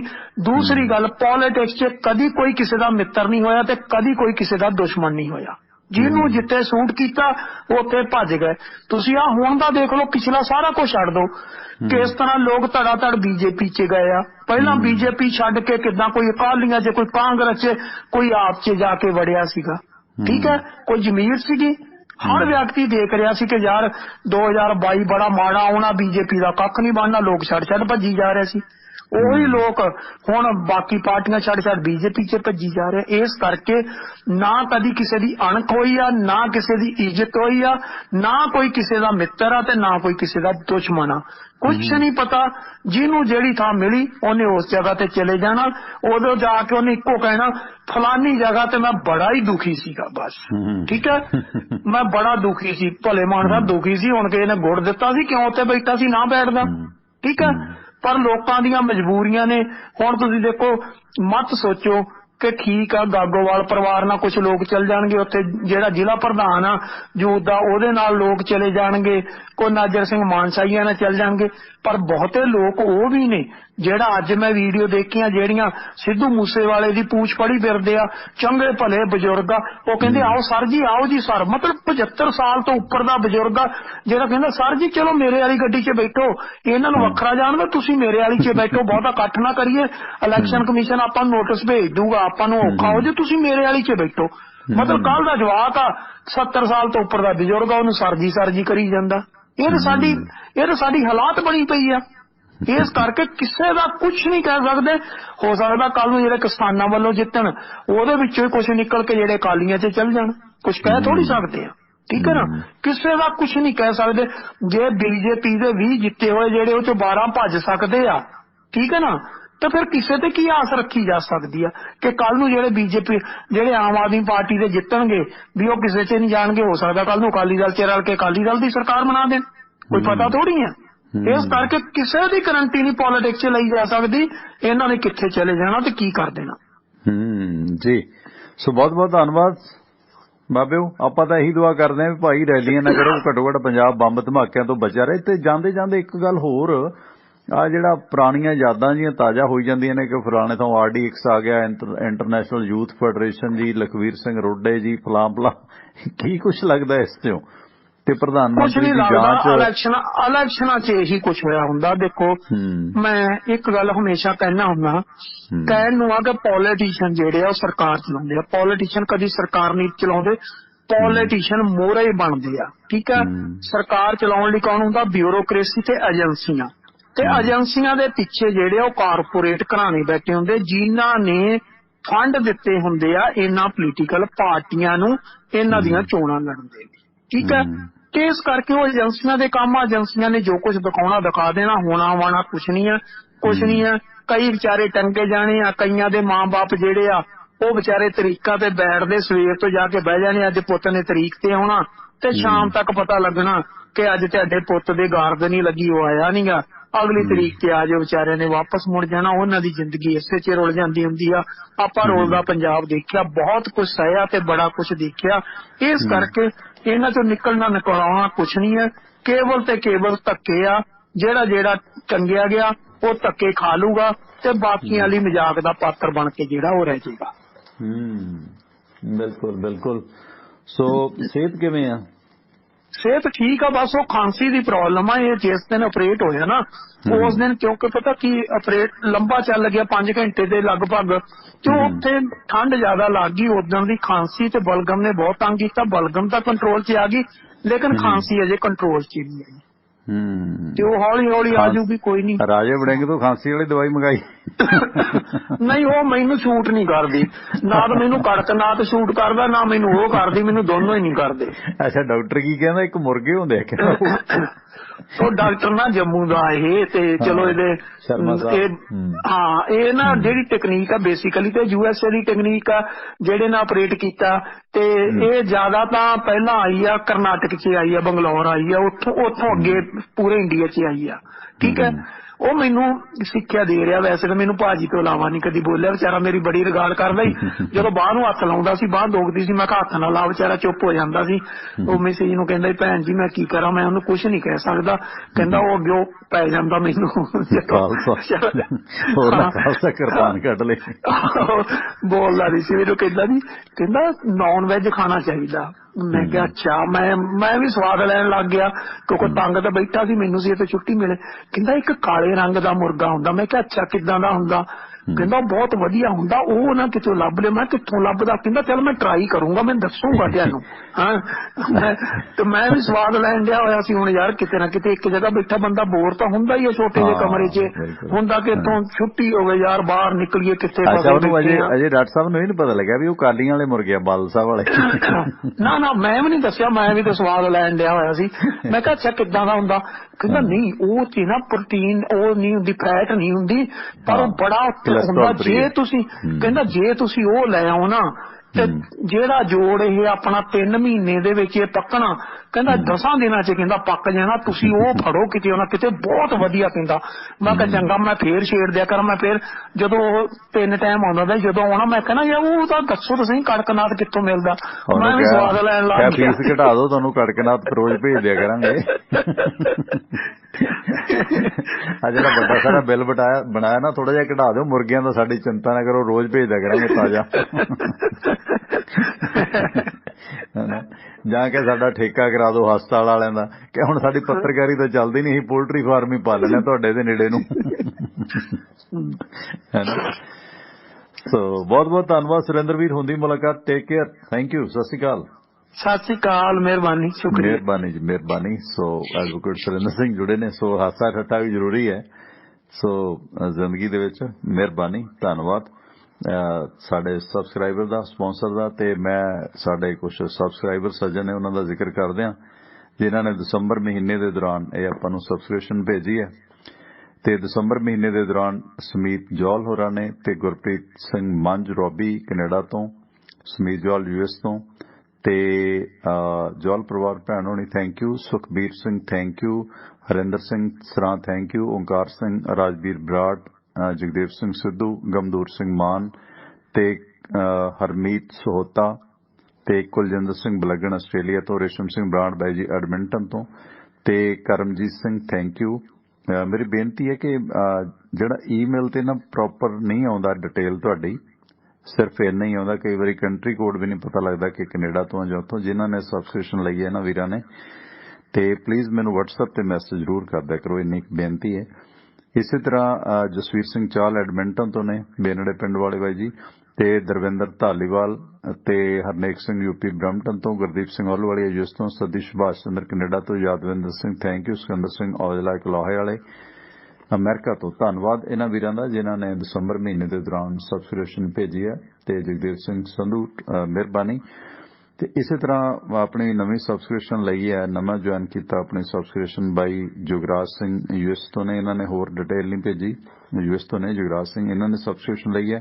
ਤੇ ਪ੍ਰੋਫੈਸਰ ਜਸਵੰਤ ਸਿੰਘ ਹੋਰਾਂ ਨੇ ਵੀ ਸਬਸਕ੍ਰਿਪਸ਼ਨ ਦੁਬਾਰਾ ਲਈ ਹੈ ਡਬਲ। ਮਿਹਰਬਾਨੀ ਪ੍ਰੋਫੈਸਰ ਜਸਵੰਤ ਸਿੰਘ ਹੋਰਾਂ ਦੀ ਵੀ। ਤੇ ਇਸੇ ਤਰ੍ਹਾਂ ਜਿਹੜੇ ਪਹਿਲਾਂ ਵੀਰਾਂ ਦੀ ਕੋਈ ਸਬਸਕ੍ਰਿਪਸ਼ਨ ਆਈ ਸੀਗੀ ਪਿਛਲੇ ਸਾਲ ਦੇ ਦੌਰਾਨ, ਉਹਨਾਂ ਦਾ ਮੈਂ ਸਾਰਿਆਂ ਦਾ ਇੱਕ ਵਾਰੀ ਥੈਂਕਸ ਕਰਦਿਆਂ। ਜਤਿੰਦਰ ਸਿੰਘ ਹੰਸਰਾ ਕਮਾਲਪੁਰ ਜਗਰਾਉਂ ਵਾਲੇ, ਤੇ ਪੰਜੇ ਭਰਾ ਨੇ, ਇਹਨਾਂ ਨੇ ਆਪਣੇ ਸਪਾਂਸਰਸ਼ਿਪ ਲਈ ਹੈ।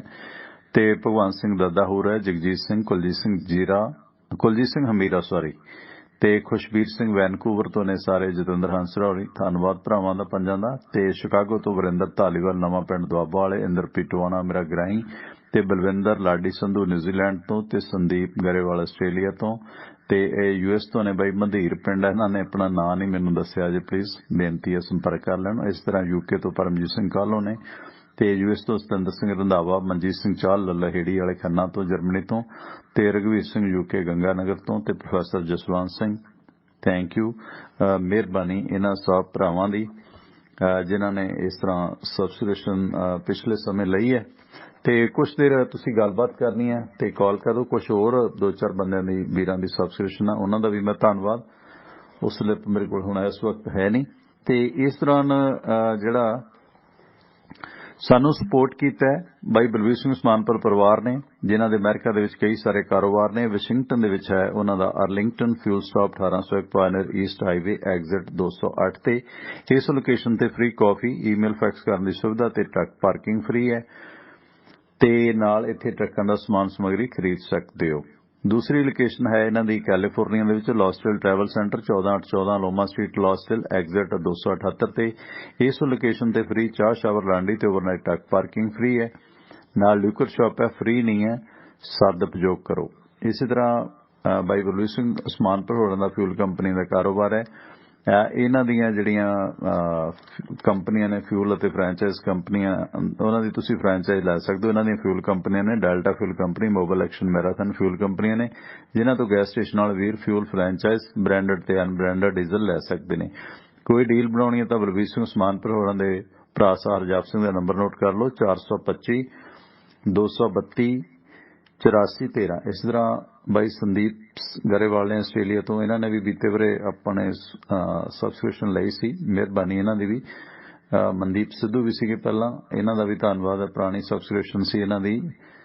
ਤੇ ਇਸ ਦੇ ਨਾਲ ਨਾਲ ਸਾਨੂੰ ਸਪੋਰਟ ਕੀਤਾ ਹੈ ਵਾਸ਼ਿੰਗਟਨ ਫੇਟ ਸਰਵਿਸ ਨੇ। ਸਿਆਟਲ ਇਲਾਕੇ ਦੇ ਲੋਕਲ ਲੋਡ ਚਾਹੁੰਦੇ ਹੋ, ਲੰਮੇ ਰੂਟਾਂ ਤੋਂ ਉਕਤਾਏ ਹੋ, ਦਿਨੇ ਦਿਨੇ ਟਰੱਕ ਚਲਾਓ, ਸ਼ਾਮਾਂ ਨੂੰ ਘਰ ਆਓ ਤੇ ਸਾਂਝ ਬਣਾਓ ਵਾਸ਼ਿੰਗਟਨ ਫੇਟ ਸਰਵਿਸ ਵਾਲਿਆਂ ਨਾਲ, ਜੋ ਤੁਹਾਡੀ ਸਹੂਲਤ ਵਾਸਤੇ ਡਿਸਪੈਚ ਅੰਗਰੇਜ਼ੀ ਪੰਜਾਬੀ ਭਾਸ਼ਾ ਦੇ ਵਿੱਚ ਦਿੰਦੇ ਨੇ। ਤੇ ਤੁਹਾਨੂੰ ਡਰਾਈਵਿੰਗ ਦੀ ਜੌਬ ਚਾਹੀਦੀ ਹੈ ਜਾਂ ਸਿਆਟਲ ਦੇ ਲੋਕਲ ਲੋਡ ਚਾਹੀਦੇ ਨੇ ਤਾਂ ਹਮੇਸ਼ਾ ਯਾਦ ਰੱਖੋ ਵਾਸ਼ਿੰਗਟਨ ਫੇਟ ਸਰਵਿਸ ਤੇ ਡਰਾਈਵਿੰਗ ਦੀ ਜੌਬ ਦੇ ਤੁਹਾਨੂੰ ਪ੍ਰਤੀ ਘੰਟਾ ਬਹੁਤ ਅੱਛੇ ਵੇਜਸ ਪੇ ਕੀਤੇ ਜਾਂਦੇ ਨੇ, ਆਵਰਲੀ ਪੇ ਕੀਤੇ ਜਾਂਦੇ ਨੇ। ਸੋ ਡਰਾਈਵਿੰਗ ਦੀ ਜੌਬ ਦੇ ਵਾਸਤੇ ਅਤੇ ਸਿਆਟਲ ਇਲਾਕੇ ਦੇ ਲੋਕਲ ਲੋਡ ਦੇ ਵਾਸਤੇ ਨੰਬਰ ਯਾਦ ਰੱਖੋ। ਜਗਦੇਵ ਸਿੰਘ ਸੰਧੂ ਹੋਰਾਂ ਦਾ ਆਪਾਂ ਪਾ ਵੀ ਦੇਈਦਾ, ਜਿਹੜਾ ਐਡਿਟ ਕਰਕੇ ਪ੍ਰੋਗਰਾਮ ਪਾਈਦਾ, ਉਹਦੇ 'ਚ ਬਰੋਸ਼ਰ ਹੁੰਦੇ ਆ ਸਾਡੇ ਸਪਾਂਸਰ ਦੇ। ਤੇ ਜਗਦੇਵ ਸਿੰਘ ਸੰਧੂ ਦਾ ਨੰਬਰ ਹੈ 253 266 6924 253 266 6924। ਗੈਰੀ ਧਾਲੀਵਾਲ ਦਾ ਨੰਬਰ ਹੈ 206 354 4060 206 354 4060। ਇਸੇ ਤਰ੍ਹਾਂ ਗਗਨ ਢੀਂਡਸਾ ਬਾਈ ਮੁੱਲਾਂਪੁਰ ਤੋਂ ਆਸਟ੍ਰੇਲੀਆ ਵਾਲੇ, ਧੰਨਵਾਦ ਹੈ ਇਹਨਾਂ ਦਾ ਵੀ, ਆਪਾਂ ਨੂੰ ਸਬਸਕ੍ਰਿਪਸ਼ਨ ਭੇਜਦੇ ਨੇ ਮੰਥਲੀ, ਇਹਨਾਂ ਦਾ ਵੀ ਧੰਨਵਾਦ ਹੈ।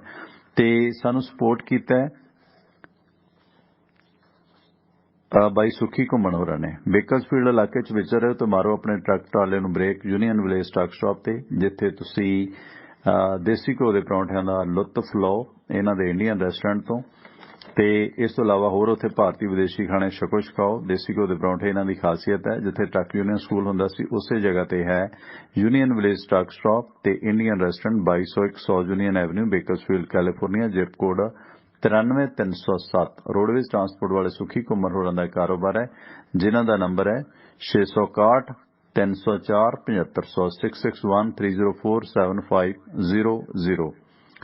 ਚੀਮਾ ਸਾਹਿਬ ਕਹਿੰਦੇ ਹਾਸਾ ਠੱਠਾ ਕਰਦੇ ਰਿਹਾ ਕਰੋ, ਚੰਗਾ ਲੱਗਦਾ। ਹਾਂ ਬਾਈ ਜੀ, ਉਦੋਂ ਤਾਂ ਭੈੜੀਆਂ ਭੈੜੀਆਂ ਖਬਰਾਂ ਹੁੰਦੀਆਂ ਨੇ, ਤੁਹਾਡੇ ਵੀ ਸਵੇਰ ਦਾ ਵਕਤ ਹੈ, ਸਵੇਰੇ ਸਵੇਰੇ ਪੋਜ਼ਿਟਿਵ ਚੀਜ਼ਾਂ, ਹਾਸਾ ਠੱਠਾ ਹੀ ਹੈ।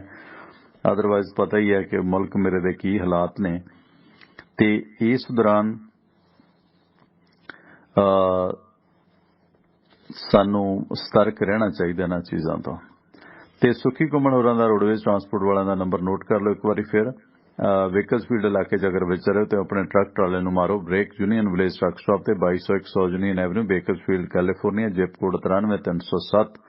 ਯੂਨੀਅਨ ਵਿਲੇਜ ਟਰੱਕ ਸਟਾਪ ਤੇ ਇੰਡੀਅਨ ਰੈਸਟੋਰੈਂਟ। ਸੁਖੀ ਘੁੰਮਣ ਹੋਰਾਂ ਦਾ ਨੰਬਰ 661 304 7500। ਜੈ ਘੁੰਮਣ ਹੋਰਾਂ ਦਾ ਨੰਬਰ ਹੈ 661 885 88 55 661 885 8855 ਨੰਬਰ ਜੈ ਘੁੰਮਣ ਹੋਰਾਂ ਦਾ। ਤੇ ਸੁਖੀ ਘੁੰਮਣ ਹੋਰਾਂ ਦਾ ਨੰਬਰ 661 304 7500। ਇਸ ਤਰ੍ਹਾਂ ਸਾਨੂੰ ਸਪੋਰਟ ਕੀਤਾ ਹੈ ਅਮਰੀਕਨ ਟੈਕਸ ਫਰਮਾਂ ਦੇ ਵਿੱਚ 5 ਸਾਲ ਕੰਮ ਕਰਨ ਦੇ ਤਜਰਬੇ ਯਾਫਤਾ CPA ਤਰਸੇਮ ਸਿੰਘ ਗਿੱਲ, ਜਿਨ੍ਹਾਂ ਕੋਲੋਂ ਇੰਡੀਵਿਜੂਅਲ ਬਿਜ਼ਨਸ ਵਪਾਰ ਕਾਰੋਬਾਰ ਦੀ ਕੋਈ ਵੀ ਰਿਟਰਨ ਭਰਵਾ ਸਕਦੇ ਹੋ। ਕਿਤੇ ਆਪਣੇ ਸਾਖ ਸੰਬੰਧੀ ਨੂੰ ਅਮਰੀਕਾ ਸੱਦਣਾ, ਗ੍ਰੀਨ ਕਾਰਡ, ਵਰਕ ਪਰਮਿਟ ਜਾਂ ਸਪਾਊਸ ਕੇਸ ਪੇਪਰ ਫਾਈਲਿੰਗ ਕਰਾਉਣੀ ਹੈ ਤਾਂ ਇਹ ਸੇਵਾਵਾਂ ਵੀ ਤੁਸੀਂ CPA ਤਰਸੇਮ ਸਿੰਘ ਗਿੱਲ ਹੋਰਾਂ ਤੋਂ ਲੈ ਸਕਦੇ ਹੋ। ਤੇ ਜੋ ਤੁਹਾਡੀ ਸਹੂਲਤ ਵਾਸਤੇ ਇਹ ਸੇਵਾਵਾਂ ਦਿੰਦੇ ਨੇ। ਤੇ Tarsem Singh Gill CPA new jersey ਦੇ ਲਾਗੇ ਈਸਟਰਨ ਸਿਟੀ ਪੈਨਸਿਲਵੇਨੀਆ ਦੇ ਵਿੱਚ ਵਸਦੇ ਨੇ। ਤੇ ਸਾਡਾ ਜ਼ਿਕਰ ਕਰਨ ਦੇ ਹੋਰ ਰਾਇਤ ਮਿਲੇਗੀ। ਆਪਣੇ ਪੁਰਾਣੇ ਸਰੋਤੇ ਨੇ ਬਾਈ ਹਰਬੰਸ ਸਿੰਘ ਗਿੱਲ, ਉਹਨਾਂ ਦੇ ਬੇਟੇ ਨੇ CPA ਤਰਸੇਮ ਸਿੰਘ ਗਿੱਲ, ਜਿਨ੍ਹਾਂ ਦਾ ਨੰਬਰ ਹੈ 484 764 9861। 4847649861। हाँ, ਮਧੀਰ ਪਿੰਡ ਵਾਲੇ ਬਾਈ ਜੀ ਮਨਦੀਪ ਸਿੰਘ ਨੇ ਕੈਲੀਫੋਰਨੀਆ ਤੋਂ, ਜੋ ਆਪਾਂ ਨੂੰ ਸਪੋਰਟ ਕਰਦੇ ਨੇ, ਧੰਨਵਾਦ ਹੈ। ਮਧੀਰ ਪਿੰਡ ਇਹਨਾਂ ਦਾ ਮੋਗੇ ਦੇ ਲਾਗੇ, ਮਨਦੀਪ ਸਿੰਘ ਆਪਾਂ ਨੂੰ ਸਪੋਰਟ ਕਰਦੇ ਨੇ, ਇਹਨਾਂ ਦਾ ਧੰਨਵਾਦ ਹੈ। ਕਈ ਵਾਰੀ ਸਲਿੱਪ ਇੱਧਰ ਉੱਧਰ ਹੋ ਜਾਂਦੀ ਹੈ ਜਾਂ ਫੋਨ ਤੇ ਫਿਰ ਯਾਦ ਕਰਨਾ ਪੈਂਦਾ। ਸੋ ਵੀਕਐਂਡ ਹੈ, ਇਸ ਕਰਕੇ ਸਾਰੇ ਸੱਜਣਾਂ ਦਾ ਮੈਂ ਮੋਟਾ ਮੋਟਾ ਜ਼ਿਕਰ ਕਰਦੇ ਹਾਂ। ਫਿਰ ਵੀ ਇੱਕ ਦੋ ਸੱਜਣ ਜੇ ਰਹਿ ਗਏ ਨੇ, ਮਿੱਤਰ ਆਪਣੇ ਨੇ ਸਾਰੇ, ਕੋਈ ਗੱਲ ਨਹੀਂ। ਤੇ ਤੁਸੀਂ ਕੋਈ ਗੱਲਬਾਤ ਕਰਨਾ ਚਾਹੁੰਦੇ ਹੋ ਤਾਂ ਥੋੜੀ ਦੇਰ ਮੈਂ ਤੁਹਾਡੇ ਨਾਲ ਹਾਜ਼ਰ ਰਵਾਂਗਾ ਤੇ ਤੁਸੀਂ ਗੱਲਬਾਤ ਕਰ ਸਕਦੇ ਹੋ। ਸੋਮਵਾਰ ਤੋਂ ਲੈ ਕੇ ਸ਼ਨੀਵਾਰ ਤੱਕ ਸਵੇਰੇ 7 ਵਜੇ ਤੋਂ ਲੈ ਕੇ 9 ਵਜੇ ਤੱਕ ਤੇ ਸ਼ਾਮ ਨੂੰ 7:30 ਵਜੇ ਤੋਂ ਲੈ ਕੇ 9:30 ਵਜੇ ਤੱਕ ਪਟਿਆਲਾ ਸਟੂਡੀਓ ਤੋਂ ਮੈਂ ਪਰਮਿੰਦਰ ਸਿੰਘ ਤੁਹਾਡੇ ਨਾਲ ਜੁੜਦਾ। ਤੇ ਹੁਣ ਐਡਵੋਕੇਟ ਸੁਰਿੰਦਰ ਸਿੰਘ ਵੀ ਜੁੜਿਆ ਕਰਨਗੇ ਸ਼ਾਮ ਨੂੰ ਤਾਂ ਪੱਕਾ, ਸਵੇਰੇ ਕਦੇ ਕਦੇ ਛੁੱਟੀ। ਬਾਕੀ ਸ਼ਾਮ ਨੂੰ ਅਸੀਂ ਇਹ ਹੈ ਕਿ ਤੁਹਾਡੀਆਂ ਕਾਲਸ ਘੱਟ ਲੈਣੇ ਆ ਤੇ ਇਸ ਕਰਕੇ ਸਵੇਰੇ ਸਵੇਰੇ ਤੁਸੀਂ ਜਿਹੜਾ ਜ਼ਰੂਰ ਖੁੱਲ ਕੇ ਕਾਲ ਬੈਕ ਪ੍ਰੋਗਰਾਮ ਦੇ ਜੁੜ ਸਕਦੇ ਹੋ। ਇਸ ਤਰ੍ਹਾਂ ਬਾਈ ਸਤਨਾਮ ਸਿੰਘ ਚੌਹਾਨ, ਪਾਪੀ ਮਰ ਜਾਣਾ, ਇਹ ਵੀ ਆਪਾਂ ਨੂੰ ਜਿਹੜਾ ਸਬਸਕ੍ਰਿਪਸ਼ਨ ਭੇਜੀ ਹੈ ਬਾਈ ਜੀ ਹੋਰਾਂ ਨੇ, ਇਹਨਾਂ ਦਾ ਵੀ ਧੰਨਵਾਦ। ਤੇ ਦਵਿੰਦਰ ਹੀਰ USA ਤੋਂ, ਤੇ ਜਸਕਰਨ ਤੂਰ ਬੜੇ ਪੁਰਾਣੇ ਸਰੋਤੇ ਨੇ, ਫਲਾਈ ਪਿੰਡ ਵਾਲੇ, ਹੁਸ਼ਿਆਰਪੁਰ ਵਾਲੇ, ਫਗਵਾੜੇ ਦੇ ਲਾਗਿਓਂ। ਤੇ ਦਵਿੰਦਰ ਹੀਰ USA ਤੋਂ ਤੇ ਜਸਕਰਨ ਤੂਰ ਇਹ ਵੀ ਆਪਾਂ ਨੂੰ ਜਿਹੜਾ ਸਬਸਕ੍ਰਿਪਸ਼ਨ ਭੇਜਦੇ ਨੇ, ਇਹਨਾਂ ਦਾ ਵੀ ਧੰਨਵਾਦ ਹੈ। ਤੇ ਮਰ ਜਾਣੇ ਪਾਪੀ ਸਤਨਾਮ ਦਾ ਵੀ ਬਹੁਤ ਸੋਹਣਾ ਖਰਾ ਲਿਖਦੇ ਨੇ ਤੇ ਇਹਨਾਂ ਦਾ ਵੀ ਧੰਨਵਾਦ ਹੈ, ਮਿਹਰਬਾਨੀ ਹੈ। ਤੇ ਇਹ ਸੀ ਹੁਣ ਤੱਕ ਦੀਆਂ ਬੇਨਤੀਆਂ ਤੇ ਆਪ ਸਭ ਸੱਜਣਾਂ ਦਾ ਧੰਨਵਾਦ ਤੇ ਸਾਰੇ ਸਪਾਂਸਰ ਅਤੇ ਸਬਸਕ੍ਰਾਈਬਰ ਦਾ ਧੰਨਵਾਦ ਜਿਨ੍ਹਾਂ ਦੀ ਬਦੌਲਤ ਇਹ ਪ੍ਰੋਗਰਾਮ ਤੁਹਾਡੇ ਤੱਕ ਪੁੱਜਦੇ ਨੇ। ਠੰਡ ਬੜੀ ਕੜਾਕੇਦਾਰ ਹੈ, ਪੰਜਾਬ ਦੇ ਵਿੱਚ ਕਰੋਨਾ ਦੇ ਕੇਸ ਵੀ ਵੱਧ ਰਹੇ ਨੇ, ਇੰਡੀਆ ਦੇ ਵਿੱਚ ਤਕਰੀਬਨ ਵੱਧ ਰਹੇ ਨੇ। ਤੇ ਉਧਰ ਖਬਰਾਂ ਜੇ ਤੁਸੀਂ ਪੜ੍ਹਨੀਆਂ ਹੋਣ ਤਾਂ ਮੋਟੀਆਂ-ਮੋਟੀਆਂ ਖਬਰਾਂ ਆਪਣੀ ਵੈਬਸਾਈਟ ਤੇ ਹੁੰਦੀਆਂ ਨੇ, tiwanaradio.com ਆਪਣੀ ਵੈਬਸਾਈਟ ਹੈ, ਉੱਥੇ ਤੁਸੀਂ ਪ੍ਰੋਗਰਾਮ ਵੀ ਸੁਣ ਸਕਦੇ ਹੋ। ਤੇ ਉਹ ਜਿਹੜਾ ਆਪਣਾ ਟਿਵਾਣਾ ਰੇਡੀਓ ਦਾ ਫੇਸਬੁੱਕ ਪੇਜ ਹੈ ਨਾ, ਉਹ ਮੇਰੀ ਬੇਨਤੀ ਹੈ ਕਿ ਜਰੂਰ ਆਪਣੇ ਲਿੰਕ ਦੇ ਵਿੱਚ ਦੋਸਤਾਂ ਨੂੰ ਸ਼ੇਅਰ ਕਰ ਦਿਆ ਕਰੋ ਉੱਥੇ, ਕਿਉਂਕਿ ਰੋਜ਼ਾਨਾ ਸ਼ਾਮ ਨੂੰ ਖਬਰਾਂ ਦੀ ਆਪਾਂ ਅਪਡੇਟ ਕਰੀਦੀ ਹੈ। ਜਿਸ ਦੌਰਾਨ ਤੁਸੀਂ ਨਾਲ ਨਾਲ ਉੱਥੇ ਖਬਰਾਂ ਪੜ੍ਹ ਸਕਦੇ ਹੋ ਤੇ ਪ੍ਰੋਗਰਾਮ ਸੁਣ ਸਕਦੇ ਹੋ। ਤੇ ਯੋਗੀ ਆਦਿੱਤਿਆਨਾਥ ਗੋਰਖਪੁਰ ਸ਼ਹਿਰ ਤੋਂ ਹੀ ਕਿਸਮਤ ਅਜਮਾਉਣਗੇ ਤੇ ਇਹ ਖਬਰਾਂ, ਇਸ ਤਰ੍ਹਾਂ ਦੀਆਂ ਖਬਰਾਂ ਆਪਣੇ ਵੈਬਸਾਈਟ ਤੇ ਵੀ ਹੁੰਦੀਆਂ ਨੇ ਤੇ ਉੱਥੇ ਵੀ ਤੁਸੀਂ ਜ਼ਰੂਰ ਵਿਜ਼ਿਟ ਮਾਰਿਆ ਕਰੋ ਆਪਣੀ।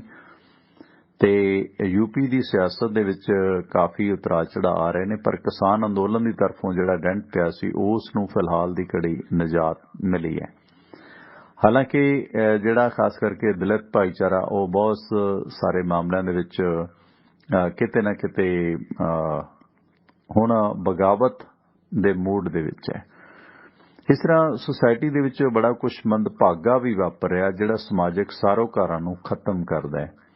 ਤੇ ਇਹਨੂੰ ਕਲਯੁਗ ਨਾਲ ਵੀ ਕਈ ਲੋਕ ਜੋੜ ਲੈਂਦੇ ਨੇ ਤੇ ਕਈ ਕੋਈ ਨਿੱਜੀ ਕਾਰਨ ਵੀ ਵਾਪਰ ਜਾਂਦੇ ਨੇ। ਕਰਨਾਟਕਾ ਦੇ ਦੱਖਣ ਕੰਨੜ ਜ਼ਿਲ੍ਹੇ ਦੇ ਵਿੱਚੋਂ ਬੜੀ ਮੰਦਭਾਗੀ ਖਬਰ ਹੈ ਕਿ ਪੁੱਤ ਨੇ ਇੱਕ ਮਾਂ ਦੇ ਨਾਲ ਹੀ ਬਲਾਤਕਾਰ ਕੀਤਾ। ਇਸ ਤਰ੍ਹਾਂ ਦੇ ਕਾਰਨ ਸੱਚਾਈ ਕੀ ਹੈ ਇਹ ਤਾਂ ਰੱਬ ਜਾਣਦਾ ਜਾਂ ਉਹ, ਪਰ 58 ਸਾਲਾ ਮਾਂ ਨੇ ਆਪਣੇ ਨਾਲ ਹੋਏ ਬਲਾਤਕਾਰ ਦੀ ਸ਼ਿਕਾਇਤ ਥਾਣੇ ਦੇ ਵਿੱਚ ਆਪਣੇ ਪੁੱਤ ਦੇ ਖਿਲਾਫ ਦਰਜ ਕਰਾਈ ਹੈ। ਮਾਂ ਤੇ ਉਸਦਾ ਇਹ ਮੁਲਜ਼ਮ ਪੁੱਤਰ ਇੱਕੋ ਘਰ ਦੇ ਵਿੱਚ ਰਹਿੰਦੇ ਨੇ। ਇਹ 12 ਜਨਵਰੀ ਦੀ ਘਟਨਾ ਤੇ ਮੁਲਜ਼ਮ ਆਪਣੇ ਕਮਰੇ ਦੇ ਵਿੱਚ ਸੌਂ ਗਿਆ, ਤੜਕੇ 3 ਵਜੇ ਜਾਗਿਆ ਤੇ ਮਾਂ ਦੇ ਕਮਰੇ ਵਿੱਚ ਜਾ ਕੇ ਉਸ ਨਾਲ ਜ਼ਬਰ ਜਨਾਹ ਕੀਤਾ। ਮਾਂ ਨੇ ਦੋਸ਼ ਲਾਇਆ ਕਿ ਜੇ ਮੈਂ ਵਿਰੋਧ ਕੀਤਾ, ਰੌਲਾ ਪਾਇਆ ਤੇ ਮੁਲਜ਼ਮ ਨੇ ਉਸਦੇ ਮੂੰਹ ਦੇ ਵਿੱਚ ਕੱਪੜਾ ਬੰਨ੍ਹ ਦਿੱਤਾ ਤੇ ਧਮਕੀ ਵੀ ਦਿੱਤੀ ਕਿ ਇਸ ਘਟਨਾ ਬਾਰੇ ਜੇ ਕਿਸੇ ਨੂੰ ਦੱਸਿਆ ਉਸ ਨੂੰ ਜਾਨੋਂ ਮਾਰ ਦੇਵੇਗਾ। ਤੇ ਅਗਲੀ ਸਵੇਰ ਫਿਰ ਉਸਨੇ ਜਿਨਸੀ ਸ਼ੋਸ਼ਣ ਕੀਤਾ। ਮਾਂ ਦਾ ਸਰਕਾਰੀ ਹਸਪਤਾਲ ਦੇ ਵਿੱਚ ਇਲਾਜ ਚੱਲ ਰਿਹਾ। ਮੁਲਜ਼ਮ ਸ਼ਾਦੀशुदा ਹੈ ਤੇ ਉਸਦੀ ਪਤਨੀ ਆਪਣੇ ਪੇਕੇ ਘਰ ਰਹਿ ਰਹੀ ਹੈ। ਕਾਰਨ ਇਸ ਦੇ ਵਿੱਚ ਕਈ ਵਾਰੀ, ਜਿਸ ਆਪਣੇ ਵੈਬਸਾਈਟ ਤੇ ਵੀ ਖਬਰ ਪਾਈ ਹੈ ਮੁੰਡਿਆਂ ਨੇ, ਕਾਰਨ ਇਸ ਦੇ ਵਿੱਚ ਕਈ ਵਾਰੀ ਨਾ ਉਹ ਟੇਢੇ ਵੀ ਹੁੰਦੇ ਨੇ। ਜਿਸ ਤਰ੍ਹਾਂ ਹੁਣ ਪਤਨੀ ਉਸਦੀ ਪੇਕੇ ਕਰ ਰਹੀ ਹੈ, ਕੋਈ ਆਪਸੀ ਲੜਾਈ ਦਾ ਕਈ ਕਾਰਨ ਇਸ ਤਰ੍ਹਾਂ ਦੇ ਹੁੰਦੇ ਨੇ ਤੇ ਉੱਥੇ ਫਿਰ ਇਸ ਤਰ੍ਹਾਂ ਦੀਆਂ ਕਲਯੁਗ ਰੂਪੀ ਖਬਰਾਂ ਨੇ ਜਿਹੜੀਆਂ ਸਾਹਮਣੇ ਆਉਂਦੀਆਂ ਨੇ। ਕਈ ਵਾਰੀ ਰੰਜ ਦੇ ਵਿੱਚ ਵੀ ਇਹ ਚੀਜ਼ਾਂ ਹੁੰਦੀਆਂ ਨੇ। ਤੁਸੀਂ ਵੇਖਿਆ ਪਿੱਛੇ ਜੇ ਪੰਜਾਬ ਰੇਡੀਓ ਤੇ ਹੁੰਦੇ ਸੀ ਆਪਾਂ ਕਿ ਇੱਕ NRI ਵੀਰ ਕੈਨੇਡਾ ਤੋਂ ਆਇਆ, ਡਿਸਪਿਊਟ ਸੀਗਾ ਪ੍ਰਾਪਰਟੀ ਦਾ, ਭਰਾਵਾਂ ਦਾ, ਤੇ ਭੈਣ ਨੇ ਆਪਣੇ ਭਰਾ ਉੱਤੇ ਜ਼ਬਰ ਜਨਾਹ ਦੇ ਦੋਸ਼ ਲਾਏ ਸੀ ਕਿ ਮੇਰੇ ਕੱਪੜੇ ਪਾੜਦੇ ਸੀ ਉਸਨੇ, ਜ਼ਬਰਦਸਤੀ। ਉਹ ਮੁੰਡਾ ਆਇਆ ਸੀ, ਉਹ ਮੁੰਡਾ ਟੈਂਕੀ ਤੇ ਵੀ ਚੜ ਗਿਆ ਸੀ, NRI ਸੀ, ਕਹਿੰਦਾ ਮੈਂ ਆਪਣੀ ਜਾਇਦਾਦ ਕਿਵੇਂ ਛੱਡ ਦਿਆਂ। ਭੈਣ ਨੇ ਝੂਠਾ ਦੋਸ਼ ਵੀ ਉੱਤੇ ਲਾਇਆ ਸੀ। ਸੋ ਇਸ ਤਰ੍ਹਾਂ ਦੇ ਵੀ ਵਰਤਾਰੇ ਇਸ ਦੌਰਾਨ ਵਾਪਰਦੇ ਨੇ ਜਿਹੜੇ ਮੰਦਭਾਗੇ ਨੇ। ਪ੍ਰੋਫੈਸਰ ਜਸਵੰਤ ਸਿੰਘ YouTube ਤੇ ਫੇਸਬੁੱਕ ਤੇ ਜੁੜੇ ਨੇ, ਧੰਨਵਾਦ। ਹਰਗੋਬਿੰਦ ਸੇਖੋਂ, ਜਗਦੀਸ਼ ਲਾਲ ਜੀ, ਮਨਦੀਪ ਜੱਸੀ, ਗੁਰਮੀਤ ਸਿੰਘ ਸੇਖੋਂ, ਲਾਲੀ ਟੋੜਾ, ਮਨਦੀਪ ਚਾਲ, ਹਰਜੀਤ ਲੈਟ, ਹਰਵਿੰਦਰ ਸਿੰਘ ਖਾਲਸਾ UP ਤੋਂ, ਬਲਵਿੰਦਰ ਸਿੰਘ ਉਮੈਦਪੁਰੀ, ਜਸਵੀਰ ਗੋਲਡੀ ਵਡਾਰੀ ਤੋਂ, ਪਾਪ ਦੇ ਪਿੰਡੋਂ, ਮਨਦੀਪ ਸਿੰਘ ਚਾਲ, ਲਾਹੌਰਾ ਸਿੰਘ ਪੰਦੇਰ, ਪ੍ਰਵੀਨ ਗੁਪਤਾ ਮੰਡੀ ਅਹਿਮਦਗੜ੍ਹੋਂ, ਬਲਜਿੰਦਰ ਮੌੜ ਤੇ ਇਸੇ ਤਰ੍ਹਾਂ ਕਾਲਾ ਔਜਲਾ ਤੇ ਅਹਿਮਦ ਅੰਸਾਰੀ ਸਾਹਿਬ ਅਹਿਮਦਗੜ੍ਹੋਂ ਤੇ ਕੁਲਦੀਪ ਸਿੰਘ ਦੀਪ ਬਰਾੜ। ਤੇ ਬੇਨਤੀ ਹੈ ਕਿ ਜਿਸ ਤਰ੍ਹਾਂ ਇਲੈਕਸ਼ਨ ਹੈ, ਸੁਸਾਇਟੀ ਵੰਡੀ ਜਾ ਰਹੀ ਹੈ ਤੇ ਆਪਾਂ ਜਿਹੜਾ ਹੈਗਾ ਜ਼ਰੂਰ ਕੋਸ਼ਿਸ਼ ਕਰਨੀ ਹੈ ਕਿ ਇਹ ਵੋਟਾਂ ਦੇ ਕਾਰਨ ਆਪਸੀ ਧਰਮ ਮਜ਼ਹਬ ਦੀ ਜਿਹੜੀ ਵੰਡ ਹੈ ਉਸ ਤੋਂ ਗੁਰੇਜ਼ ਕਰੀ ਤੇ ਉਸ ਦੇ ਖਿਲਾਫ ਲੜੀਏ, ਇਨਸਾਨੀਅਤ ਦੀ ਪਹਿਰੇਦਾਰੀ ਕਰੀਏ। ਪਰਮਿੰਦਰਪਾਲ ਥੈਂਕ ਯੂ ਜੀ। ਤੇ ਗੁਰਮੀਤ ਸਿੰਘ ਭੱਟੀ ਥੈਂਕ ਯੂ, ਕਹਿੰਦੇ ਪੰਜਾਬ ਦੇ ਲੀਡਰਾਂ ਦੇ ਵੀ ਇਹੋ ਜਿਹੇ ਹਾਲਾਤ ਨੇ। ਤੇ ਲਓ ਇੱਕ ਦੋ ਕਾਲਸ ਆਪਾਂ ਲੈ ਲੈਂਦੇ ਹਾਂ, ਕੁਝ ਕਾਲਸ ਆ ਰਹੀਆਂ ਹੋਲਡ ਤੇ ਪੰਜਾਬ ਦੇ ਲੀਡਰਾਂ ਦੇ ਵੀ ਗੁਰਮੀਤ ਭੱਟੀ ਕਹਿੰਦੇ ਇਹੋ ਜਿਹੇ ਹਾਲਾਤ ਨੇ। ਸੋ ਉਹਨਾਂ ਦੇ ਨਿਆਣੇ ਬੀਜੇਪੀ ਦੇ ਦਫ਼ਤਰ ਜਾ ਕੇ ਪੁੱਛਦੇ ਨੇ ਕਿ ਸਾਡਾ ਪਾਪਾ ਤੁਹਾਡੇ ਘਰ ਤਾਂ ਨਹੀਂ ਆਇਆ। ਸੋ ਗੱਲ ਦਰੁਸਤ ਹੈ, ਇਹ ਵੀ ਇਸਤਾਰ ਨਹੀਂ, ਇਹ ਸੱਚ ਹੈ। ਭੱਟੀ ਸਾਹਿਬ ਵੈਲਕਮ ਜੀ। ਮੁਕੱਦਰ ਸਿੰਘ ਹੈਲੋ। ਹਾਂਜੀ ਮੁਕੱਦਰ ਭਾਈ ਜੀ ਵੈਲਕਮ। ਹਾਂਜੀ ਸਤਿ ਸ਼੍ਰੀ ਅਕਾਲ ਸਾਹਿਬ ਜੀ। ਸਤਿ ਸ਼੍ਰੀ ਅਕਾਲ। ਹਾਂਜੀ ਸਾਹਿਬ, ਜਿਹੜਾ ਤੁਸੀਂ ਐਨਾਲਿਸਿਸ ਕਰ ਰਹੇ ਸੀ ਜਿਹੜਾ ਆਪਣਾ ਸੁਰਿੰਦਰ ਬਾਈ ਜੀ ਦੀ, ਜਿਹੜੀ ਸਾਹਿਬ ਜਿਹੜੀ ਮੰਨ ਲਓ ਫਲੋਟਿੰਗ ਵੋਟ ਹੁੰਦੀ ਹੈ ਵੀ ਮੰਨ ਲਓ ਜਿਹੜੇ ਥੋੜਾ ਜਿਹਾ ਸਿਆਣਾ ਵੋਟਰ ਸੋਚਦਾ ਵੀ ਪਾਰਟੀਆਂ ਦੇ ਉੱਤੇ ਉੱਠ ਕੇ ਸੋਚਦਾ ਜੀ, ਉਹ ਪੁਰਾਣਾ ਸਾਹਿਬ ਦੇਖੋ ਕਿਤੇ ਨਾ ਕਿਤੇ ਅਕਾਲੀਆਂ ਨਾਲੋਂ ਟੁੱਟ ਕੇ ਉਹ ਆਮ ਆਦਮੀ ਪਾਰਟੀ ਨਾਲ ਚਲਾਇਆ ਸੀ। ਤੇ ਜਿਹੜੀ ਇਹਨਾਂ ਦੀ ਪੱਕੀ ਵੋਟ ਹੈ ਜੀ ਅਕਾਲੀ ਜਾਂ ਕਾਂਗਰਸ ਵਾਲਿਆਂ ਦੀ ਉਹ ਹੈਗੀ ਹੈ ਜੀ। ਪਰ ਬੀਜੇਪੀ ਨੂੰ ਜਿੰਨਾ ਆਪਾਂ ਪੁਰਾਣਾ ਸਾਹਿਬ ਠੀਕ ਹੈ ਆਪਾਂ ਮੰਨਦੇ ਹੈਗੇ ਆ, ਪਰ ਜਿੰਨਾ ਆਪਾਂ ਐਜ ਦੇ ਰਹੇ ਹਾਂ ਬੀਜੇਪੀ ਨੂੰ ਜੋ ਸਰਕਾਰ ਬਣਾ ਦੂ, ਮੈਨੂੰ ਨਹੀਂ ਲੱਗਦਾ ਹੈਗਾ। ਜਿਵੇਂ ਹੁਣ ਮੰਨ ਲਓ ਇਹਨਾਂ ਨੇ ਮਾਹੌਲ ਤਾਂ ਪੂਰਾ ਬੰਗਾਲ 'ਚ ਵੀ ਬਣਾਇਆ ਸੀ, ਤੇ ਜਿਹੜਾ ਬੰਗਾਲ ਦੇ ਵੋਟਰ ਦਾ ਤੇ ਪੰਜਾਬ ਦੇ ਵੋਟਰ ਦਾ ਮੈਨੂੰ ਲੱਗਦਾ ਵੀ ਜਿਹੜਾ ਸੋਚਣ ਦਾ ਤਰੀਕਾ ਚਾਹੇ ਉਹ ਹਿੰਦੂ ਵੋਟਰ ਵੀ ਹੈ ਇੱਕੋ ਜਿਹਾ ਹੀ ਹੈ, ਕਿਉਂਕਿ ਦੋਵੇਂ ਬੋਰਡਰ ਸਟੇਟ ਨੇ, ਦੋਵਾਂ ਨੇ ਇਹ ਮੰਨ ਲਓ ਪੂਰਾ ਜੋ ਬਟਵਾਰੇ ਦਾ ਦੰਸ਼ ਸੀ ਝੱਲਿਆ ਜੀ ਪੂਰਾ ਆਪਣੇ ਉੱਤੇ। ਤੇ ਚਲੋ ਠੀਕ ਹੈ, ਮਾਹੌਲ ਤਾਂ ਬਣਾ ਸਕਦੇ ਨੇ। ਬਾਕੀ ਜਿਨ੍ਹਾਂ ਨੂੰ ਐ ਲੱਗਦਾ ਵੀ ਇੱਧਰੋਂ ਟਿਕਟ ਨਹੀਂ ਮਿਲਣੀ, ਉਹ ਚੋਂ ਬੀਜੇਪੀ ਵੱਲੋਂ ਤਾਂ ਖੁੱਲ੍ਹਾ ਕੰਮ ਹੈ ਜੀ, ਉੱਥੇ ਹੈ ਨਹੀਂ ਟਿਕਟਾਂ ਵਾਧੂ ਨੇ ਜੀ, ਤੇ ਉੱਧਰ ਜਾਣ ਦੀ ਉਹ ਸੋਚਦੇ ਪਏ ਨੇ ਜਿੰਨੇ ਵੀ ਲੋਕ ਹੈਗੇ ਨੇ ਦੂਜੇ ਮੰਨ ਲਓ। ਤੇ ਕਿਤੇ ਨਾ ਕਿਤੇ ਕਾਂਗਰਸ 'ਚ ਵੀ ਜੇ ਹੁਣ ਮੰਨ ਲਓ ਆਪਾਂ ਸਿੱਧੂ ਦੇ ਵੱਲੋਂ ਦੇਖਦੇ ਹਾਂ ਤੇ ਇੱਕ ਨਵੀਂ ਪਾਰਟੀ ਵਾਂਗੂ ਹੀ ਅਹਿਸਾਸ ਕਰਾਉਂਦਾ ਜੀ ਆਪਣੀ ਉਹਦੇ ਤੋਂ ਮੰਨ ਲਓ ਵੋਟਰ ਨੂੰ ਕਿਤੇ ਨਾ ਕਿਤੇ ਅਟਰੈਕਟ ਕਰਦਾ ਆਪਣੀ ਗੱਲਬਾਤ ਤੋਂ ਜਾਂ ਆਪਣੀ ਇਮਾਨਦਾਰੀ ਤੋਂ।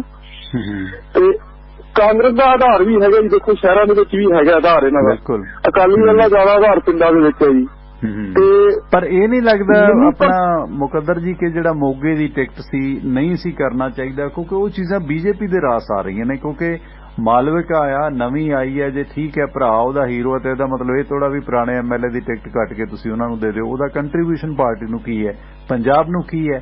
ਸੋਨੂੰ ਸੂਦ ਨੇ ਜੇ ਕੰਮ ਕੀਤਾ ਤਾਂ ਆਪਣਾ ਪੈਸੇ ਲੈ ਕੰਮ ਕੀਤਾ, ਜੇ 4 ਗਰੀਬਾਂ ਨੂੰ ਪੈਸਾ ਵੰਡ ਦਿੱਤਾ ਕੀ ਉਹ ਸਟਾਰ ਪ੍ਰਚਾਰਕ ਹੋ ਗਿਆ? ਕੱਲ ਤੱਕ ਤੇ ਉਹ ਆਪ ਦਾ ਕੈਂਡੀਡੇਟ ਸੀਗਾ, ਉਹਨਾਂ ਦਾ ਬ੍ਰਾਂਡ ਮੈਸੇਜ ਸੀ। ਪਰ ਆਪਣੇ ਰਵਾਇਤੀ ਬੰਦਿਆਂ ਦੀਆਂ ਟਿਕਟਾਂ ਕੱਟਣੀਆਂ ਇੱਥੇ ਕਿਤੇ ਨਾ ਕਿਤੇ ਗਲਤ ਹੋਇਆ। ਕਾਂਗਰਸ ਗਲਤ ਕਰ ਰਹੀ ਹੈ, ਬੀਜੇਪੀ ਦਾ ਕੰਮ ਸਿਖਾਲਾ ਕਰ ਰਹੀ ਹੈ, ਤੇ ਉਹ ਹੁਣ ਕਾਫੀ ਡੈਂਟ ਪਾਏਗਾ ਉਹ ਇਹਨਾਂ ਨੂੰ ਉੱਥੋਂ ਹਰਜੋਤ ਕਮਲ ਮੋਗਾ ਤੋਂ ਜੀ। ਹਾਂਜੀ ਚਵਾਲਾ ਸਾਹਿਬ, ਇਹ ਗੱਲ ਮੈਂ ਥੋੜੀ ਮੰਨਦਾ ਹੈਗਾ। ਜੇ ਮੰਨ ਲਓ ਆਪਾਂ ਜਿਵੇਂ ਸੋਚਦੇ ਆ ਵੀ ਵੋਟਰ ਜਿਵੇਂ ਹੁਣ ਮੰਨ ਲਓ ਸਨੀ ਦੇਓਲ ਨੂੰ ਵੋਟ ਪਾਤੀ ਸੀ, ਜੇ ਕਿਤੇ ਸੋਨੂੰ ਸੂਦ ਖੁਦ ਹੁੰਦਾ ਤਾਂ ਆਪਾਂ ਸੋਚ ਸਕਦੇ ਸੀ ਕਿ ਕਿਤੇ ਨਾ ਕਿਤੇ ਲੋਕ ਅਟਰੈਕਟ ਹੋ ਜਾਂਦੇ ਨੇ ਜੀ ਪਰਸਨੈਲਿਟੀ। ਪਰ ਮਾਲਿਕਾ ਸੂਦ ਜਿਹੜੀ ਆ ਉਹਦਾ ਉਹਨਾਂ ਆਧਾਰ ਮੈਨੂੰ ਲੱਗਦਾ ਨਹੀਂ ਹੈਗਾ ਵੀ ਇੱਥੇ ਰਹੇਗਾ। ਸਨੀ ਵਾਲਾ ਤਜਰਬਾ ਲੋਕਾਂ ਨੂੰ ਬਹੁਤ ਚੁੱਭਦਾ ਬਾਈ ਜੀ, ਉਹ ਨਹੀਂ ਚੱਲਣਾ ਹੋਣਾ। ਈਵਨ ਸਿੱਧੂ ਮੂਸੇਵਾਲੇ ਤੇ ਵੀ ਮਤਲਬ ਔਖਾ ਹੋ ਜਾਣਾ ਸਾਹਮਣਾ ਉਹ ਚੀਜ਼ ਕਿ ਅਸੀਂ ਇਹਨਾਂ ਨੂੰ ਗਾਇਕਾਂ ਨੂੰ ਜਿਤਾ ਦਿਓ। ਲੋਕਾਂ ਨੇ ਤਾਂ ਯਾਰ ਉਦੋਂ ਜਿਤਾਇਆ ਨਹੀਂ ਸੀ ਆਪਣਾ ਕੁਲਦੀਪ ਮਾਨਕ, ਜਦੋਂ ਕੋਈ ਐਡੇ ਵੈਰੀ ਵੀ ਨਹੀਂ ਸੀ। ਉਹਦੇ ਖਾੜਿਆਂ 'ਚ ਬਹੁਤ ਰੌਣਕ, ਪਰ ਵੋਟਾਂ ਕਿੰਨੀਆਂ ਨਿਕਲੀਆਂ ਮਾਨਕ ਸਾਹਿਬ ਨੂੰ। ਇਹ ਤੇ ਠੀਕ ਹੈ ਕਿ ਬੀਜੇਪੀ ਰਾਸ ਕਰ ਗਈ ਹੈ, ਉਦੋਂ ਟਿਕਟ ਕੱਢ ਗਈ ਆਪਣਾ ਸਨੀ ਦਿਓਲ ਵਾਲੀ, ਪਰ ਇਹ 2-3 ਫੈਸਲੇ ਗਲਤ ਨੇ ਸਿੱਧੂ ਸਾਹਿਬ ਹੋਰਾਂ ਦੇ ਜਾਂ ਕਾਂਗਰਸ ਦੇ ਜਿਹਨੇ ਵੀ ਕੀਤੇ ਨੇ। ਨਹੀਂ ਤੁਹਾਡਾ ਸਾਹਿਬ ਤੁਹਾਡੀ ਗੱਲ ਮੰਨਣਾ, ਪਰ ਮੈਂ ਫਿਰ ਵੀ 1% ਆਪਾਂ ਮੰਨ ਲਓ ਅੱਜ ਦੇ ਸਕਦੇ ਵੀ ਜੇ ਸੈਲੀਬ੍ਰਿਟੀ ਆਪ ਹੋਵੇ ਵੀ ਕਿਤੇ ਨਾ ਕਿਤੇ ਲੋਕ ਫਿਰ ਵੀ ਅਟਰੈਕਟ ਹੋ ਜਾਂਦੇ ਨੇ, ਕਿਤੇ ਨਾ ਕਿਤੇ ਹੋ ਸਕਦਾ। ਪਰ ਜਿਵੇਂ ਮਾਲਵਿਕਾ ਹੈ ਉਹ ਮੈਨੂੰ ਨਹੀਂ ਲੱਗਦਾ ਹੈਗਾ ਵੀ ਉਹਦਾ ਕੋਈ ਹੋਊਗਾ ਫਿਰ। ਪਰ ਫਿਰ ਵੀ ਓਵਰਆਲ ਜੇ ਆਪਾਂ ਤੁਹਾਡਾ ਸਾਹਿਬ ਦੇਖਦੇ ਹਾਂ ਤੇ ਜਾਂ ਤਾਂ ਦੇਖੋ ਤੁਹਾਡਾ ਸਾਹਿਬ ਦੋਵੇਂ ਮਿਲ ਕੇ ਮੰਨ ਲਓ ਇਲੈਕਸ਼ਨ ਤੋਂ ਬਾਅਦ ਜੇ ਕਿਤੇ ਨਾ ਕਿਤੇ ਬੀਜੇਪੀ ਦੀਆਂ ਕੁਝ ਸੀਟਾਂ ਆ ਜਾਂਦੀਆਂ ਤਾਂ ਅਕਾਲੀ ਦਲ ਇਹਦਾ ਪੱਕਾ ਹੀ ਹੈ ਜੀ ਵੀ ਇਹ ਜਾਣਗੇ ਉਹਨਾਂ ਦੇ ਨਾਲ। ਕਿਉਂ ਸੱਤਾ ਤੋਂ ਦੂਰ ਹੋਣਾ ਤੁਹਾਡਾ ਸਾਹਿਬ ਬਹੁਤ ਔਖਾ ਹੈ। ਜੇ ਆਪਾਂ ਕਹੀਏ ਸਿਧਾਂਤਾਂ ਤੇ ਰਹਿ ਕੇ ਵੀ ਆਪਾਂ ਪਿੱਛੇ ਹਟ ਜੀਏ ਨਹੀਂ ਅਸੀਂ ਬੀਜੇਪੀ ਨਾਲ ਸਮਝੌਤਾ ਨਹੀਂ ਕਰਨਾ, ਏਦਾਂ ਹੋਣਾ ਨਹੀਂ ਹੈਗਾ ਹਨਾ ਜੀ। ਤੇ ਜਾਂ ਫਿਰ ਜੇ ਮੰਨ ਲਓ ਸਿੱਧੂ ਨੂੰ ਐਲਾਨ ਦਿੰਦੇ ਨੇ ਜਾਂ ਫਿਰ ਵੀ ਕਿਤੇ ਨਾ ਕਿਤੇ ਕਾਂਗਰਸ ਐਜ ਲੈ ਸਕਦੀ ਹੈ। ਮੈਨੂੰ ਲੱਗਦਾ ਜਿਸ ਪਾਸੇ ਵੀ ਲੀਡਰ ਹੈਗੇ ਨੇ ਸਿੱਧੂ ਦੇ ਨਾਲ ਕਿਤੇ ਨਾ ਕਿਤੇ। ਹਾਂਜੀ, ਧੰਨਵਾਦ ਹੋਣਾ ਚਾਹੀਦਾ। ਮਿਹਰਬਾਨੀ, ਥੈਂਕ ਯੂ, ਮਿਹਰਬਾਨੀ। ਹਾਂ, ਠੀਕ ਹੈ, ਖੇਤਰੀ ਪਾਰਟੀ ਜਾਂ ਜਿਹੜੀ ਨੈਸ਼ਨਲ ਪਾਰਟੀ ਕਾਂਗਰਸ ਦਾ ਕਾਇਮ ਰਹਿਣਾ, ਅਕਾਲੀ ਦਲ ਦਾ ਕਾਇਮ ਰਹਿਣਾ, ਇਹ ਚੀਜ਼ਾਂ ਬੈਟਰ ਨੇ।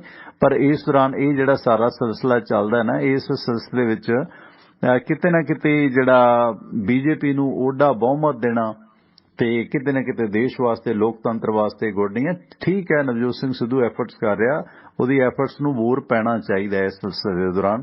ਪਰ ਜੇ ਹੁਣ ਬੀਜੇਪੀ ਵਨ ਮੈਨ ਸ਼ੋਅ ਹੋ ਜਾਂਦਾ, ਕਾਂਗਰਸ ਪੰਜਾਬ ਚੋਂ ਖਤਮ ਹੈ, ਖੇਤਰੀ ਪਾਰਟੀ ਅਕਾਲੀ ਹੈ, ਉਹ ਬੀਜੇਪੀ ਬਿਨਾਂ ਉਹਨਾਂ ਦਾ ਗੁਜ਼ਾਰਾ ਕੋਈ ਨਹੀਂ ਹੈ, ਤੇ ਫਿਰ ਬੀਜੇਪੀ ਹੀ ਓਵਰਆਲ ਰਹੇਗੀ ਤੇ ਉਸ ਦੇ ਵਿੱਚ ਆਣਾ ਲਾਣਿਆ ਹਿੰਦੂ ਰਾਸ਼ਟਰਵਾਦ, ਤੇ ਫਿਰ ਕੌਣ ਰੋਕਣ ਵਾਲਾ ਉਸ ਸਾਰੇ ਵਰਤਾਰੇ ਨੂੰ। So thank you. ਲਓ ਦੋਸਤੋ, ਮੈਂ ਹੁਣ ਇਸ ਤੋਂ ਬਾਅਦ ਸਮਾਪਤੀ ਚਾਹਾਂਗਾ ਤੇ ਸੋਮਵਾਰ ਹੋਗੀ ਮੁਲਾਕਾਤ ਤੇ ਖਬਰਾਂ ਤੁਹਾਨੂੰ ਤਾਜ਼ਾ ਤਰੀਨ ਮਿਲਣਗੀਆਂ ਥੋੜੀ ਦੇਰ ਬਾਅਦ ਕੱਲ ਦੀਆਂ। ਤੇ ਕੱਲ ਵੀ ਮੈਂ ਕੋਸ਼ਿਸ਼ ਕਰਾਂਗਾ ਕਿ ਖਬਰਾਂ ਦੀ ਅਪਡੇਟ ਮੈਂ ਕੱਲ ਦੀ ਇਸ ਤੋਂ ਬਿਨਾਂ ਦਵਾਂ ਤੇ ਅੱਜ ਦੀਆਂ ਤਾਜ਼ਾ ਤਰੀਨ ਖਬਰਾਂ ਥੋੜੀ ਦੇਰ ਬਾਅਦ ਤੁਸੀਂ YouTube ਤੇ ਸੁਣ ਸਕੋਗੇ ਤੇ ਪ੍ਰੋਗਰਾਮ ਦੇ ਵਿੱਚ ਵੀ ਸੁਣਦੇ ਰਹੋਗੇ। ਤੇ ਕੱਲ ਦੀਆਂ ਖਬਰਾਂ ਨੇ ਜਿਹੜੀਆਂ ਉਹ ਭਾਵੇਂ ਲਾਈਵ ਨਾ ਕਰਾਂ, ਮੈਂ ਰਿਕਾਰਡਡ ਖਬਰਾਂ ਕੱਲ ਵੀ ਬੁਲੇਟਿਨ 'ਚ ਪਾਵਾਂਗਾ। YouTube ਤੇ ਤੁਸੀਂ ਸੁਣ ਸਕਦੇ ਹੋ ਤੇ ਰੇਡੀਓ ਤੇ ਵੀ ਸੁਣ ਸਕਦੇ ਹੋ। ਤੇ ਸ਼ੇਅਰ ਜ਼ਰੂਰ ਕਰ ਦਿਆ ਕਰੋ ਨੈਟ ਕੇ ਅੱਗੇ, ਇੰਨੀ ਇੱਕ ਬੇਨਤੀ। ਸੋ ਆਪਣਾ WhatsApp ਗਰੁੱਪ ਨੰਬਰ ਹੈ ਜਿਸ ਤੇ ਤੁਸੀਂ ਇਹ ਲਿੰਕ ਮੰਗਵਾ ਸਕਦੇ ਹੋ ਖਬਰਾਂ ਦਾ ਜਦੋਂ ਵੀ, ਕਿਉਂਕਿ ਫਿਕਸ ਟਾਈਮ ਨਹੀਂ ਹੈ। ਤੇ ਉਹ WhatsApp ਗਰੁੱਪ ਦੇ ਵਿੱਚ ਤੁਸੀਂ ਜੁੜ ਕੇ YouTube ਤੇ ਜਿਹੜੀਆਂ 10, 15, 20 ਮਿੰਟ ਦੀਆਂ ਖਬਰਾਂ ਹੁੰਦੀਆਂ ਨੇ ਜਾਂ ਇਲੈਕਸ਼ਨ ਦੀ ਖਾਸ ਅਪਡੇਟ ਹੁੰਦੀ ਹੈ, ਉਹ ਕੁਝ ਪਾਇਆ ਕਰਾਂਗੇ ਨਾਲ ਉਹ ਤੁਸੀਂ WhatsApp ਗਰੁੱਪ ਦੇ ਵਿੱਚ ਜੁੜ ਸਕਦੇ ਹੋ। ਤੇ YouTube ਤੇ ਵੀ ਪ੍ਰੋਗਰਾਮ ਲਾਈਵ ਤੋਂ ਬਿਨਾਂ ਕੁਝ ਜੇ ਖਾਸ ਅਪਡੇਟ ਹੁੰਦੀ ਹੈ ਤਾਂ ਉਹ ਆਡੀਓ ਤੁਹਾਡੇ ਤੱਕ YouTube ਤੇ ਜ਼ਰੂਰ ਭੇਜਿਆ ਕਰਾਂਗੇ। ਤੇ ਇਸ ਦੌਰਾਨ ਇੱਕ ਕਾਲ ਮੈਂ ਲੈ ਲਾਂ ਆਖਰੀ ਜਾਂਦੇ 62 ਨੰਬਰ। ਸਵਾਗਤ ਹੈ ਜੀ, ਵੈਲਕਮ। ਹੈਲੋ, ਹਾਂਜੀ, ਸਵਾਗਤ ਤੁਹਾਡਾ। ਹਾਂਜੀ ਟਵਾਣਾ ਸਾਹਿਬ, ਸਤਿ ਸ੍ਰੀ ਅਕਾਲ ਜੀ, ਕਰਮਵੀਰ ਬੋਲ ਰਿਹਾ ਸੀ। ਹਾਂਜੀ ਕਰਮਵੀਰ, ਸਵਾਗਤ ਹੈ ਬਾਈ ਜੀ, ਫਲੋਰ ਵਾਲੇ ਹੋ। ਹਾਂਜੀ ਠੀਕ ਠਾਕ, ਵਧੀਆ ਜੀ। ਕੀ ਬਾਈ ਜੀ ਨੈਲਸਨ ਨਿਕਲਦਾ, ਤੁਸੀਂ ਵੀ ਬੜੀ ਪਕੜ ਰੱਖਦੇ ਹੋ ਸਾਰੇ ਵਰਤਾਰੇ ਤੇ, ਜਿਹੜਾ ਅੱਜ ਵੰਡ ਹੋਈ ਹੈ ਜੋ, ਕੀ ਮਹਿਸੂਸ ਕਰਦੇ ਹੋ? ਟਵਾਣਾ ਸਾਹਿਬ ਮੈਂ ਬਿਜ਼ੀ ਸੀ ਐਕਚੁਅਲੀ ਨਾ, ਮੈਨੂੰ ਪੂਰੀਆਂ ਸੀਟਾਂ ਦਾ ਤੈਨੂੰ ਪਤਾ ਲੱਗਿਆ। ਇੱਕ ਸਿੱਧੂ ਮੂਸੇ ਵਾਲੇ ਦਾ ਹੋ ਗਿਆ ਸੀ, ਮੂਸੇ ਵਾਲੇ ਨੂੰ ਟਿਕਟ ਮਿਲ ਗਈ, ਮਾਨਸ਼ਾਹੀ ਅੱਜ ਸਤਿੰਦਰ ਬਗਾਵਤ ਨੇ, ਸੋਨੂ ਸੂਦ। ਮੈਂ ਕਿਹਾ ਜੀ ਜਸਪਿੰਦਰ, ਮੈਂ ਅੱਜ ਤੱਕ ਮਿਲਿਆ ਨਹੀਂ ਸੀ ਜਸਪਿੰਦਰ ਨੂੰ। ਜਸਪਿੰਦਰ ਨਾਲ ਅੱਜ ਵੈਸੇ ਹੀ ਮੇਰੀ ਸਵੇਰੇ ਗੱਲ ਹੋਈ, ਨੰਬਰ ਕਿਤੋਂ ਮੈਨੂੰ ਉਹਦੇ ਪੇਜ ਤੋਂ ਲੱਭ ਗਿਆ। ਤੇ ਜਸਪਿੰਦਰ ਮਗਰ ਫੋਲੋਇੰਗ ਵੀ ਬਹੁਤ ਆ ਜੀ, ਉਹਨਾਂ ਬੰਦੇ ਦਿਲੋਂ ਜੁੜੇ ਆ। ਠੀਕ ਹੈ, ਕਿਉਂਕਿ ਵਰਿੰਦਰ ਢਿੱਲੋਂ ਅਸੀਂ ਸਾਰੇ ਇਕੱਠੇ ਪੜ੍ਹੇ ਆ, ਜਿਹੜਾ ਪ੍ਰਧਾਨ ਆ ਇਹਨਾਂ ਦਾ, ਆਪਣੀ। ਹੈਲੋ, ਹਾਂਜੀ, ਮੈਂ ਵਰਿੰਦਰ ਟਿਕਟ ਲੈ ਗਿਆ ਜੀ। ਵਰਿੰਦਰ ਨੇ ਤਾਂ ਚੱਲ ਲੈ ਹੀ ਜਾਣੀ ਜੀ, ਪਰ ਉਹਦੇ ਪਿੱਛੇ ਫੇਰ ਵੀ ਸਟੈਂਡ ਲੈ ਗਿਆ ਜੀ ਉਹ। ਹਾਂ, ਸਟੈਂਡ ਲੈ ਗਿਆ ਜਸਪਿੰਦਰ ਲਈ ਉਹ। ਠੀਕ ਹੈ, ਤੇ ਵਰਿੰਦਰ ਇਹੋ ਜਿਹਾ ਬੰਦਾ ਵੀ ਜਿੱਥੇ ਖੜਾ ਜੀ। ਚਲੋ ਚਾਹੇ ਅਸੀਂ ਕਾਲੀ ਸ਼ੁਰੂ ਤੋਂ ਉੱਧਰ ਚਲੇ ਗਿਆ, ਪਰ ਅਸੀਂ ਮਤਲਬ ਕਿਸੇ ਟਾਈਮ ਵਰਿੰਦਰ ਮੇਰੀ ਸਪੋਰਟ ਕਰਦਾ ਹੁੰਦਾ ਸੀ ਜਦੋਂ ਮੈਂ ਇਲੈਕਸ਼ਨ ਕਾਲਜ ਲੜਿਆ ਸੀ। ਹਾਂ, ਤੇ ਜਸਪਿੰਦਰ ਨੇ ਕੁਛ ਨਾ ਕੁਛ ਇਹਨੂੰ ਕਾਫੀ ਮਾਤ ਦੇਣੀ ਹੈ, ਜਿੱਤੇ ਚਾਹੇ ਨਾ ਜਿੱਤੇ, ਪਰ ਇਹਨੂੰ ਨਹੀਂ ਜਿੱਤਣ ਦਿੰਦਾ ਜੀ। ਜਸਪਿੰਦਰ ਵੀ ਕੀ ਲੱਗਦਾ ਤੁਹਾਨੂੰ, ਕੋਈ ਪਾਰਟੀ ਨੂੰ, ਕਿਸਾਨਾਂ ਨੂੰ ਸਪੋਰਟ ਕਰੇਗਾ ਜਾਂ ਆਜ਼ਾਦ ਵੀ ਉਹ ਖੜ ਸਕਦਾ, ਵੋਟ ਨੁਕਸਾਨ ਕਰੇਗਾ ਇਹਨੂੰ? ਫਿਰ ਉਹ ਕਿਸਾਨਾਂ ਨੂੰ ਠੀਕ ਆ ਸਕਦਾ। ਇੰਨੀ ਜ਼ਿਆਦਾ ਡਿਟੇਲ ਚ ਨਹੀਂ ਗੱਲ ਹੋਈ ਵੀ, ਡਿਟੇਲ ਚ ਵੀ ਚਲੋ ਇੱਕ ਤਾਂ ਇਹਦੇ ਚ ਕਰ ਲਾਂਗੇ, ਪਰ ਮੈਨੂੰ ਤਾਂ ਵੈਸੇ ਉਹ ਇੱਕ ਇਨਸਾਨ ਵਧੀਆ ਲੱਗਦਾ, ਮਿਹਨਤੀ ਹੈ, ਉਹਦੇ ਪਿੱਛੇ ਲੋਕ ਆ, ਵਰਕਰ, ਉਹਨੇ ਗਰਾਊਂਡ ਲੈਵਲ ਤੋਂ ਮਿਹਨਤ ਕੀਤੀ ਹੈ, ਯੂਥ ਸਾਰਾ ਉਹਦੇ ਪਿੱਛੇ ਹੈ। ਹਾਂਜੀ ਹਾਂਜੀ ਹਾਂਜੀ ਹਾਂਜੀ, ਯੂਥ ਕੀ ਸਿਆਣੇ ਵੀ ਉਹਦੇ ਪਿੱਛੇ ਆ। ਹਾਂ, ਕਿਉਂਕਿ ਪਰਿਵਾਰ ਦਾ ਫਰਕ ਪੈਂਦਾ। ਹਾਂਜੀ ਹਾਂਜੀ ਹਾਂਜੀ, ਤੇ ਕਾਂਗਰਸ ਦਾ ਜਿਸ ਹਿਸਾਬ ਨਾਲ ਸਿੰਗਰਾਂ ਲਿਆ ਰਹੀ ਹੈ, ਤੇ ਮੈਨੂੰ ਲੱਗਦਾ ਇਹ ਉਹ ਜਿਹੜੀਆਂ ਗਲਤੀਆਂ ਪਿਛਲੀ ਵਾਰ ਆਮ ਆਦਮੀ ਪਾਰਟੀ ਨੇ ਕੀਤੀਆਂ ਸੀ, ਇਹ ਵੀ ਸਿੰਗਰਾਂ ਦੇ ਸਿਰ ਤੇ ਸੀ, ਤੇ ਉਹੀ ਇਹਨਾਂ ਨੇ ਕੰਮ ਸ਼ੁਰੂ ਕਰ ਲਿਆ। ਤੇ ਮੈਨੂੰ ਨਹੀਂ ਲੱਗਦਾ ਇਹਨਾਂ ਦਾ ਕੁਝ ਵੱਟਿਆ ਜਾਣਾ। ਬਾਕੀ ਟਵਾਣਾ ਸਾਹਿਬ ਮੇਰੀਆਂ ਰਿਸ਼ਤੇਦਾਰੀਆਂ ਹੈਗੀਆਂ ਸਾਰੀਆਂ ਉੱਧਰ ਹੀ, A to Z। ਦੇਖੋ ਫਿਰੋਜ਼ਪੁਰ ਚੋਂ ਮੈਂ ਗਰੰਟੀ ਦਿੰਦਾ ਵੀ 3 ਸੀਟਾਂ 4 ਚੋਂ ਅਕਾਲੀ ਜਾਣਗੇ। ਫਾਜ਼ਿਲਕਾ ਲਾ ਲਓ, ਮੁਕਤਸਰ ਬੈਲਟ ਲਾ ਲਓ, ਬਠਿੰਡਾ ਚਲੋ ਆਪਾਂ 100% ਨਹੀਂ ਕਹਿ ਸਕਦੇ, 60-70%। ਮਾਨਸਾ ਮੋਸਟਲੀ ਅਕਾਲੀ ਜਾਣਗੇ, ਲੱਖਾ ਸਦਾਨਾ ਆਪਦੀ ਸੀਟ ਸ਼ਾਇਦ ਕਰ ਜੇ। ਪਰ ਇੱਕ ਗੱਲ ਇਹ ਵੀ ਨਾ ਟਵਾਣਾ ਸਾਹਿਬ, ਤੁਸੀਂ ਇੱਥੇ ਰਾਏ ਦਿਓ ਵੀ ਜਿੰਨੀ ਇਹਨਾਂ ਦਾ ਕੈਡਰ ਪੱਕਾ ਦੋਨਾਂ ਪਾਰਟੀਆਂ ਦਾ, ਜਿਹੜੀ ਫਲੋਟਿੰਗ ਵੋਟ ਆ, ਉਹ ਜਿੰਨੀਆਂ ਜ਼ਿਆਦਾ ਬੰਦੇ ਇਲੈਕਸ਼ਨ ਚ ਆਉਣਗੇ ਉਹ ਡਿਵਾਈਡ ਹੋਊਗਾ ਕਿ ਨਹੀਂ? ਹਾਂ ਅਸਰ ਤਾਂ ਪਏਗਾ ਇਹਦਾ ਕਰਮਜੀਤ ਬਾਈ ਜੀ, ਕੁਛ ਨਾ ਕੁਛ ਤਾਂ ਅਸਰ ਪਏਗਾ ਇਸ ਚੀਜ਼ ਦਾ। ਠੀਕ ਹੈ ਜੀ, ਉਹ ਬਿਲਕੁਲ ਮਤਲਬ ਉਹ ਕੋਈ ਵੋਟ ਇੱਧਰ ਜਾਣੀ ਹੈ ਕੋਈ ਇੱਧਰ ਜਾਣੀ ਹੈ, ਡਿਸਾਈਸਿਵ ਵੋਟ ਖਿਲਰ ਜੂ। ਹਾਂਜੀ, ਬੜੀ ਅਜੀਬ ਟਿਕੜਬਾਜ਼ੀ ਰਹਿ ਗਈ ਵੈਸੇ ਇਸ ਵਾਰੀ ਇਲੈਕਸ਼ਨ 'ਚ, ਹੈ ਨਾ। ਮੈਂ ਕਿਹਾ ਜੀ ਦੇਖਣ ਵਾਲਾ ਹੋਏ ਸਰ ਤਾਂ ਬਹੁਤ ਘੱਟ ਮਾਰਜਨ ਦੇ ਮਤਲਬ ਇੱਟ ਖੜਕਾ ਖੜ ਗਏਗਾ, ਸਮਝੋ ਪਾਰ ਹੋ ਗਿਆ। ਉਹਦੇ 'ਚ EVM ਵੀ ਕਿਰਪਾ ਕਰੇਗੀ ਟੇਢੇ ਤਰੀਕੇ ਨਾਲ। ਹਾਂਜੀ ਬਿਲਕੁਲ, ਕੁਛ ਨਾ ਕੁਛ ਹੋਊਗਾ। ਮੈਂ ਤਾਂ ਨਾ ਥੋੜਾ ਜਿਹਾ ਬਿਜ਼ੀ ਸੀਗਾ, ਮੈਂ ਲੇਟ ਜੁੜਿਆ ਪ੍ਰੋਗਰਾਮ ਨਾਲ, ਸਵੇਰੇ ਮੈਂ ਟਾਈਮ ਨਾਲ ਜੁੜ ਗਿਆ ਸੀ। ਹੋਰ ਸਰ? ਜੀ ਜੀ, ਮਿਹਰਬਾਨੀ, ਥੈਂਕ ਯੂ ਕਰਮਜੀਤ ਜੀ। ਚਲੋ ਸਾਰੇ ਸਰੋਤਿਆਂ ਨੂੰ ਸਤਿ ਸ਼੍ਰੀ ਅਕਾਲ ਜੀ। ਸਤਿ ਸ਼੍ਰੀ ਅਕਾਲ ਭਾਈ ਜੀ, ਮਿਹਰਬਾਨੀ ਮਿਹਰਬਾਨੀ। ਲਓ ਦੋਸਤੋ, ਹੁਣ ਇਸ ਦੇ ਨਾਲ ਸਮਾਪਤੀ, ਹੋਰ ਕਾਲ ਮੈਂ ਨਹੀਂ ਲਵਾਂਗਾ। ਸੋ ਆਪ ਸਭ ਸੱਜਣਾਂ ਦਾ ਧੰਨਵਾਦ, ਸਾਡੇ ਸਪਾਂਸਰ ਸਾਹਿਬ ਦਾ, ਸਬਸਕ੍ਰਾਈਬਰ ਦਾ ਧੰਨਵਾਦ। ਤੇ ਇਸ ਦੇ ਨਾਲ ਹੀ ਪਰਮਿੰਦਰ ਸਿੰਘ ਟਿਵਾਣਾ ਨੂੰ ਅੱਜ ਦਾ ਪ੍ਰੋਗਰਾਮ ਹੁਣ ਇੱਥੇ ਹੀ ਸਮਾਪਤ ਕਰਨ ਦੀ ਦਿਓ ਆ ਗਿਆ। ਸ਼ਬਾ ਖੈਰ, ਸਤਿ ਸ਼੍ਰੀ ਅਕਾਲ। ਜੁੜੇ ਰਹੋ ਟਿਵਾਣਾ ਰੇਡੀਓ ਦੇ ਨਾਲ।